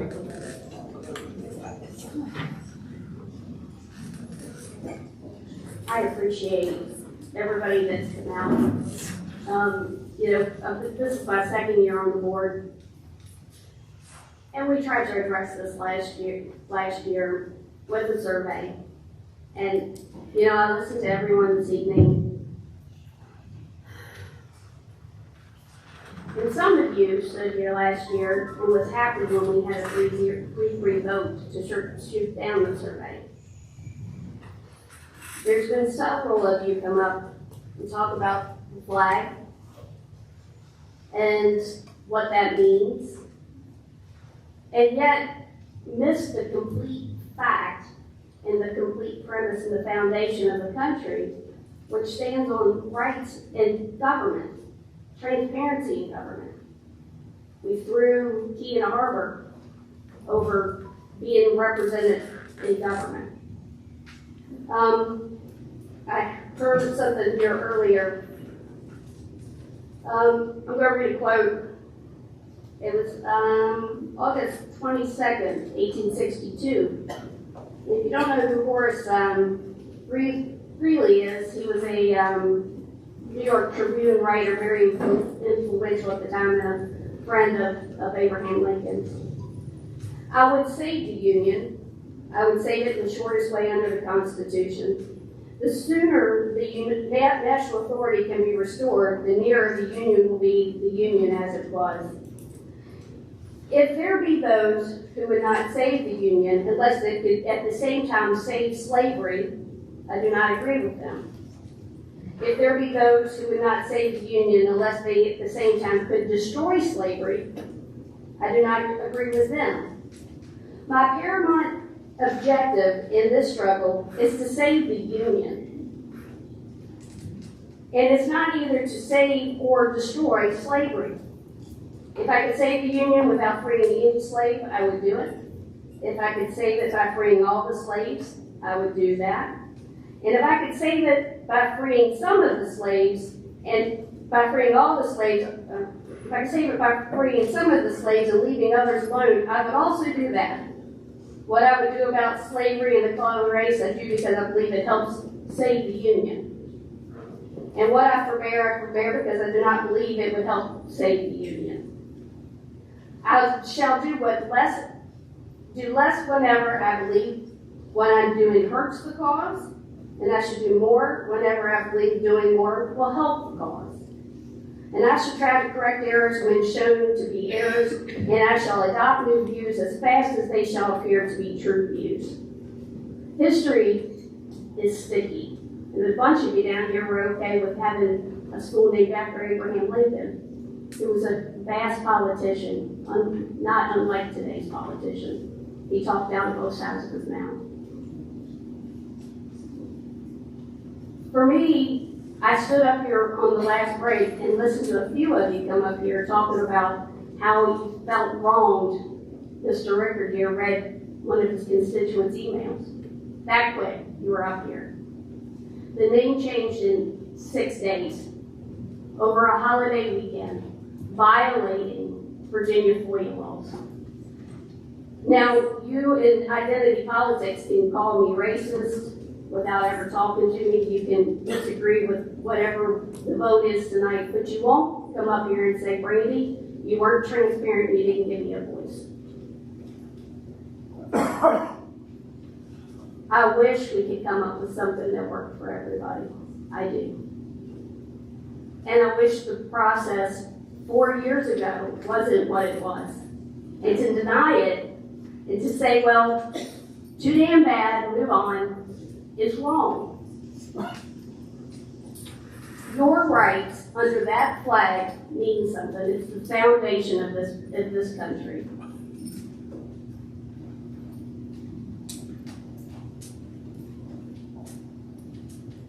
And if you keep pushing people off the back of the bus, eventually you're the only one here. So let me offer my apologies now. It was done incorrectly. The imagined culture war I heard this evening started 4 years ago. The fact that many of you come here that you hate to be called, came here, stayed, and fell in love with the place as it stood, as Stonewall Jackson High School stood on the side of the building. You made it your home. You didn't find a fence enough to pack up and go on. And we've been killing the economy here for years. We keep voting for the same people.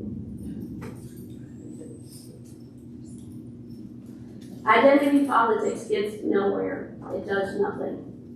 And it's on both sides of the fence. Reading the book by Clarence Thomas, it's called My Grandfather's Son.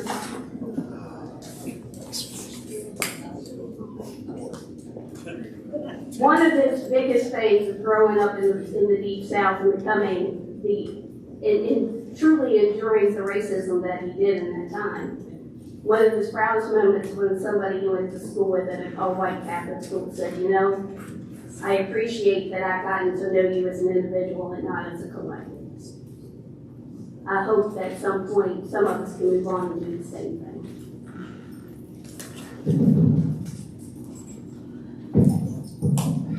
Mr. Ricker? First off, I'd like to applaud all the students that have stayed tonight, that have gotten up and spoke. That took a lot of courage. And I applaud you guys for being involved. It takes a lot. I've only been on the school board since January, but over the last year when I was campaigning, I made sure to attend every school board meeting so that I could see if there was any conflict with my family. And over that time, I would get up and speak about things that I felt passionate about. And my voice would shake. It's hard when you're trying to be honest and you're trying to do the right thing. So I got to applaud you guys. You guys did a phenomenal job tonight. That being said, I've been contacted by multiple people, media, everything else, asking me about how I feel about tonight's vote.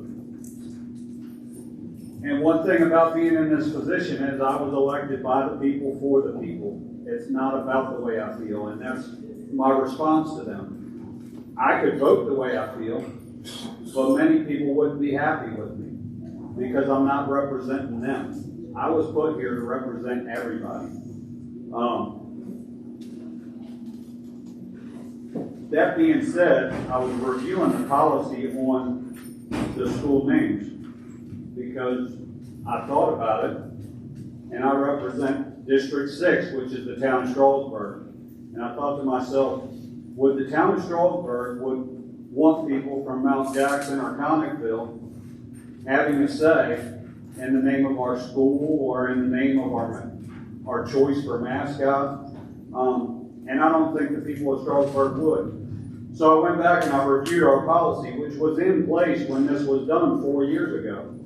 And if you go to the third paragraph in the policy, it says, in fulfilling this responsibility, the board shall make every effort to respect the preference of the local school community. However, final decision on the naming of school facilities and the dedicating of areas of school facilities or grounds shall rest entirely with the board. From what I saw and from what I heard when this all took place, nobody from that local community was hurt. And just for the record, everybody that's reached out to me over email, there was no way I could respond to all of them. So I didn't respond to any of them.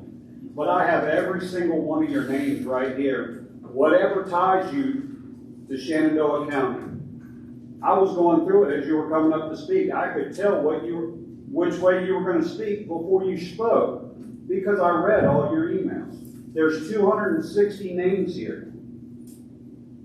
And like I said, if you want to reach out to me after this meeting before we leave, you give me your name. I'll tell you which way you wanted me to vote. But I can tell you right now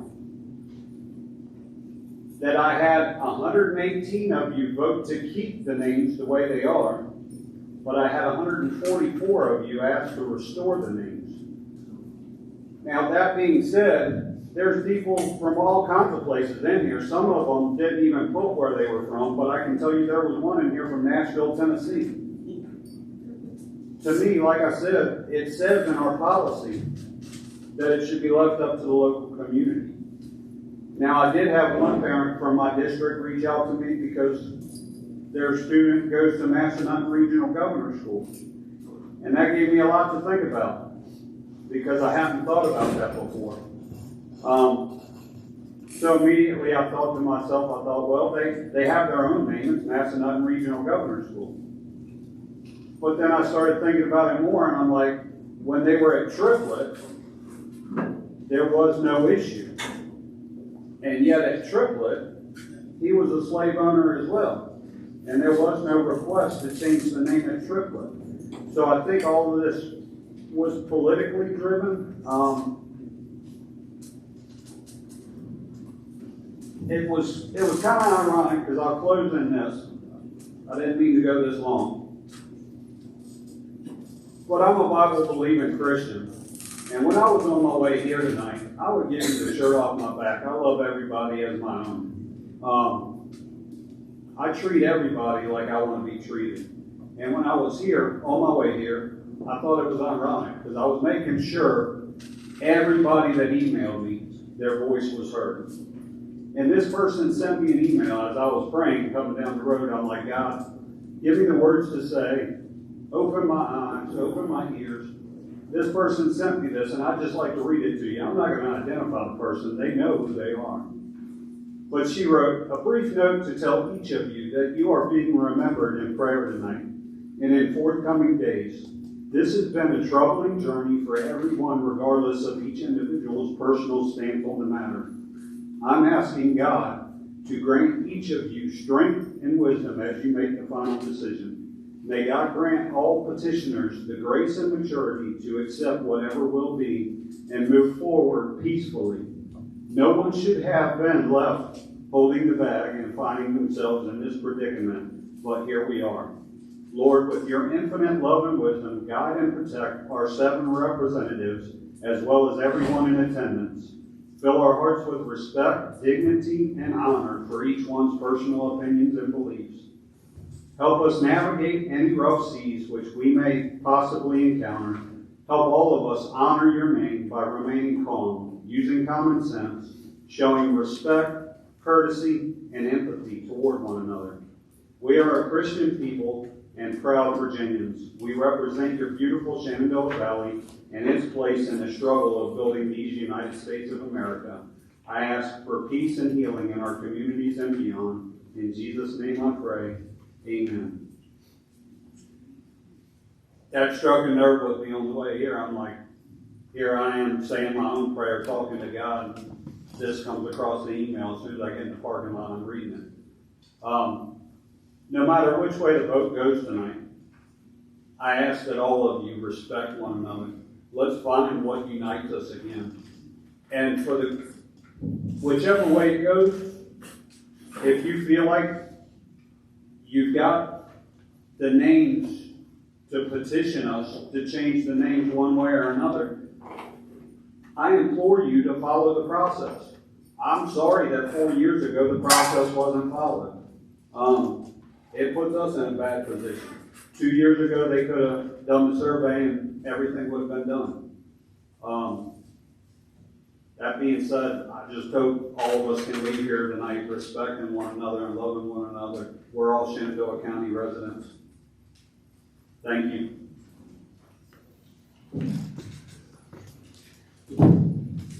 I'd like to begin by acknowledging the meeting tonight and the folks that have come together to speak on this topic. Clearly a very difficult and divisive matter that we've been on now for 2 to 4 years. We've talked about the right way, the wrong way to do it, the right thing to do, the wrong thing to do. Things like this really come down to perspective and how you view things. And like it's been said up here tonight, we've received a ton of feedback, whether it's in person, whether it's phone calls, texts, emails, everything. There's been plenty of feedback, and I think that's one thing that we can say is there's been some sort of a process this time around. We've heard the community. We're hearing perspectives from both sides of this issue. But at the end of the day, like it's been said, we're all a community. These are tough decisions. We're elected. We're put up here to make these tough decisions, and obviously this is a very difficult one. The way I look at it from my viewpoint, we all have our own constituents, and we overall, at least I did, I've received a majority from this county overall to change the names back. My district has not been the same.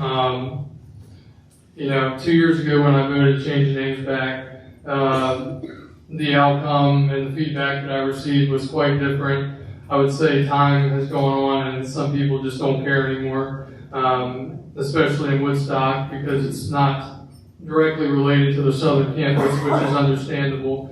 But there are still a lot of people out there that care about it. And, we talked about the surveys. Well, the first survey and the only one, I guess, that we ever got results from, it's been people have tried to put it on us that we're using that as our only data point.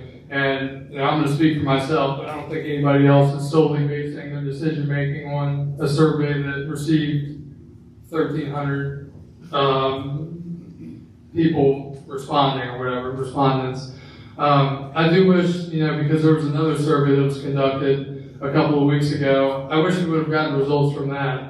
That was a countywide survey. I don't know who, we talk about the whole, no one wants to identify themselves, but that survey was anonymous as well. But I think the more you have, the more data you have, the better decision you can make for the community. And it's unfortunate because that was countywide, and unfortunately we didn't get those results for whatever reason. I'm not going to speculate on that. But again, ultimately for me, it's a very tough decision because I have my own thoughts and beliefs on certain matters. My district has been overwhelmingly in support of retaining the names the way they are. I've talked to people, and you can make the argument, well, those people probably didn't vote for me anyways. Well, I've talked to people in my inner circles and people around the community that I agree with and I may not agree with on anything.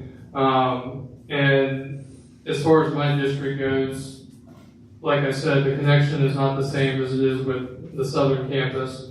Because, even for me, I don't have that same connection. I can't speak to it, but I know that I trust people and I understand the perspective that that's their identity, and I completely understand that. I just know that for me, I've always talked about democracy and listening to the people, and we know in 2020, at least in multiple districts, clearly the popular opinion or majority wasn't heard. And I'm not willing to do that same thing and be a hypocrite like some were in 2020 and ignore the majority. So it's a difficult decision, like I said. I've thought about it for a long time. There's been a lot of input. And I understand both sides to this, but ultimately, I believe that the people of District 4, where we're sitting in right now, those that felt that they wanted to reach out to me, they expressed their thoughts and feelings, and I don't feel like I would be doing my job properly if I sat here and ignored them, even if I didn't necessarily agree with what they were expressing to me. So always multiple perspectives of things, and that's just kind of how I've dealt with it. I don't judge anybody or just look down on anybody for the decision they're making tonight. It's a complex issue. We've heard plenty of feedback, and we'll be voting on it soon. So those are my thoughts. In terms of process, so what I'm probably going to do is, Roy, I'll pass it to you in just a few minutes to finish up and your comments, and then Mr. Street, I'll give you the courtesy of a final word. And so I guess it's my turn to speak. So I'm the geezer up here. I'm 78 years old, and so I remember 1959 not as an era of what's it called, massive resistance. Is that it? And by the way, I've learned about that. I've listened to you. I've listened to some of the, and I understand some of those things really happened. They're not fiction. That there were people using the schools and so forth at that point for kind of a last ditch effort to save what they saw as their old world. But I'll tell you, as a 13, 14-year-old at the time, I was just, it was the time of the bicentennial, the centennial of the Civil War. And it was a big deal. I remember as a child, there were the last few veterans who were still alive, and I was like 4 or 5 years old, and I used to see pictures of them, and they'd have these reenactments, and they'd come together. It was mind-boggling for me as a little kid to see that. But that war was perhaps the seminal event in our nation's history. More people died in that war than any other war we've ever had. And people in the Shenandoah Valley tell me, that only the Confederates were the ones who did nasty things, or did nasty things to black people. You're just not reading your history, and you're not being realistic. War's hell. Now, Sherman not only said it, he did it. But at the same time, we still have, great soldiers, great heroes, great heroines who through that era, through the post-Civil War era, both races, both nations, and we felt the pain together, and we dealt with the pain together. And it wasn't just about massive resistance of some die-hard racists. And fast forward, got news for you. It's not 1959 anymore. It's not 1861 anymore. Were people systemic racist? Absolutely. You think it was just Southerners? You think even the abolitionists weren't stuck on their own sense of superiority? This is something we've come to realize recently. What I love about what I've heard, and I was unfortunate to look at a little bit the last few weeks, is the whole Christian concept of, universal priesthood, of believers. We're all equal. We're in this together. I believe that. It's driven me in my life. I've, sorry, Gloria, I'm talking about my career. I've spent 29 years doing international diplomacy and doing international military diplomatic work. I've saved hundreds of thousands of children in Haiti. I've worked in Burundi. We've delivered programs to Jordan, to Colombia. I mean, when I was at JMU and did this stuff when I was in the Army, saving Kurds in Kurdistan and Iraqis. And it was the greatest meritocracy that ever lived or ever existed for me, because I had comrades who were black and white, and I served under and over both of them, and we were just soldiers. And that's, to me, what the Civil War is all about. I mean, do you think when I was 12 or 13, we ran around saying, I'm a slaver? We weren't thinking about that. And so, when I see people don't even know me and accuse me of being a racist because I have this one position, you're telling me I'm wrong.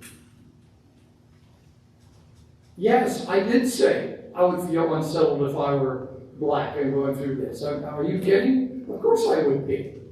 Unsettled, to Gloria's point, doesn't mean that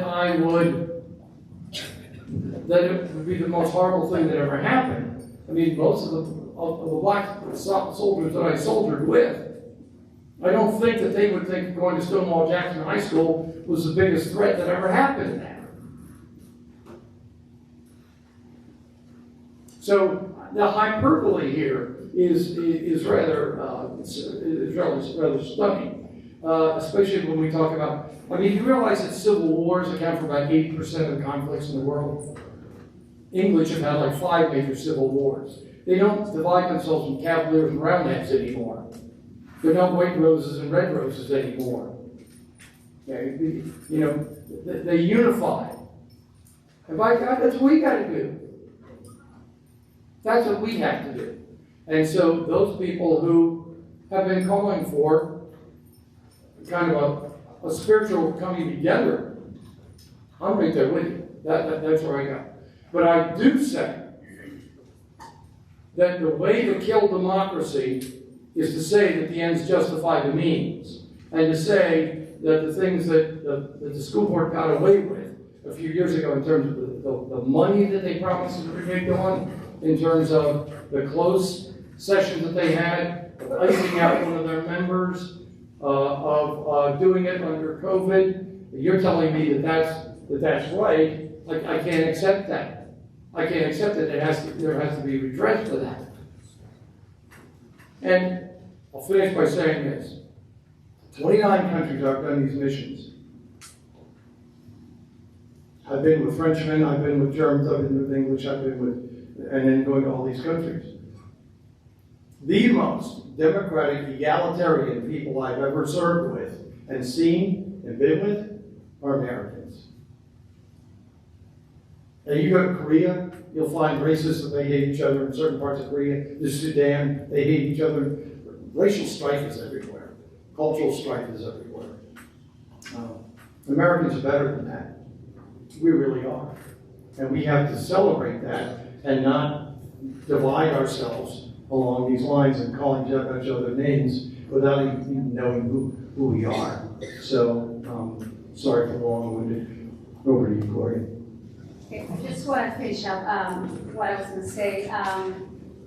Because the truth is that we will never, kind of going back to what my colleagues are saying, is that we're never going to achieve racial harmony or any other kind of harmony as long as we insist on keeping this label and these divisions. What is more, this baseless accusations and name callings do the opposite, that they create resentment and racial divides that is becoming really hard and increasingly harder to overcome. So I encourage you to please, if you really want to stop this racism and prejudice, let's just stop finding racism and prejudice into everything. Not only does it detract from the true cases of racism, which we do know they exist, and they need to be addressed, but it perpetuates a racial war that has been affecting this country for so long. In the end, like I said, I just wanted to address this whole topic of racism because that's what is being brought up over and over today, and because that's what I got a lot of emails on. In the end, like I said, this is, for me, and like Chairman Rowell just said, the process is important. I mean, this is what our nation is founded upon. And if the shoe was on the other side, and you know the right had done something like that was so outrageous, and we had not taken everybody else's opinions into consideration, you would still be complaining about it. So we have to do it the right way, and like I said before, we are gonna, after we do this this vote, I'm hoping the next few sessions we're gonna work into actually putting in place better policy that if in the future we have to deal with this, we are gonna actually have some kind of a referendum or some kind of way to actually ask the people who are affected by those changes for their opinions. So there will be no questions about that in the future. Mr. Street? Yes, thank you.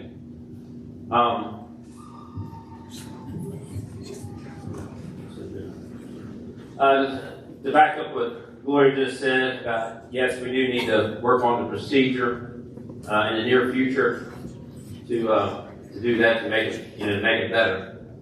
Before I forget, the other comments that I've heard tonight, the comment expressed of, well, the school board should focus on other matters or what they call more important matters. Well, I do have an answer for that, and the answer is yes, we can, and yes, we are.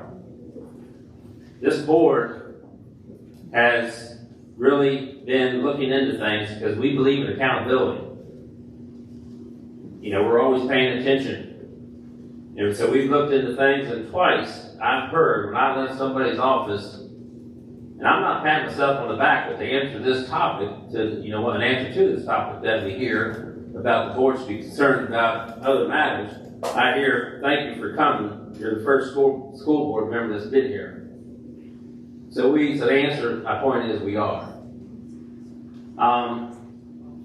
The other topic, like I said earlier at the last meeting, the issues, actually 3 issues, I said 2 but 3, the procedure, the racism, and who this is all about, the character of this individual, Thomas Jackson. And I find it interesting that number 2, I guess number 2, the individual, Thomas Jackson, I find it very interesting when you read about this man, who he was, what he stood for, his character, his loyalty, his leadership, how godly man he was.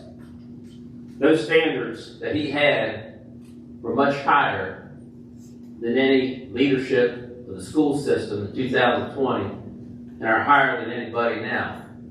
But yet we want to put that individual down. We don't want to look at him as a person. I remember the lady's comment at the last meeting that stuck in my mind. It was so simple, but I always thought about it. In that time, back then, they were protecting and fighting for their home. And that made a lot of sense to me. As far as, I thought it was very interesting, the topic racism, and I don't really like to talk about it a lot because I don't believe in it. And I have to say some things that I wasn't going to say just to back up of earlier comments. But you know, a lot of people could come up here and talk. But for myself, I experienced it. In 1976, I went to Ashby Lee Elementary School, and I was there the whole time. And I said it before, and I know this is kind of embarrassing, but what took place I've been educated what took place by individuals. I actually went to their house and they educated me what took place in 1959 in the 60s. And it was interesting because being here 54 years, my whole life, I've never heard that. Because it wasn't taught, it wasn't preached, it wasn't, you know, I went through a school and we didn't even know who we didn't really understand or know who the school was named after. We just thought it was a neat name, Ashby Lee. Because by 1976, I can tell you from experience that wasn't taught, that wasn't pointed out. So moving on to 5 years at Stonewall Jackson High School, I can tell you from experience, whatever the contrary, that was not an issue. We didn't make it a point. You heard somebody talk earlier, Mr. Steve Weaver, and he's correct. That's not what we focused on. And you heard earlier by Carolyn Long, there was a Confederate flag in the gym. That's correct. We never understood why it was up there.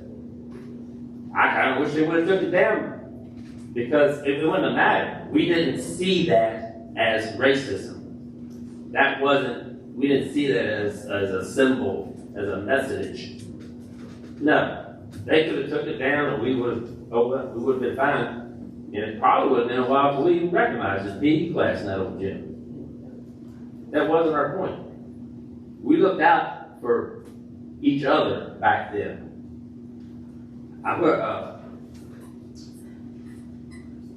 I may get choked up a little bit because you made it. I don't know if anybody knows his name, Lauren Funkhauser.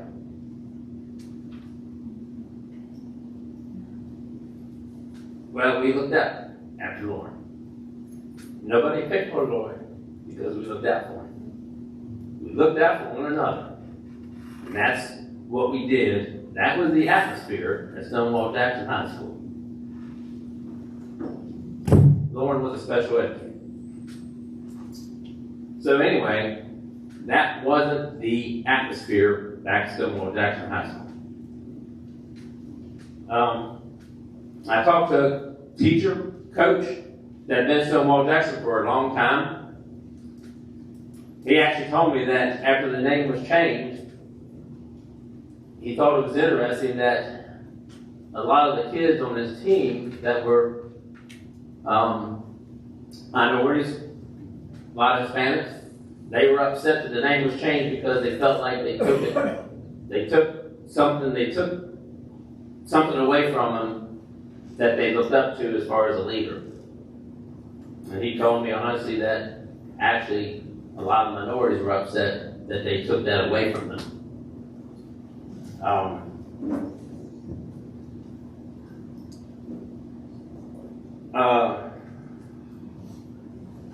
Ultimately, what it comes down to, so, you know,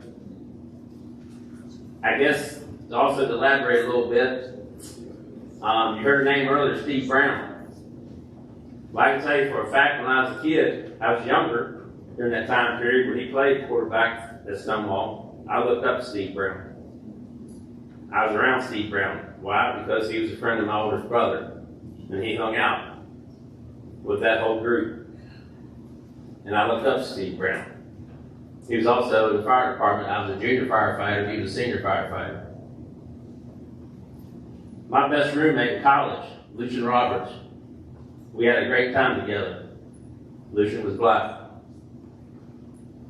So I've said for decades, you know, as far as this topic, racism is a point or a problem if you make it a point. Now, the reality is, unfortunately, that Colonel Barlow just mentioned on,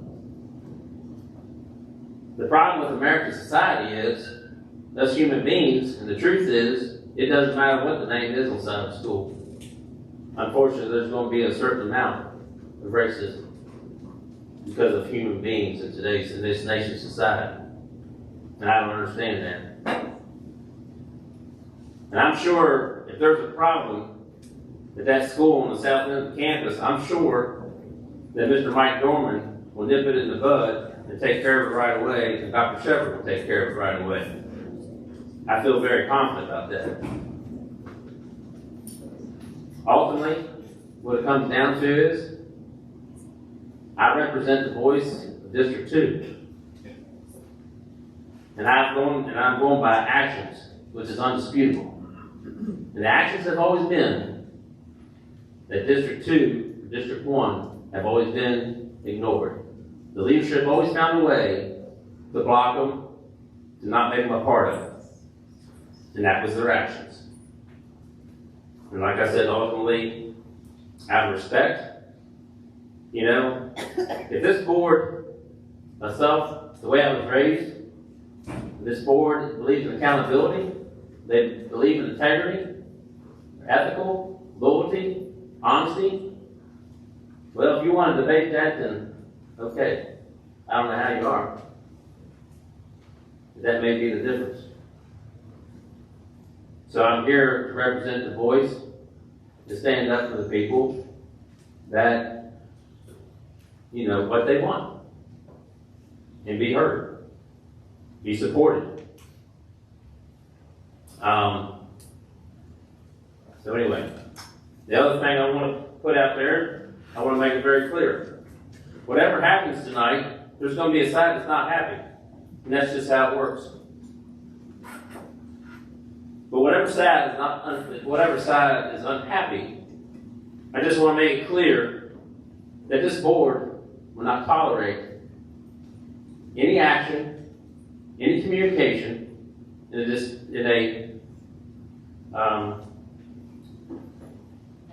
a negative or unrespectful way to any school personnel or student, personnel, teacher, principal, superintendent.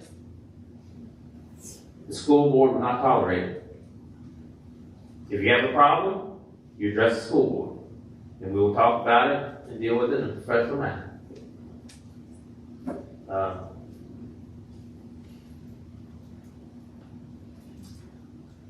Mr. Chairman, that's all I have. Unless there are any other comments, I'm going to call the question. Anybody have any further? Then, Cheryl, what I'm going to ask you to do is a roll call vote. Before I ask you to do that, does any member of the school board need to have the motion restated? Okay, so Cheryl, we're ready for a roll call vote. Thank you. Mr. Sturdy? Yes. Ms. Karlenia? Yes. Mr. Gutschall? No. Ms. Rhodes? Yes. Mr. Ricker? Yes. Mr. Barlow? Yes. The record show that the motion carried 5-1. We are now ready for the superintendent's monthly report. Thank you and good morning. Good morning. So we have several students that are still here tonight, and I expect them to be at school on time tomorrow morning. So I would like to congratulate our 2024 graduates from all three of our high schools. I am looking forward to seeing their mark on our world as they start the next chapter of their lives. Graduation is Friday and Saturday next week. This is National Teachers Week, and I would like to recognize all of our teachers and staff for the work that they do with our students. Our staff make a world of difference for our students, and we are so appreciative. Attendance was up almost 1% for the month of April, from 93.34% last year to 94.25%. Thank you to our teachers, staff, and families for making attendance a priority. Congratulations to our students who won state competitions in FBLA, FCCLA, and Skills USA. We will be recognizing our state first place winners at a future meeting. Congratulations to the Massanutten Regional Governor School students who competed at the State Science and Engineering Fair, and congratulations to our Biomedical Science Academy seniors who presented their capstone projects and celebrated their graduation on Monday. Mountain View High School's musical Anastasia was amazing. Strasburg High School will present their murder mystery musical this weekend. There are music concerts every night this week, and I hope to see some of you there. And good luck to our athletic teams as they wrap up their spring seasons and compete in playoff events. I'm happy to answer any questions. Thank you, Dr. Shepard. Appreciate that.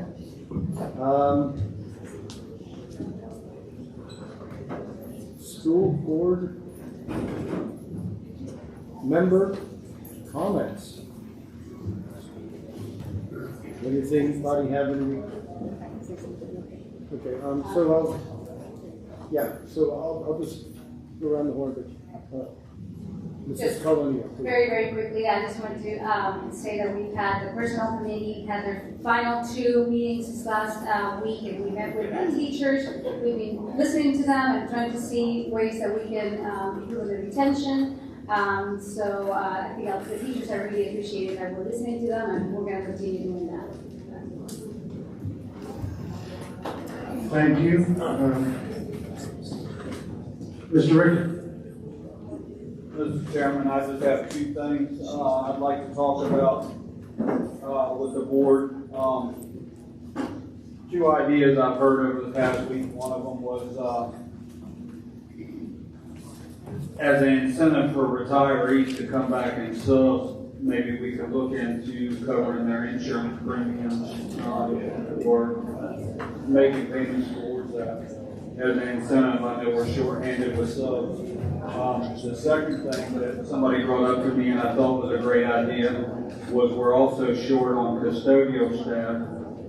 If parapros or teachers or whoever wanted to stay and help clean the schools in the evening time, maybe we could work something out where they would get a stipend for that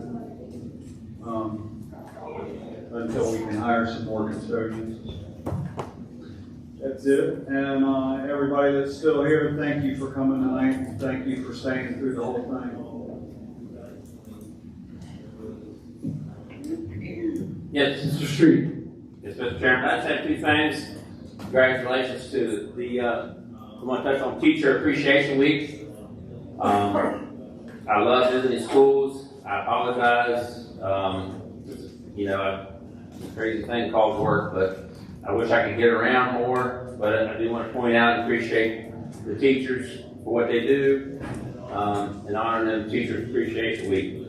Also, we need to give Mr. Kyle Gutshaw big congratulations. He graduates tomorrow. Congratulations, Kyle. Dude.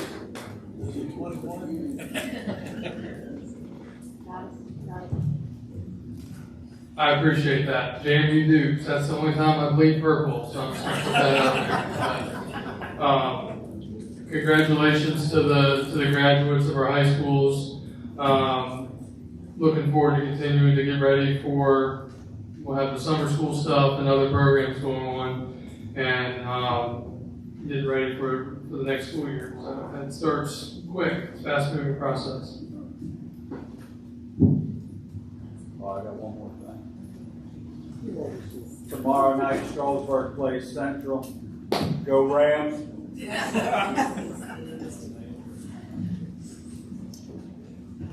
The last comment of the night, I do sincerely and honestly hope and pray that out of what has been an excruciating 4 years for me, trying to deal with this issue back and forth, that there is, and I've seen inklings of it the last few weeks, that there is a dedication to work together as we haven't before, perhaps, to understand things like racial sensitivities that maybe we haven't really acknowledged yet, and to work together to try to come together as a whole, because Shenandoah County is a wonderful place full of wonderful people, and I think we ought to take this after Katie's advice, and I like the prayer, and I think we ought to look to our Lord to help us to be better with each other. So, based on that, I'm going to close out my comments, and I will, unless there's any objection, adjourn the meeting at, my watch says 12:35 a.m.